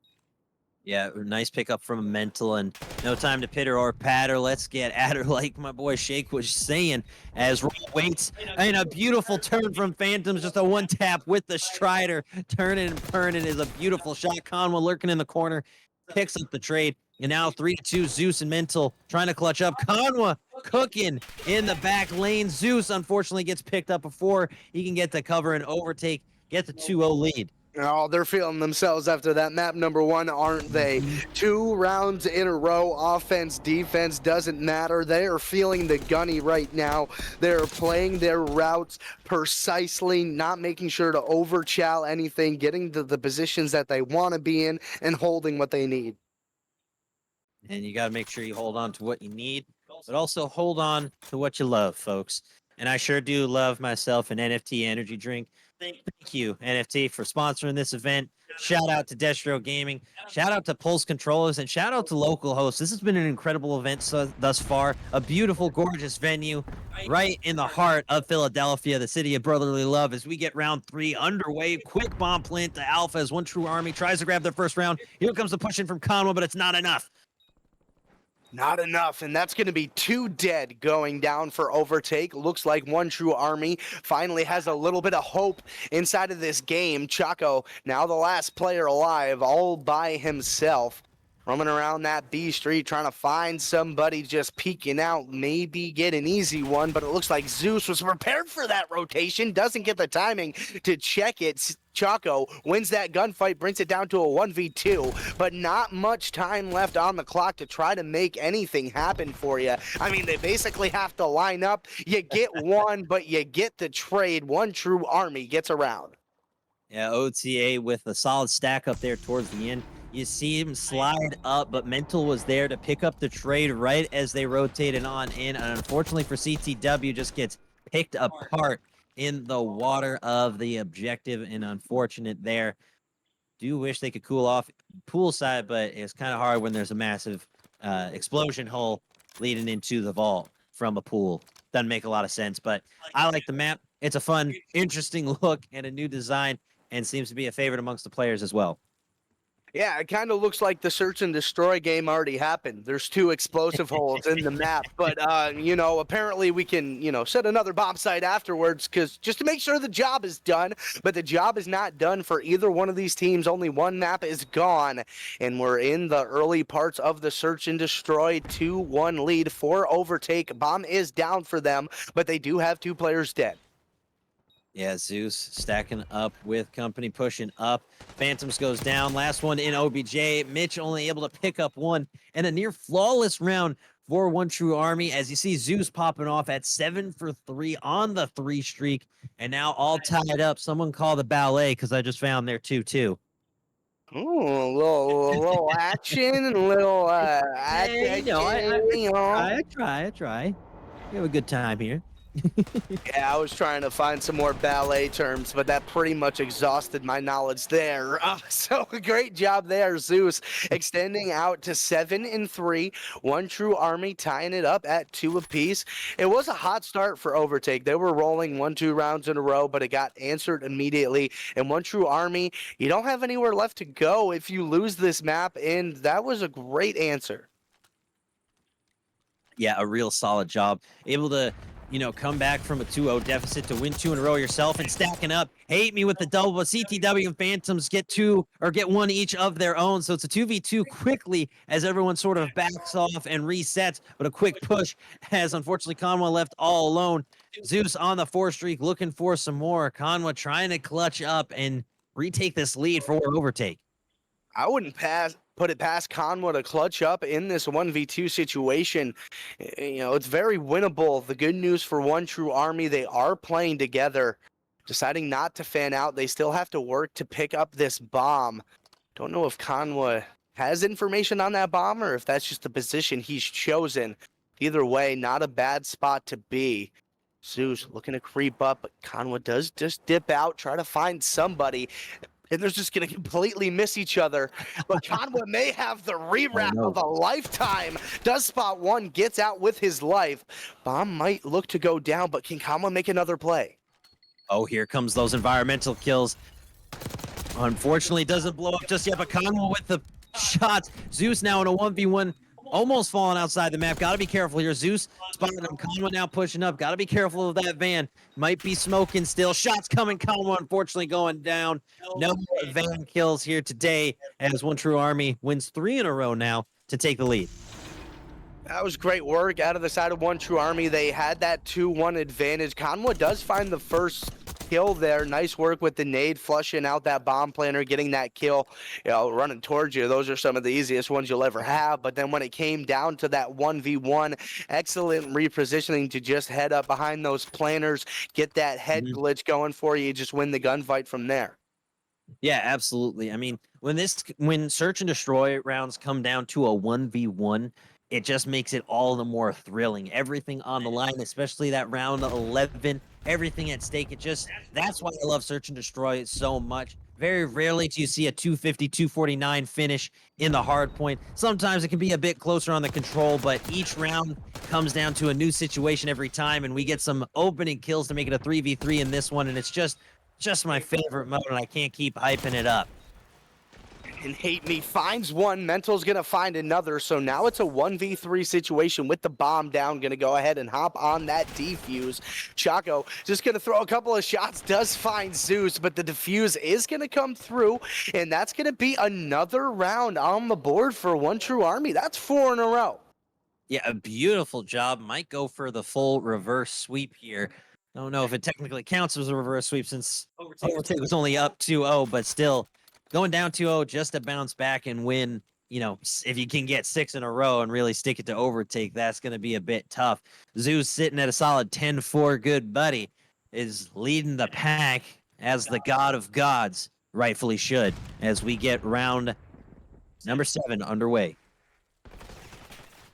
Zeus have a son in Hercules on his team that wants to step up Hate Me says, I might be available to step up in that role. Mitch, a couple of shots, not going to find anybody. In fact, going to go down on his own. Hate Me picking up his second of the round onto a 3 spree now. Going to get the bomb plant down as well. Good situation for them. 3-2 here. Have control of the A site. Now it's up to Overtake to try to get it done. Yeah, they have got to find a way to punch through, and luckily they do. Phantoms making it a 2v2, a bit more manageable as CTW continues to pepper in shots towards objective. Bomb is down. CT waiting to push in, roll on top side as CTW goes down, rolling on through, checking bomb, keeping eyes, sliding on through, stacked up perfectly, and that's just poor Call of Duty timing, unfortunately, for the side of Overtake. And now 5 in a row, OTA on an absolute roll as Roll getting the final kill here. Pun fully intended, slipping and sliding all over Alpha, like cooling off in the summertime. You even got a little water down there. If you do get a little warm, splash it on your face. Quick refresher. I think that's what Overtake might need here right now. Giving up 5 rounds in a row. Ganwa, Chaco, Mitch, and Phantoms searching for some answers to this one true army puzzle. Have the bomb in hand now. We're going to see how they decide to play it, whether they continue with that aggression or they're going to slow up, play it a little bit different. Yeah, I'm not sure. And Mitch, again, going into that water, and I've seen too many horror TikToks about still water, so you got to be careful if you're splashing it on yourself and disturbing it, all the chemicals and nasty stuff that may be inside, as it's a quick 2v4, now 2v3. Solid shots from Roll, able to pick up something as they try to balance out the scales. Mental trying to pop into Alpha as Roll again picks up Conwa on the 3 streak. Roll again on a roll. Mitch trying to just stay up on objective and check his flank. Roll though, slowly pushing in. Mental trying to collapse on him. Let's see if they can secure the kill, and they do, Shake. Oh, and that's just tough positioning out of Chaco, at least initially, but he's right where he needs to be to finish it off. Saw a great line towards that bomb, picks them both up, and Chaco steals it, and it could have been an easy situation, but he was perfectly placed. That head glitch is nasty, folks. You got to be careful on that one. And OTA, unfortunately, pay the price. And now we see the dreaded 5-3. Will the 5-3 curse be proven true? Although at this point, I think if it happens only once while we see it, it may not count. But I'm, again, not superstitious, just a little stitious as CTW on the 2 streak. Looking to carry that momentum here in round 9. Carry it forward. One true army only needs one more round to take it to a map 3, but Overtake has shown us the ability to dig deep and come back when things look desperate. It never looked as desperate as it does right now for them, however. You're down a man, bomb looking to make its way down, but Phantoms might have a little bit of inkling of something's going on here, but he falls as well. Not looking great for Overtake. Yeah, CTW in a tough spot, now trying to rotate up in a very, very touchy 1v3, gets spotted out, tries to rotate away, but couldn't escape in time. OTA with the WIN 6-3. Not really a 5-3 curse kind of day, and just making me look more like a fool.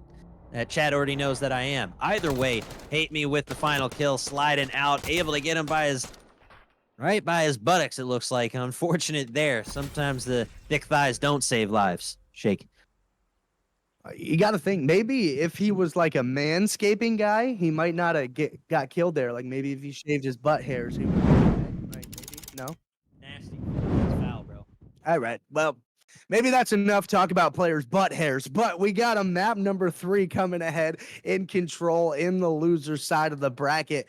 I mean, this one's been pretty tight the entire way through. We saw a nice comeback in the hard point, and then in the search and destroy, pretty dominant performance out of One True Army. Who are you giving the nod to? I mean, I think with the respawn mode, I got to give it to Overtake just because they played their lives a little bit better. We saw a couple of streaks come through on the side of Overtake, and I think in a respawn mode like Control, that's going to favor them a bit more. They were able to come back in the hard point as well. I think One True Army has a little bit of an edge in the early game, but as we've seen from Overtake in the respawn modes, they may get a round or two, but I think Overtake's going to come back and win it regardless. That's kind of how I'm feeling about this too. I think it could go. Uh, let's go. Let's go round 5. 3-2 overtake. I think the way that One True Army has been able to regain and establish themselves in that search and destroy, that's kind of going to come through here. They're going to be able to put on a good show, but I think that's going to show that the respawn is just a little bit better for overtake. Could not agree more. Either way, folks, we're going to take a quick break while we get everything set and situated in the lobby. We'll see you real soon. Don't go anywhere. Still plenty of.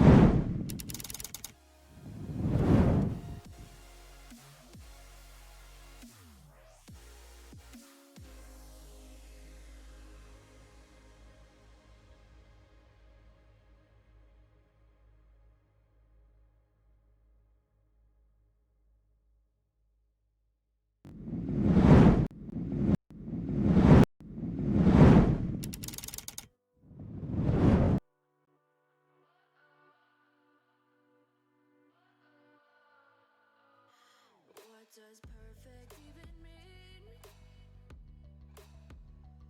Is there even such a thing? Ooh, can we switch up all the rules and imagine a utopia? Darling, I'm just so fed up with these expectations. They keep weighing me down. My heart is begging me to get the hell out of my head. I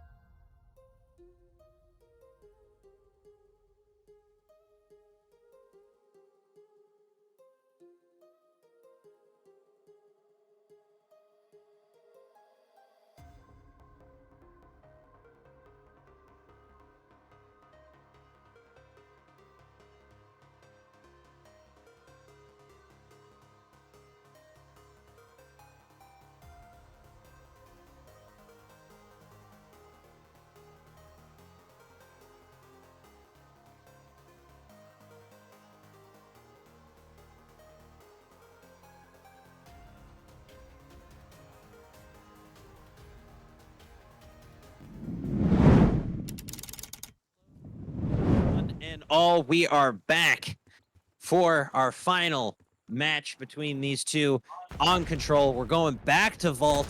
The Vault 3-piece, if I'm not mistaken. Sorry, we started with Rewind. A nice Vault 2-piece, I should say, as it starts off for One True Army grabbing the opening salvo of kills. As Combo finally grabs one for Overtake.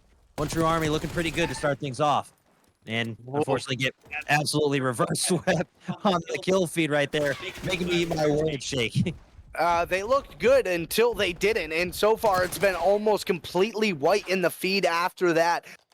Now really setting up this defensive pressure is Overtake. Take a look at that. They're pushed well up past that A point in the front half of that mid building in the bank. Mitch also working up towards top cat. This is an excellent defensive hold for Overtake. One True Army can't even breathe right now. Yeah, unfortunate there on Overtake. Like we were saying, was going to have the advantage here with the respawn modes enabled. Or with the respawn enabled is Hate Me and Mental dropping donuts so far in the first round and have yet to score a kill. Combo with an unfortunate TK as One True Army might be able to take, or excuse me, Overtake should be able to get the W here, as unfortunately One True Army continues to struggle to even get kills.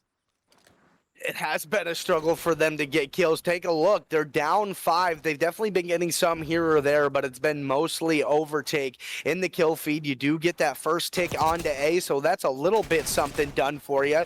At least something towards that round 5 count if you even get there. We'll see what happens as this thing plays out, but a hot start for Overtake. Yeah, an incredible job right there as they absolutely demolished One True Army. I mean, if you're unable to score a kill, barely one kill in the first round, what are you doing, brother? Not playing COD too well, unfortunately. Still a lot of room to work, though. Turn that page any second. We've seen some of these teams turn on an absolute dime at any given moment. We'll see if they have some magic here in their bones. Definitely an early deficit. Best of 3, map 3. Not the start you want, but if you're able to clutch up on your own defensive round, then things are a little different. Well, my primary concern is what's going on with Hate Me and Mental that you're just dropping a, unfortunately just a single kill in an entire round. I mean, that is no way to win, especially on the attack side of things. Well, like you said, we're hopeful that their defense steps up as it's a major push towards Bravo. Overtake trying to get set up. They got to watch their flank. CTW and Conway able to pick up a couple, but Mental grabs the first blood of this round. And Phantom just found one seat. Choco finds the big kill in the back, covering that flank, and that's going to be 2 ticks already gone at B, which we know has been a more difficult hill for these teams to try to grasp. You do get that contest there and the kills off of the hill if you are One True Army for the moment, but you do still have a couple of players you have to deal with, and One True Army, they're not comfortable at all. Yeah, Conway doing a great job on OBJ, almost securing it, but unfortunately it's going to get dropped back down to the full 2. They'll need to wait on that third. You get a solid amount of time stopped on the clock, so you got a little over a minute to secure Alpha or Bravo. Plenty of time if you're Overtake. You're leading 24-21 in lives. Mental here on the flank, trying to pick up something, able to grab one. Nice little headshot to Phantoms as they begin their rotations back and over. Turn and burn with the assist from Zeus. Mental just trying to get back in this one as him and Hate Me have had a bit of a rough start, but are starting to find their groove, or at least seems Mental has. Working back into this thing slowly but surely. They stop the madness over at B. Now their attention turns towards A as Phantom finds a 2-piece. That should be 2 ticks as well for Overtake. They do. There it is. There's that second tick. It was stopped for a moment, but they get it done either way. Now slowly working on that third. Zeus trying to break through the front, get set down by Conwa. And now you're kind of at a drawing board position roll. Luckily able to take you off of that one, but still just a fragment needed at A and 1 tick at B. Yeah, and a really solid attack here from Overtake. They focus hard on Bravo, get those 2 progress bars, get another 2 progress bars on Alpha, really delay the clock on One True Army. And there's a big 3-piece in the feed for Overtake, so they should be able to secure at least 1 objective here. Kama popping up and down, might have been teabagging a little bit on Bravo, and they do secure that objective. Now just a single progress bar remains for Overtake to take a 2-0 lead. could be Oh, wow. devastating for One True Army. Mitch, a huge two-piece. It looks like this 2-0 lead is all but cemented, and there it is, right in stone. 2 rounds go to overtake early, and they are rolling. Now, I remember us saying we thought this was going to be a bit more competitive, but we definitely both gave the edge to overtake in the respawn mode. And my goodness, were we proven right? Phantoms with a 16-6 performance, a near 3.0 KD, just turning and burning and absolutely beaming. His headset must be dialed to 11. Absolutely cooking right now in a beautiful game of 4 overtake here as they try to put this one away in a quick 3-0. And maxing out as Astros like Byron on main stage. These gentlemen feel like they are at war, but they are certainly conquering for the moment. Still a little bit of work to do on that defensive side, but we have seen them have so much success, particularly in this one as well. Only 1 round to go off of, but it was pretty close to flawless. They got that spawn trap and almost never let go. Looking to do it again. Man, Conwa almost gets a massive flank, but Zeus picks it up. Mitch, though, able to get the trade out as we get things started off here. Hate Me rotating out. Beautiful rotations from One True Army as they seem to woken up just a bit. Trophy system goes down. Hate Me eats a little bit of damage, but is able to stay alive and could potentially grab that first progress bar, but it's going to be close. Conwa gets picked up. CTW able to pick up roll, but unfortunately for overtake, they did allow One True Army to grab that progress bar. We'll see if OTA can secure this Bravo objective in quick fashion. It would be a great way to go. You're down 2-0, and you're down in the series as well. You need to get things going. Things are not looking great, and you almost have B done. And you got, oh no, last second contest. Not going to come through to save it. So that is going to be the point for One True Army. If you are overtake, you did get those kills, so you can reset your defense, but half the job is done. Yeah, a real solid job. Chaco, Mitch able to pick up a couple of kills to tie things at 21 even. So now a minute 48 and counting down. One objective on the docket. Roughly 20 lives for each team as things get underway. Chaco and Mitch starting to cook. Streaks of 5, 2, 2, 1 overtake, getting it done. CTW, aka Chaco, on the 6th streak and wants some more. Starting to cook a little bit. Zeus, though, unfortunately taking him down. That's the caster curse if ever I've seen it. The second I start hyping him up, he gets beamed right in the back of the head. Overtake looking to lock this thing down, have a slight live advantage. Good amount of time on the clock for One True Army, but a lot of this map is controlled by the Overtake squad at the moment. Chaco will pop an influential 2-piece. You do get the opening onto A for a moment. One True Army, they just can't get anything sustained together. Yeah, unfortunately, we see these glimmers of hope for OTA, but again, Hate Me at 7 for 17. We saw Mental start with 0-4 as well, but it's bounced back for 11-12. So if Hate Me can start improving the game even just a little bit, it could be the tilt that One True Army needs in their favor. Conwa picking up another. It's 13-10 in lives. Overtake has the advantage. They're trying to push in onto this alpha objective, but OTA just getting the door slammed in their face. Every single chance Overtake can slam it, they're going to do it as Phantom starts racking up kills. One True Army, you're only down 3 lives, so maybe you could try to make something of this game. If you can't capture a point, maybe just try to get some kills and win around that way. But Overtake is certainly in control. It's their map to lose at this point. Less than 30 seconds on the clock for One True Army. Just trying to make something happen through that B street. 2 players working their way on a flank. Just trying to catch somebody off guard, but it's just more white in the kill feed. Roll picks up one, rotates into another player. Only 2 left alive. Unfortunate here for OTA. Now just a 1v6. Mental slipping and sliding gets picked up, and that'll do it. Overtake with the W, taking the series 2-1, staying alive for a little bit longer and sending OTA home packing. And really, it was just a rough game for Hate Me throughout, and Phantoms was just dog walking, to say the least. Absolutely. Take a look at that score line. 22-10 out of Phantoms, 21-11 from Chaco. Not bad work out of him as well. OTA, One True Army, thanks for coming. Thanks for playing. We'll see you later. That's the end of their tournament. They're going to have a drive back home to deal with and some VOD to look over after. It's not the end of your Call of Duty career. Certainly things to look at and get better with. But you look at Overtake, they're a team that looks like they're ready to battle. They're scrappy. I can put them against some of the best in the tournament. I feel like they got a shot. Definitely a little scrappy. Phantoms performing exceptionally well. They do need some work on their search and destroy game, I think. You take a 2-0 lead and then you drop 6 in a row. You can't allow that to happen in a best of 5, because if it ends up going the distance like it did here in a best of 3, if it goes the distance in a best of 5 and you end up finishing with the search and destroy, you're going to be well, down the creek without a paddle, as I keep saying today. But a solid GG's all around. I think that's it for Shake and I in the booth, folks. The Matman and Colorblind duo will be taking over for the remainder of the evening.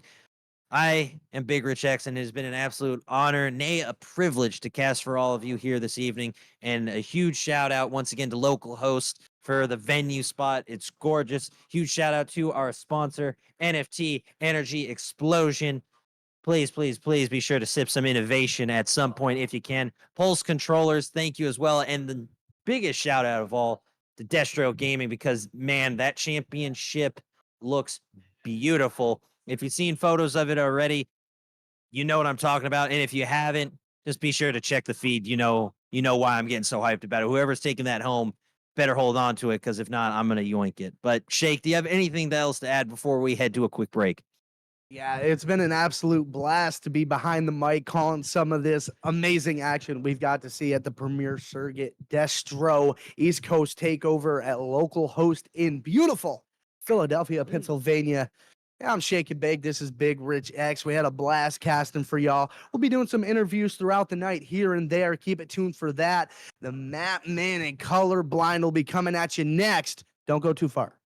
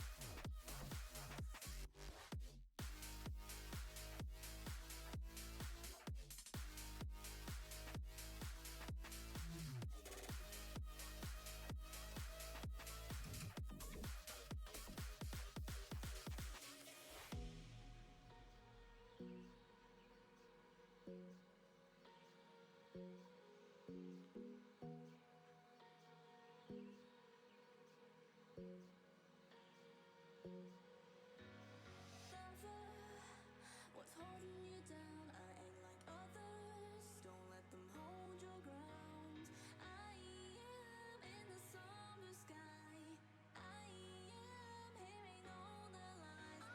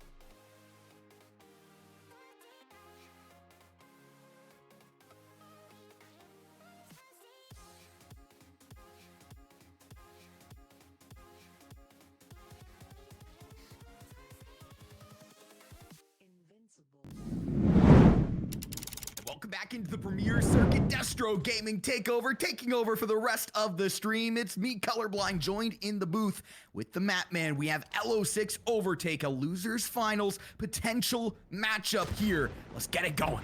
And I mean, Adam just gonna elevate us right into the game through the elevator. Here we Mitch go. Already opening things up here. It's gonna be a couple of white kills in the kill feed as Overtake trying to lock this in. 2 for 3 trade in favor of the boys in white. A little bit of mixy P1, but Colorblind, we know all about this red card rotations of utmost priorities. So far, so good for the side of Overtake, as they will have those spawns. Trying to contend in mid, get some kills to justify as well, but it's Millie with a nice 2-piece to try and open up some space over towards the right side of the map.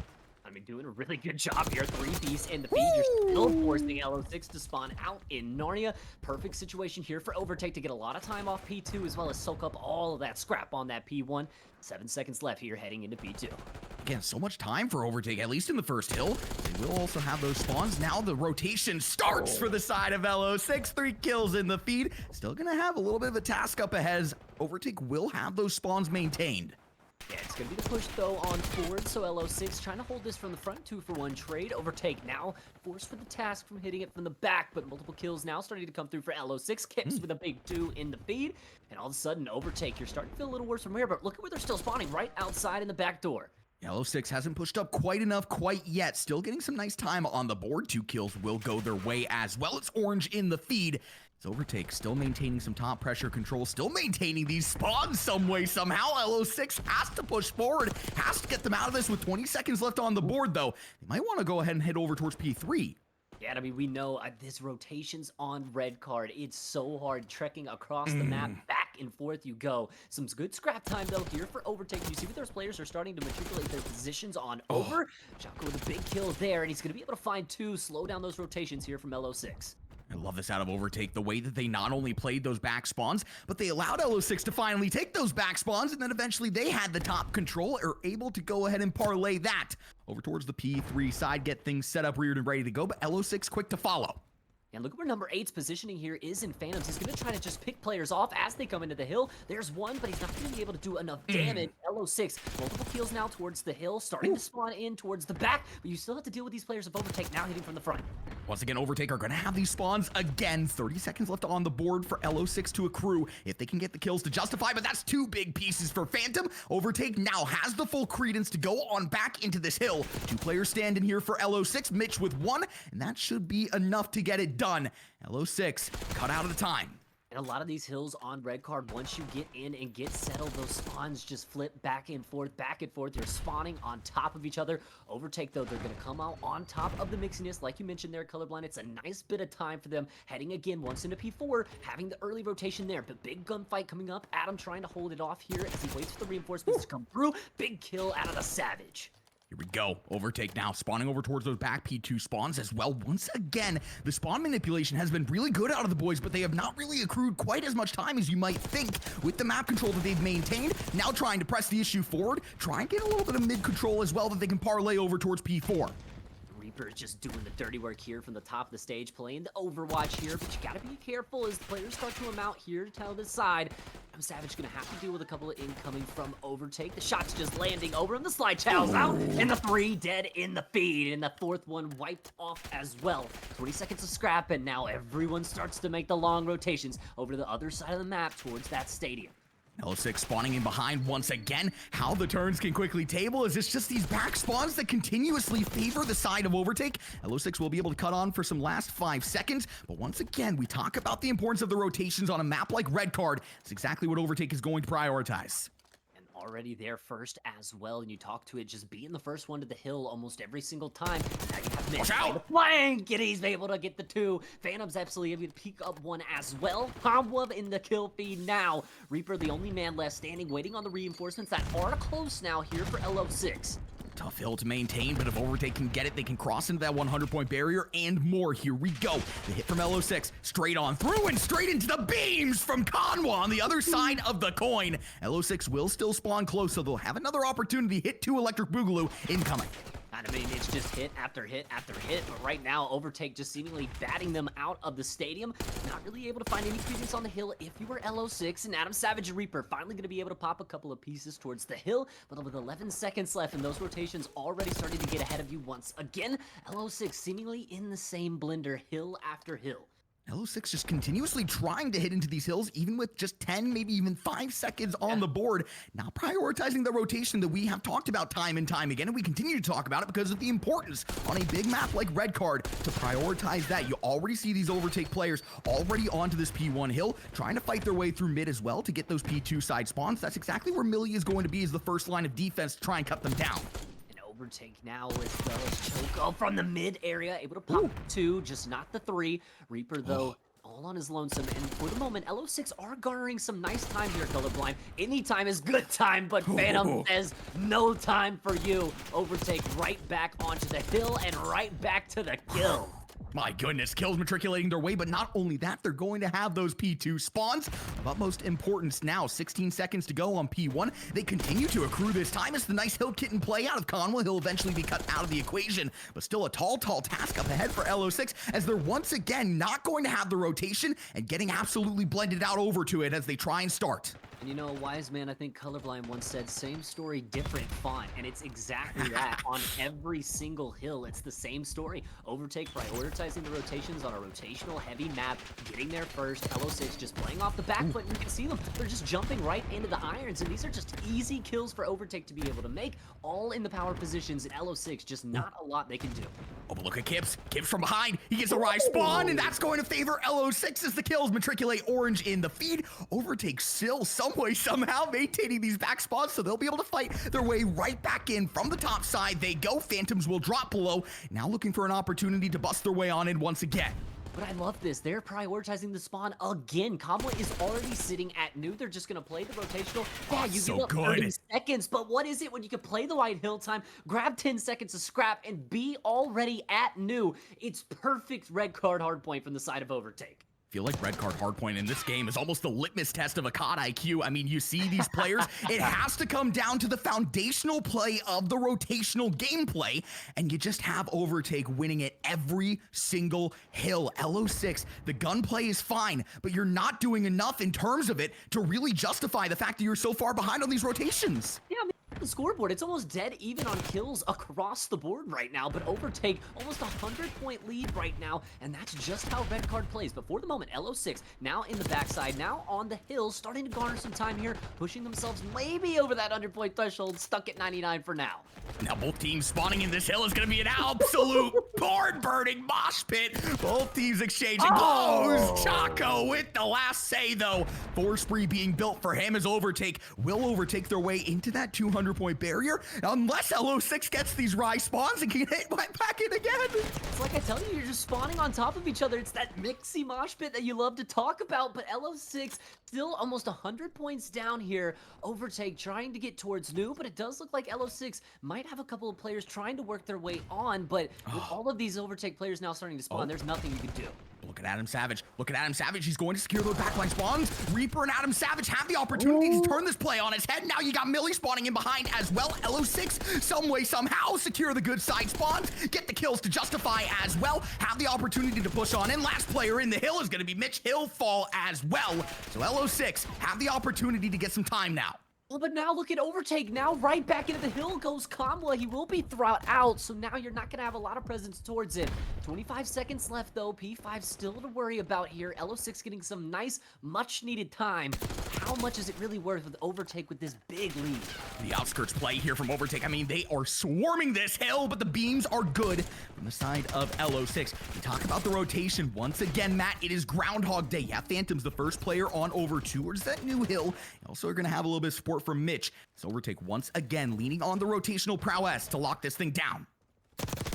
Kamala from the back, and that'll be the 3-piece in the feed. LO6, though, will be spawning near that P5 side. Should be able to throw the reinforcements in, but Kamala, he's looking to be the thorn in the side, but not going to be able to find it. Kips with the 2-piece. Kips with 3 on the board now, moving forward. Chaco will cut down 2 in response, but you still have Kips alive and well on the hill. LO6 will have the respawns to further contest and continue to matriculate time their way. Millie and Animal combined for a collective 3 to cut Overtake off of these spawns. So now LO6 starting to show some nice breaks.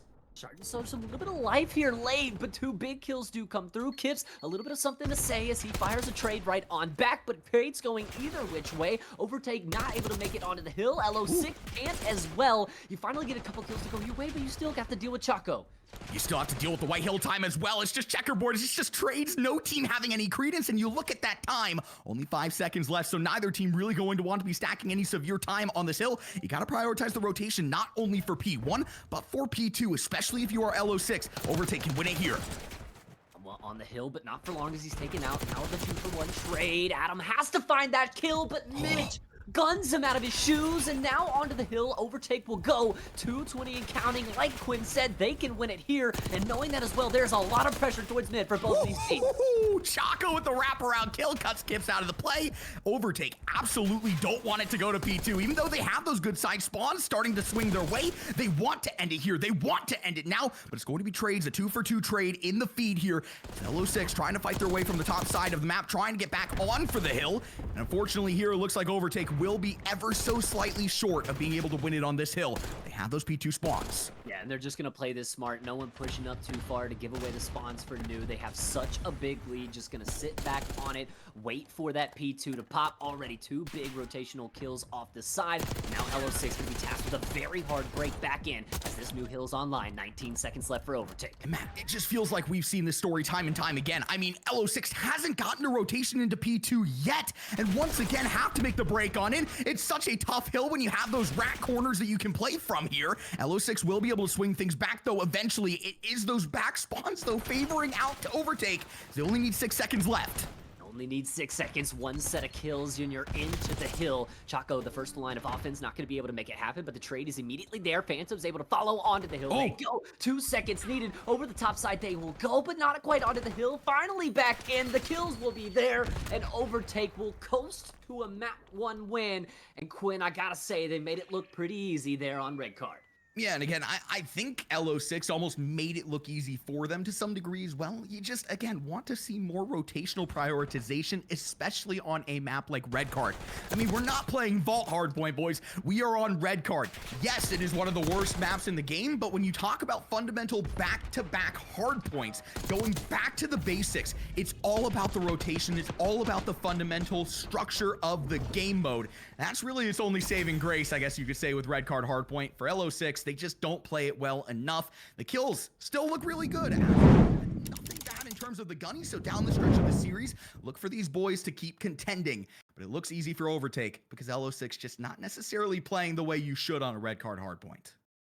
It's exactly how you mentioned. I mean, you looked at it across the scoreboard there, and it wasn't the kills. I mean, maybe a differential of 7-8 kills towards the end of it between the teams, but it's like you said, it was the fundamental play in the hardpoint game mode particularly that just went so well for Overtake. Now, can they parlay that into the S&D colorblind? We've seen this Overtake squad look good in almost every single game mode, but we know the gunny prowess, and we know the fundamental prowess out of the side. Can they make a fire back here in the S&D is going to be the big question for me. And I think the thing about it as well is the fact that this series is going to be a lot closer than that hardpoint indicated. Yes, it's a little bit of a blunder from the side of LO6, not prioritizing the rotation, not playing the red card hardpoint how you maybe necessarily need to play it. But down the stretch here, I think, depending on what the maps are, we don't exactly have the maps on our end quite yet. I feel like LO6 has an opportunity based on that gunny play to fight their way back into the mix of this. And it's a best of 3 we very well could go the distance with. This is the number 3 seed versus the number 2 seed. LO6, I don't want anybody in the chat or anybody outside of the chat to think that I'm an LO6 hater or I don't think these guys can play. These guys are the homies. Like, these guys are fantastic players, and everybody has their lapses of judgment every so often when all is said and done. So you're looking at these next couple of maps, regardless of what they are, as long as we don't go to red card hardpoint again, which I don't think we would, you're going to see a really, really close series. It's going to be a banger. No, absolutely. We are going to toss it to a quick break, and when we come back, we will have Map 2 S&D readied up for you here in the Losers Finals.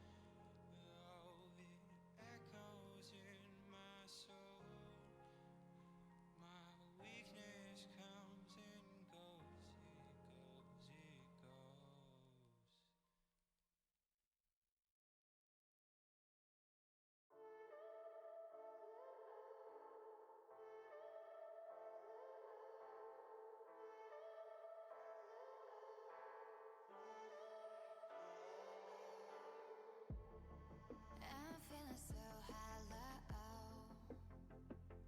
Don't you know? Don't you know? I'm living in shadow. Don't you know? Don't you know? I fell for fools gold. I fell for fools gold. What did I know? What did I know?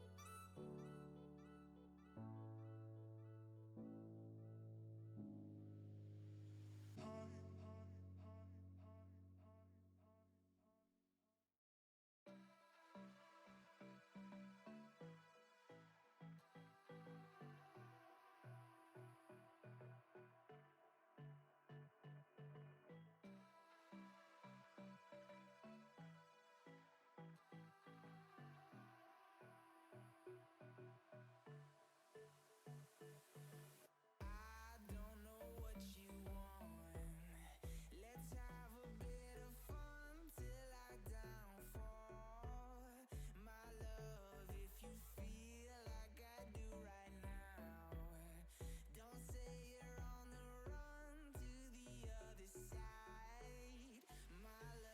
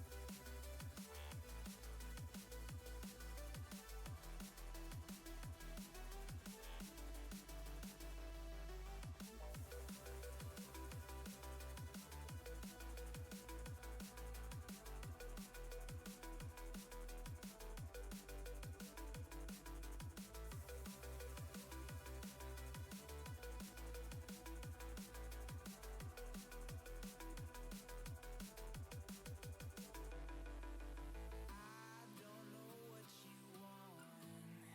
Let's have a bit of fun till I downfall. My love, if you feel like I do right now, don't say you're on the run to the other side. My love, you say you wanna try, but you never do. Sugar, there's a reason why we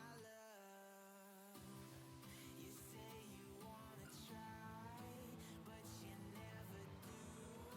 Sugar, there's a reason why we lose. You say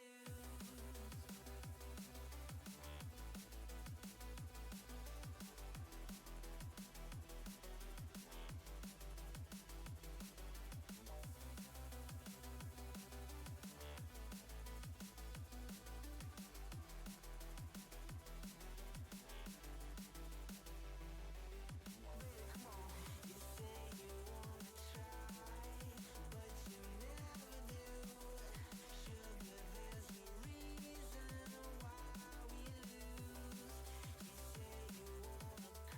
wanna cry, but you never do. Sugar, there's a reason why we lose.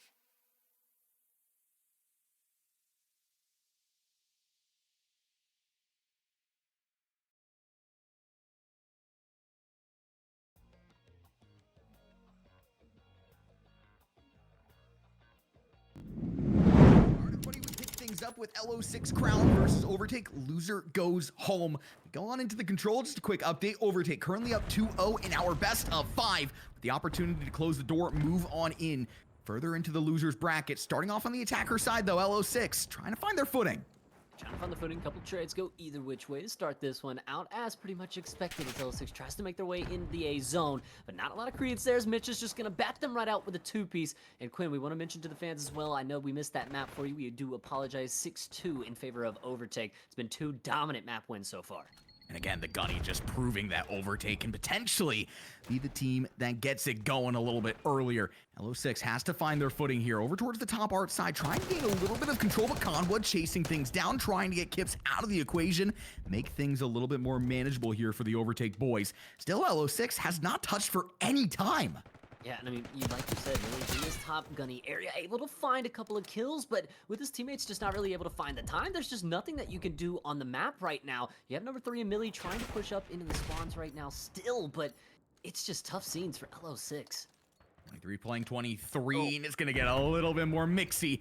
LO6 loses out on 2, and still, again, just have not been able to touch for the time. Finally, a little bit of credence over towards that A side as Adam hops on. Might be ripped off almost immediately, though, as Chaco activates forward, finds the 3-piece Phantom with the 4th. And now if you're LO6, you got to go now. Yeah, you have 9 seconds. You've got to get a move on. Usain Bolt sprint to one of these sites, but Chaco continuously putting people in the grave. 1 second, then none. Overtake absolutely dominating on round 1. My goodness. I mean, there's not a whole lot to say. If you're LO6, you just weren't playing the objective. You weren't able to get on because you're getting outgunned, you're getting outclassed, and you're getting overtaken by the Overtake boys. Again, we talked about it after the red card hardpoint, the objective being the problem, not the Gunny. Now the Gunny joining with the problems for LO6 as things continue to develop within this. Now we switch. Defensive side here for LO6. Can they ice their wounds ever so slightly? Play a little bit of a slow, methodical game. Yeah, and just LO6 really never able to get a full force tag towards any side of the map, just constantly flip-flopping spawns from side to side, and Overtake really just doing a good job at almost every single part of the game. Now look at this, a full bottom vault hit. I love it. This is insanity. This is what you do not expect from the side of Overtake, and this is where they get crafty, folks. Now over towards the top art position, trying to assume it. Phantoms will not win his one, though, so hold on. Wait a minute. LO6 able to regress their way on in. I mean, but either way, it just throws you off of your normal set of mindset, right? LO6 expecting everyone to go towards the mid area. They do, but they drop immediately into the vault. Now looking towards the backside, though, Millie could potentially do damage. Go. First kill on the board for Millie, aggressing forward, trying to take his chow with Chaco. Will be able to get it to go. Will be able to cut them off the time, but now, as soon as they're cut off of B, they're right back on A. Yeah, and it's just flip-flopping back and forth here, guessing for LO6 and where you want to go.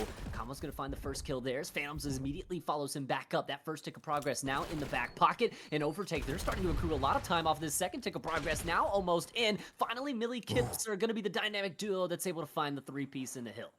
Overtake immediately over towards the top side, hitting the regain. You have to go big. You have to stand tall. If you're a Reaper, not going to be able to get the kills to justify. Now with potential for 3 players to get on this hill, you're also seeing number 8. It's going to be Chaco trying to assume the top art positioning on the bottom side of the map. Even you have some action from the side of the Overtake boys. This is the information overload strategy starting to develop. And I mean, Chaco just goes immediately up into your top art. He's just continuing to go on a spree. Kips will shut down the A pressure, but it's like you talk about, it's the information overload. They're all over the other site right now. Able to get 2 kills there if you're Kips. You shut down the pressure over with Reaper, and now you can get a second to breathe. 18 playing 17. 40 seconds left on the board here. A slight lead, as you said, for the side of Overtake in terms of the Gunny prowess that continues to build. It's a trade-for-trade action there towards the top side of the map. Again, just trying to gain that top art control here for Overtake. They also get players over towards A. I mean, if they even get this A site, that extra minute accrued is just going to make this so much more difficult for LO6. They have to go try to shut this push down. Adam into the frame, but right into the grave. And Kamwa will pick the kills up with his duo. That will be the A site. And now LO6 down a couple of lives, going to have to defend B, and they only need 2 ticks. If you're LO6, I mean, you just have to play your power positions. You can't be aggressing quite like this. You get a free pick going the way of Conwa. Now Reaper caught out in the action as well. Conwa will slide on in. First player on it. Doesn't have a whole lot in terms of a team, though. You gotta hit the left foot, right foot express to provide some support. Yeah, but I mean, he's just stopping the time for a minute, right? God. Getting a couple of other kills, gets one out with his life. Overtake now, not quite able to find anything towards the hill. 9 playing 9, the 3-piece in for LO6, but look at where Conway is. Gonna come down to the lives with a minute left on the clock. Conwa just continuing to piece them apart. Looking for a little bit of help from his boys, though. Get absolutely eviscerated at the seams, and LO6 will briefly gain the life advantage now with the reset here needed from Overtake. Yeah, I mean, you're down 2 maps right now. You already need the reverse sweep. You don't want to have to reverse sweep in control as well. 41 seconds left. Millie's going to have no respawns remaining over towards Overtake's side with that kill. And now, 4 lives remaining. What can they do? It's exactly what we want to see out of L6 again, gaining those power positions. But watch out, Mitch from behind. It's a perfect read from Kips to shut that push down. Sends Overtake into a 3v7 now. Slow and steady.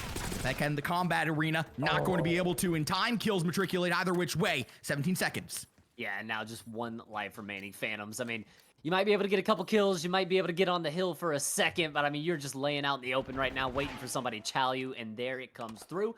L6 bounces back there, able to find that round, knot things up, but still, Overtake made that a lot more mixier than I think they would have liked, Quinn.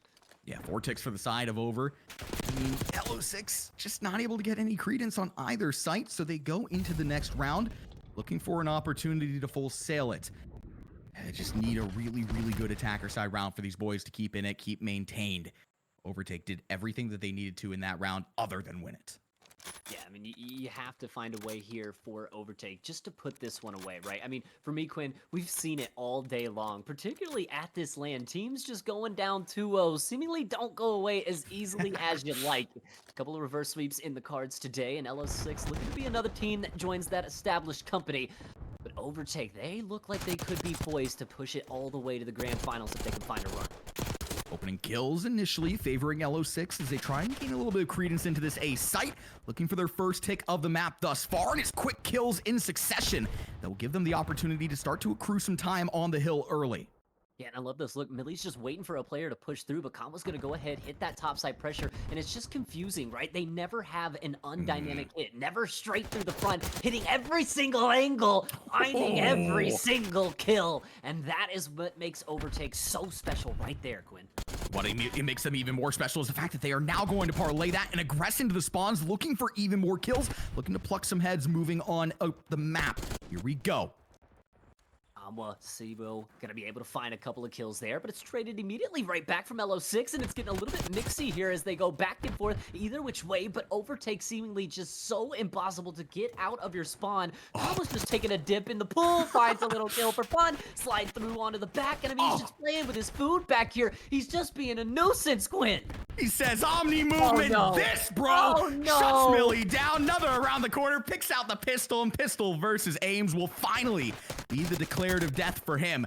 Now on the other side of the coin, though, you just see Overtake absolutely taking over in terms of the kills, a 10 life advantage with 15 seconds left on the clock here for LO6 to operate. Matt, this is looking tough. Tough might be a little bit of a sugar coat on that. I can't lie to you. They stopped the clock with 7 seconds. Chaco laying in wait in the corner. The 2-piece, the 3-piece, the 4-piece. Just get them all to Overtake. An easy round 2 on the board for the boys in red. And Quinn, I'm starting to notice a little bit of a pattern right here. LO6, they're able to make it happen on the defensive side, bin, but not breaking. But on the offensive side, they are just getting absolutely put in a blender. Yeah, I mean, mathematically speaking, if we go to that round 5 now, LO6, there's absolutely no way that they will be able to get on the attacker side. Overtake can literally go out there and just let them kill them. Like, there's not a whole lot that Overtake really has to do. Get that illustrious defensive round in a round 5. Obviously, they're not going to do that. They're going to go out there and they're going to try and win it here, though. And already you can see Mitch with the first blood in tow. And look at the B hit out of the boys first. Already first tick starting to be worked on. Dwindle. You have pressure heading towards your top. Billy with the gunny. Able to find a couple of kills there. Reaper will clean up the last. First tick of progress accrued at that B site, but it won't be quite necessarily what they were hoping for. For LO6, I mean, the gunny is their strongest suit, right? These guys can absolutely fry you from the seams. But when you get down to the wire, when you get down to the final 6 teams, it has to be a lot more than gunny. The tactics have to show, and to this point, it just hasn't been working out for them. As you said, the defense has been good. The attacker side, a little bit worse for wear. Overtake just absolutely having their way with it. Life advantage here still for LO6, though. They're trying to push into the spawns and do exactly what Overtake did to them. But Quinn, it's as you mentioned, even if this goes to a round 5, Overtake with the guaranteed defensive round, which they have absolutely flawless on. This is just for keeps. If they can get it, they can close the series right here, right now. But the kills from Kips in the top side have a different story to say. 24 playing 19 here for LO6. Again, we're starting to see that gunny prowess start to flex his muscle ever so slightly. 23 seconds left for Overtake to make a hit on in, but it's another clean 3 dead in the feed. Mitch soon to follow as well. Right back to the respawns, right back like it's Groundhog Day for these boys. 13 seconds left on the board. What can they realistically do in this spot? Reaper making it that much more hard. Yeah, I mean, Kip's just running around in your spawn, killing at will. You're gonna have Mitch that's able to find one, potentially get onto the hill, but he gets shut down. One last second effort to touch, but it won't be good enough. Round 5 on the cards, but the problem right now, and it's been staring LO6 in the face all control long, what can you do from the offensive standpoint? Again, to this point, just one tick of progress accrued on that A site out of LO6. Defense looking really good. Attacker side. Oh, Well- it's been the bane of their existence. Yeah, that's a great way to put it. I was just gonna go, not so good, you know? Not looking great, but hey, if there was ever a time to find LO6 that's gotta be a bug, right? That's just gotta be, that's gotta No, be there's the no way. Godcaster glitch. No, Yeah, no, that's no. just a Yep. Godcaster I love glitch. BO6. Hey, Oh. BO6. Woo. Hey, man, trying to pull a fast one on us, but we're smarter Trying to make than us that. look stupid. Hey, we're smarter than that. Overtake on the defensive side, but as I was saying, any ever have a chance to win one, last round to get yourself at least one more map, all to play for here for LO6. And you just expect the offensive defense out of the side of Overtake. You already see number 7, that's going to be Mitch, your sub, trying to push themselves into the back lines. But look at this wrap that's starting to develop from the other sub on the other side of the coin from Millie over towards the top side Art. Luckily, Chaco will give up his positioning. Top side Art in favor of LO6. And the problem is you have the top art positioning, but if your players aren't able to make their way up the map, I mean, it literally just renders you useless. You have to have these players in the supporting cast from around to be able to get a couple kills going their way. Millie's able to make his way onto the hill for now, but pressure's starting to accrue all around, but puts him in the grave. And Millie, a hop, a jump, and a skip, but look, the top art pressure already dealt with. There we go. Chaco again able to keep his life in the first little roundabout there and is going to reassume, gets the kill to go. LO6 though, continuing to show up good in the feed, continuing to paint it orange. Now they found themselves on the same site, Matt. Yeah, they're starting to find a little bit of information overload here, as well as you have Kips playing in that top art positioning. He's just gonna turn heads, make you second guess yourself. All of a sudden, that A site starts going. The information overload is in, and oh my God, Quinn, is LO6 going to do the impossible? This would be an absolute statement win out of the boys, and one that we could have never predicted after the first 2 attacker side rounds. That's the first sight of progress, gone, done, and dusted, but it's immediately followed up with 3 dead in the feed to turn the tides ever so slightly over towards Overtake. And you just have to make sure that you don't get trapped in your spawn once again, the same way it's happened every single round. Just make sure you find a couple of kills, make this mixy enough to where your teammates can move their way up the map. It's exactly what Millie's trying to do. Top art control for LO6 once again. Here we go. Will they be able to maintain it? That is the question. You have Chaco still in your back line, still trying to fight back in for the control for Overtake. Start to see LO6 aggress on towards the site. Conwa trying to fly on in, but he's not able to. Not able to, but it is Chaco that's able to find a kill, but not able to trade out Adam towards the backside. Second tick of progress is in. All of a sudden, it's all the players from LO6 that are all over the hill. A little bit of pressure is needed, but it's the 2-stack is in. Here we go, and Millie with 2 kills on the board. LO6, they can do it, and they absolutely will. Pandemonium strikes, and LO6 is going to find the control 3-2. What the hell? Just bend, but don't break on the defensive side, and maybe you can find an offensive round win. And what a better time to find it. Round 5, you're about to go out of the tournament if you don't win this round here. We're going one more map. No sweeps had unless LO6 can put 2 more in the bag and call it a reverse. But Overtake still just one map away from closing this out. LO6. Come on, Pandemonium, it's Championship Sunday, baby. Yeah, it's all you can expect. Again, when your back is against the wall, you gotta give it your all. LO6 Crown is doing that and then some. I mean, that is unbelievable. We talked about it. We joked about it. We didn't talk about it. We were like, well, maybe. Neither of us believed that. LO6 Crown coming out, showing out, and keeping things alive. do believe we go into the vault once again this time for some hard point. And man, again, we talked about it after the first red card hard point, Matt. LO6 Crown not necessarily playing the fundamental rotational game, but I think vault hard point is a little bit different. I feel like you can rely a little bit more on your gunny prowess, which is a thing that this team absolutely has in droves. And you can kind of let that guide you a little bit more. Might favor them ever so slightly. Yeah, as long as you're rotating to P4, right? As long as you're getting those Yeah. 60 seconds off that absolute money hill that is the back building of Vault. I mean, realistically, you could do whatever you want on the map. I just want to go back to that Vault control, though, for just a second. The way that they just relentlessly fought for that top art control, knowing that it was going to spawn, overtake out, and give them the credence towards the hill was perfect. It was just something that you didn't see from them in the first 2 rounds, and then they are just relentless towards it. In the last round there, Millie fought for it, I think, maybe 4 or 5 times there against Chaco. And he wins the most important one that gives his team the avenue into the hill. That is perfect on the offensive side for them in the moment that they needed it most. Yeah, if at first you don't succeed, I guess if you've learned anything from Millie, try it 3 or 4 more times. It'll work eventually. LO6 Crown, I mean, there's no words for what they just did there. I'll be totally honest, Matt. After that round, I was lightheaded. I might have passed out.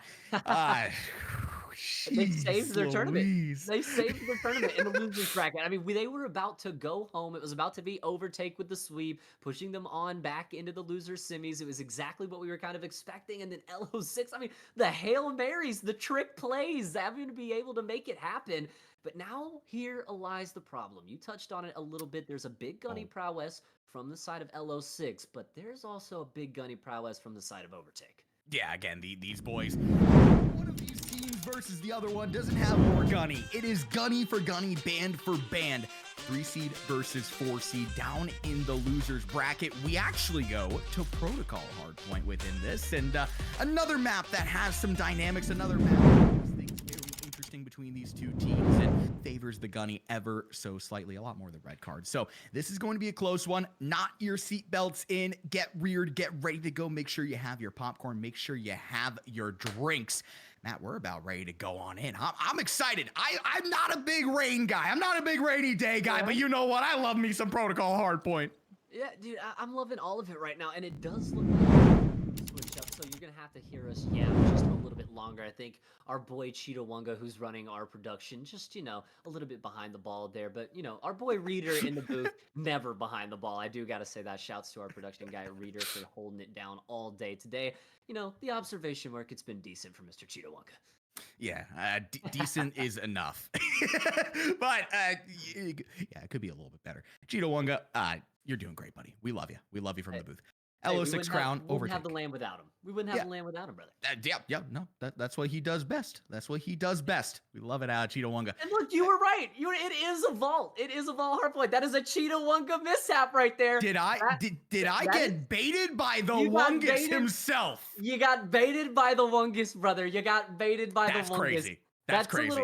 That is a little crazy. It's like I told you, OBS, it's been hit or miss from our boy Cheeto today, but he's doing his best, okay? Not known for his work on the keys, more known for his work on the sticks. So listen, man, Cheeto Wunga doing his best here at the Cheeto Wunga x Destro TakeOver here in Philadelphia, getting this map reared, ready to go. He's just changing the maps on us, I think, now. It's protocol again, by the way. I know that you guys are not seeing this. You must think we are tweaking. It is protocol. We're on protocol. Either way, Matt, either way, I think this from red card hardpoint, whether it's protocol, whether it's vault, the gunny's gotta be frying. We're ready, we're reared. We are excited to see how this one goes out. LO6 Crown, the number 3 seed, overtake the number 4 seed, but one of them is for sure actually going home here and now. Might be the last stand for LO6, or can they bring us to a map 5? Matt, I'm shivering, I'm quaking, I'm ready to go. What's up, brother? We're ready. Losers bracket action. Like you said, winner moves on, loser goes home. Protocol hardpoint. It looks like we're finally ready to get in. I hear the ticks. I see the countdown timer. Here we go. Does LO6 have one more ace up the sleeve to hit us in to a map 5? They gotta go through the rainy pros of protocol. However, we might end it right here. Go P1 online. Let's get those early shots on in. The early nades as well cannot be overstated. Reaper with one, but it's immediately traded back out from Conwa. Mixie Mosh Pit to start things off, as we always expect it to be on Protocol. And a marvelous Mixie Mosh Pit, I feel like, as the multiple kills come through here for Overtake. Millie still trying to do some dirty work through the mid area, but shut down by Conwa there on the hill. So early time going to Overtake, 'cause now they get the 3-piece in the feed and start to make their way up this map, trying to flip out these spawns. Go P2 of the utmost importance in LO6. We talk about the rotationals lacking in the side of the red card hardpoint. You have those players floating over towards that P2 sign, not without Overtake though, getting a nice couple of points on the board with very little resistance in the early onset of this map.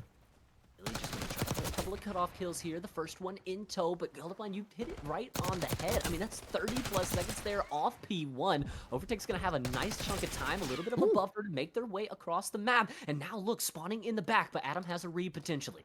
Here we go. 0 seconds on the board for LO6 as they touch on for the time for P2. The opportunity to get a lot more on the board with them, prioritizing that rotation. Love to see it from the boys, and the kills continue to justify the positioning. But look at where Chaco has made himself. Up the stairs he goes on your minimap. Will not be able to get the credence on him, but that will give his opportunity for the rest of his team to fly on forward.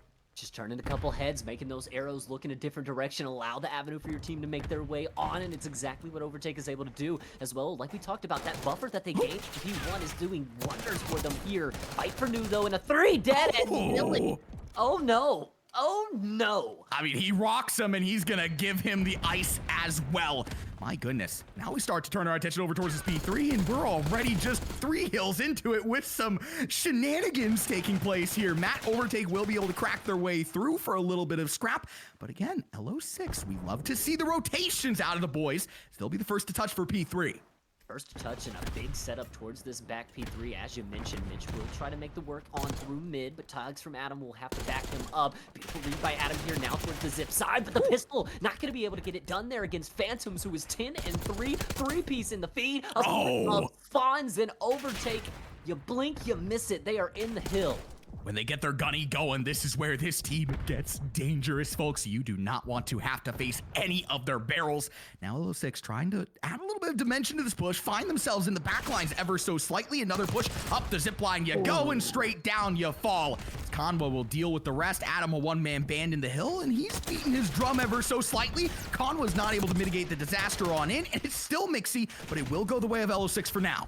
Yeah, I mean, it is just a bang, bang, bang out right now. Players hitting from every which angle, and now you see the drop down the spiral staircase. 2-for-1 trade. Gives Nade will do good there. The trophy system's now in play for both teams, but Overtake, they are 3 stacked inside spiral. They have to go, and it can't be solo chows. So many utilities being dumped here as well to stall the hit here from Overtake. And now you have Kips in the back line with the RKO to shut it down for sure. Into the back cave we fly, and LO6 will have some credence. With some speed from LO6 there. You love to see it as well. You have a rap player coming in from behind P2. Gonna shut everything down. Reaper! In the back lines. Every flank from LO6 seemingly hitting to perfection. Lead change almost intimate, and Overtake is now surely on the back foot.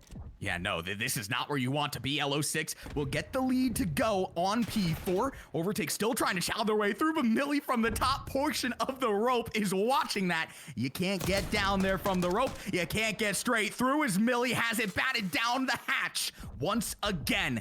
LO6, a full 60 off of P4. My goodness. I mean, LO6, they are flying. I mean, every POV we get on, it's up, it's down, it's up the zip line, it's all around. I mean, these guys are absolutely moving and grooving. But Overtake, a couple of kills in the feed will go their way, and now all of a sudden onto P1 they will go.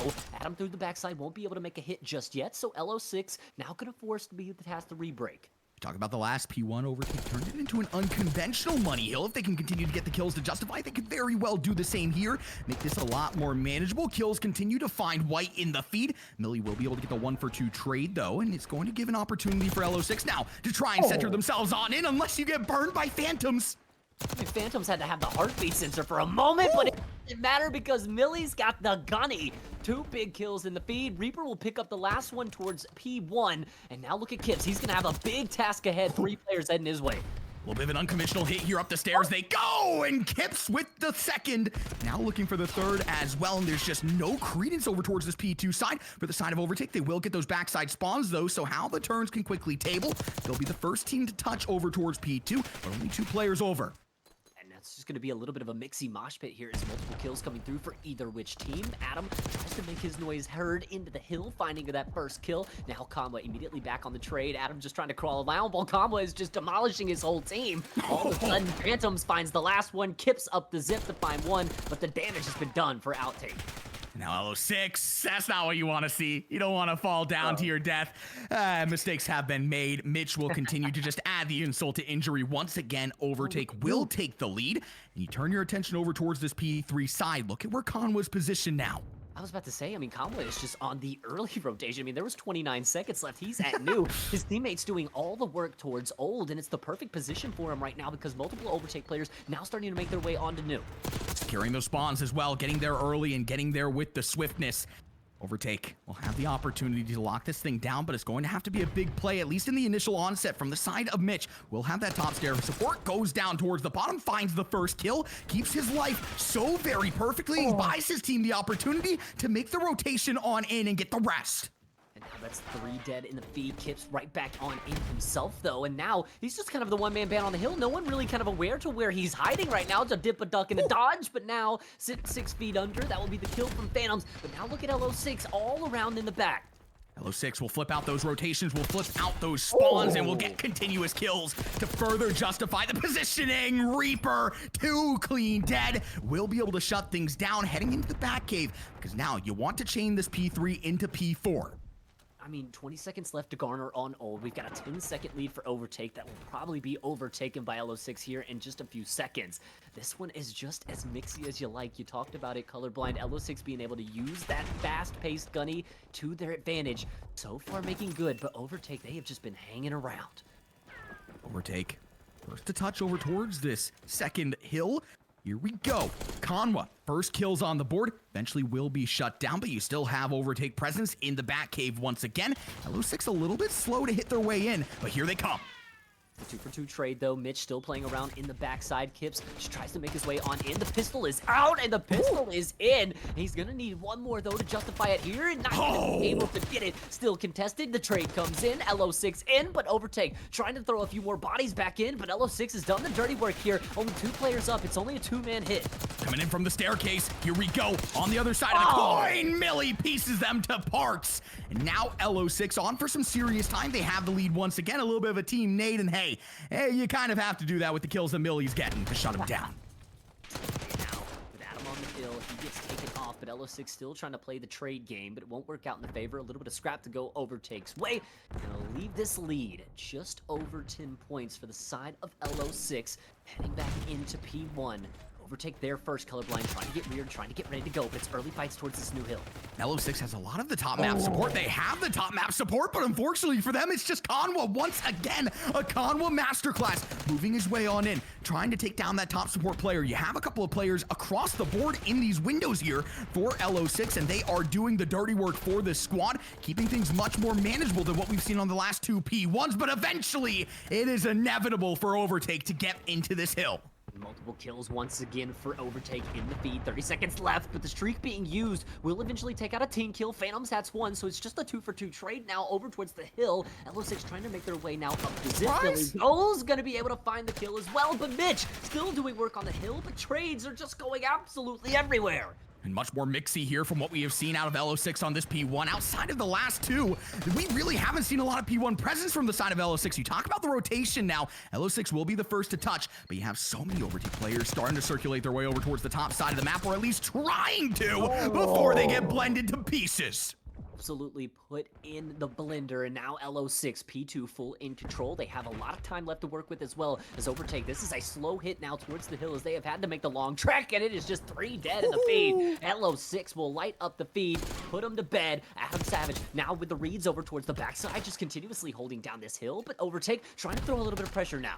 Conwa spawns right back in. We've seen him put an absolute masterclass together. 3 kills on the board for him.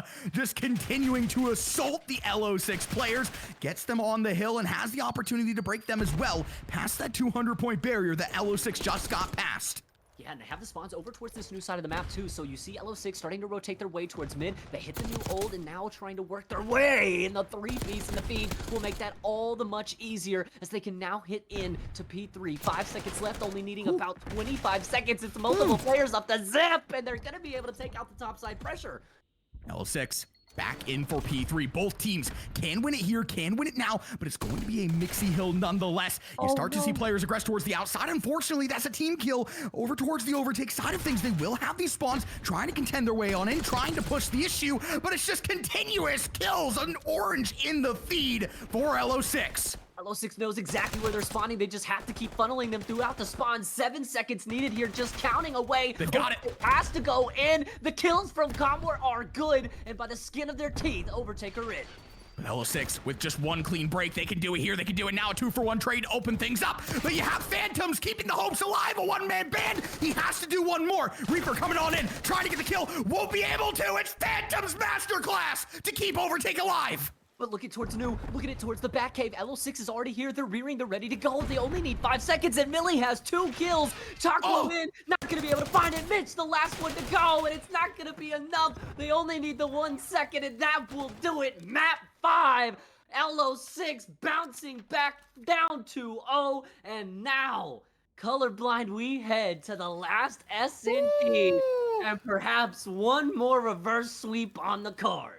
If you're Overtake, I mean, you are just kicking yourself in the shins. This just happened to you to get you down into the lowers versus Rally. You just got reverse swept by the Rally boys. You cannot let it happen again. This cannot be the way that your tournament ends. LO6 Crown looking to do the funniest thing that we have seen to this point. Overtake. I mean, you talk about the momentum, you talk about the wind in their sails. It's been completely cut out. I mean, the sails have been ripped apart. I mean, the ship is sinking right now.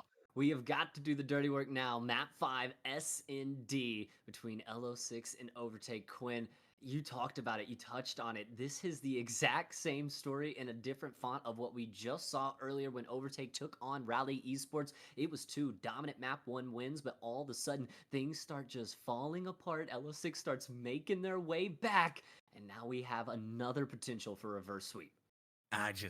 If I'm Overtake, I'm feeling sick to my stomach here. I mean, you just had to go through this. You literally just had to go through this. You cannot be reliving this moment once again. I mean, if you go out like this, to go down into the losers with a reverse sweep and to go out of your tournament with a reverse sweep, that just puts such an awful taste in your mouth. And again, we know these boys. We're talking about Conwood, Chaco, Mitch, and Phantoms. This is a loaded roster.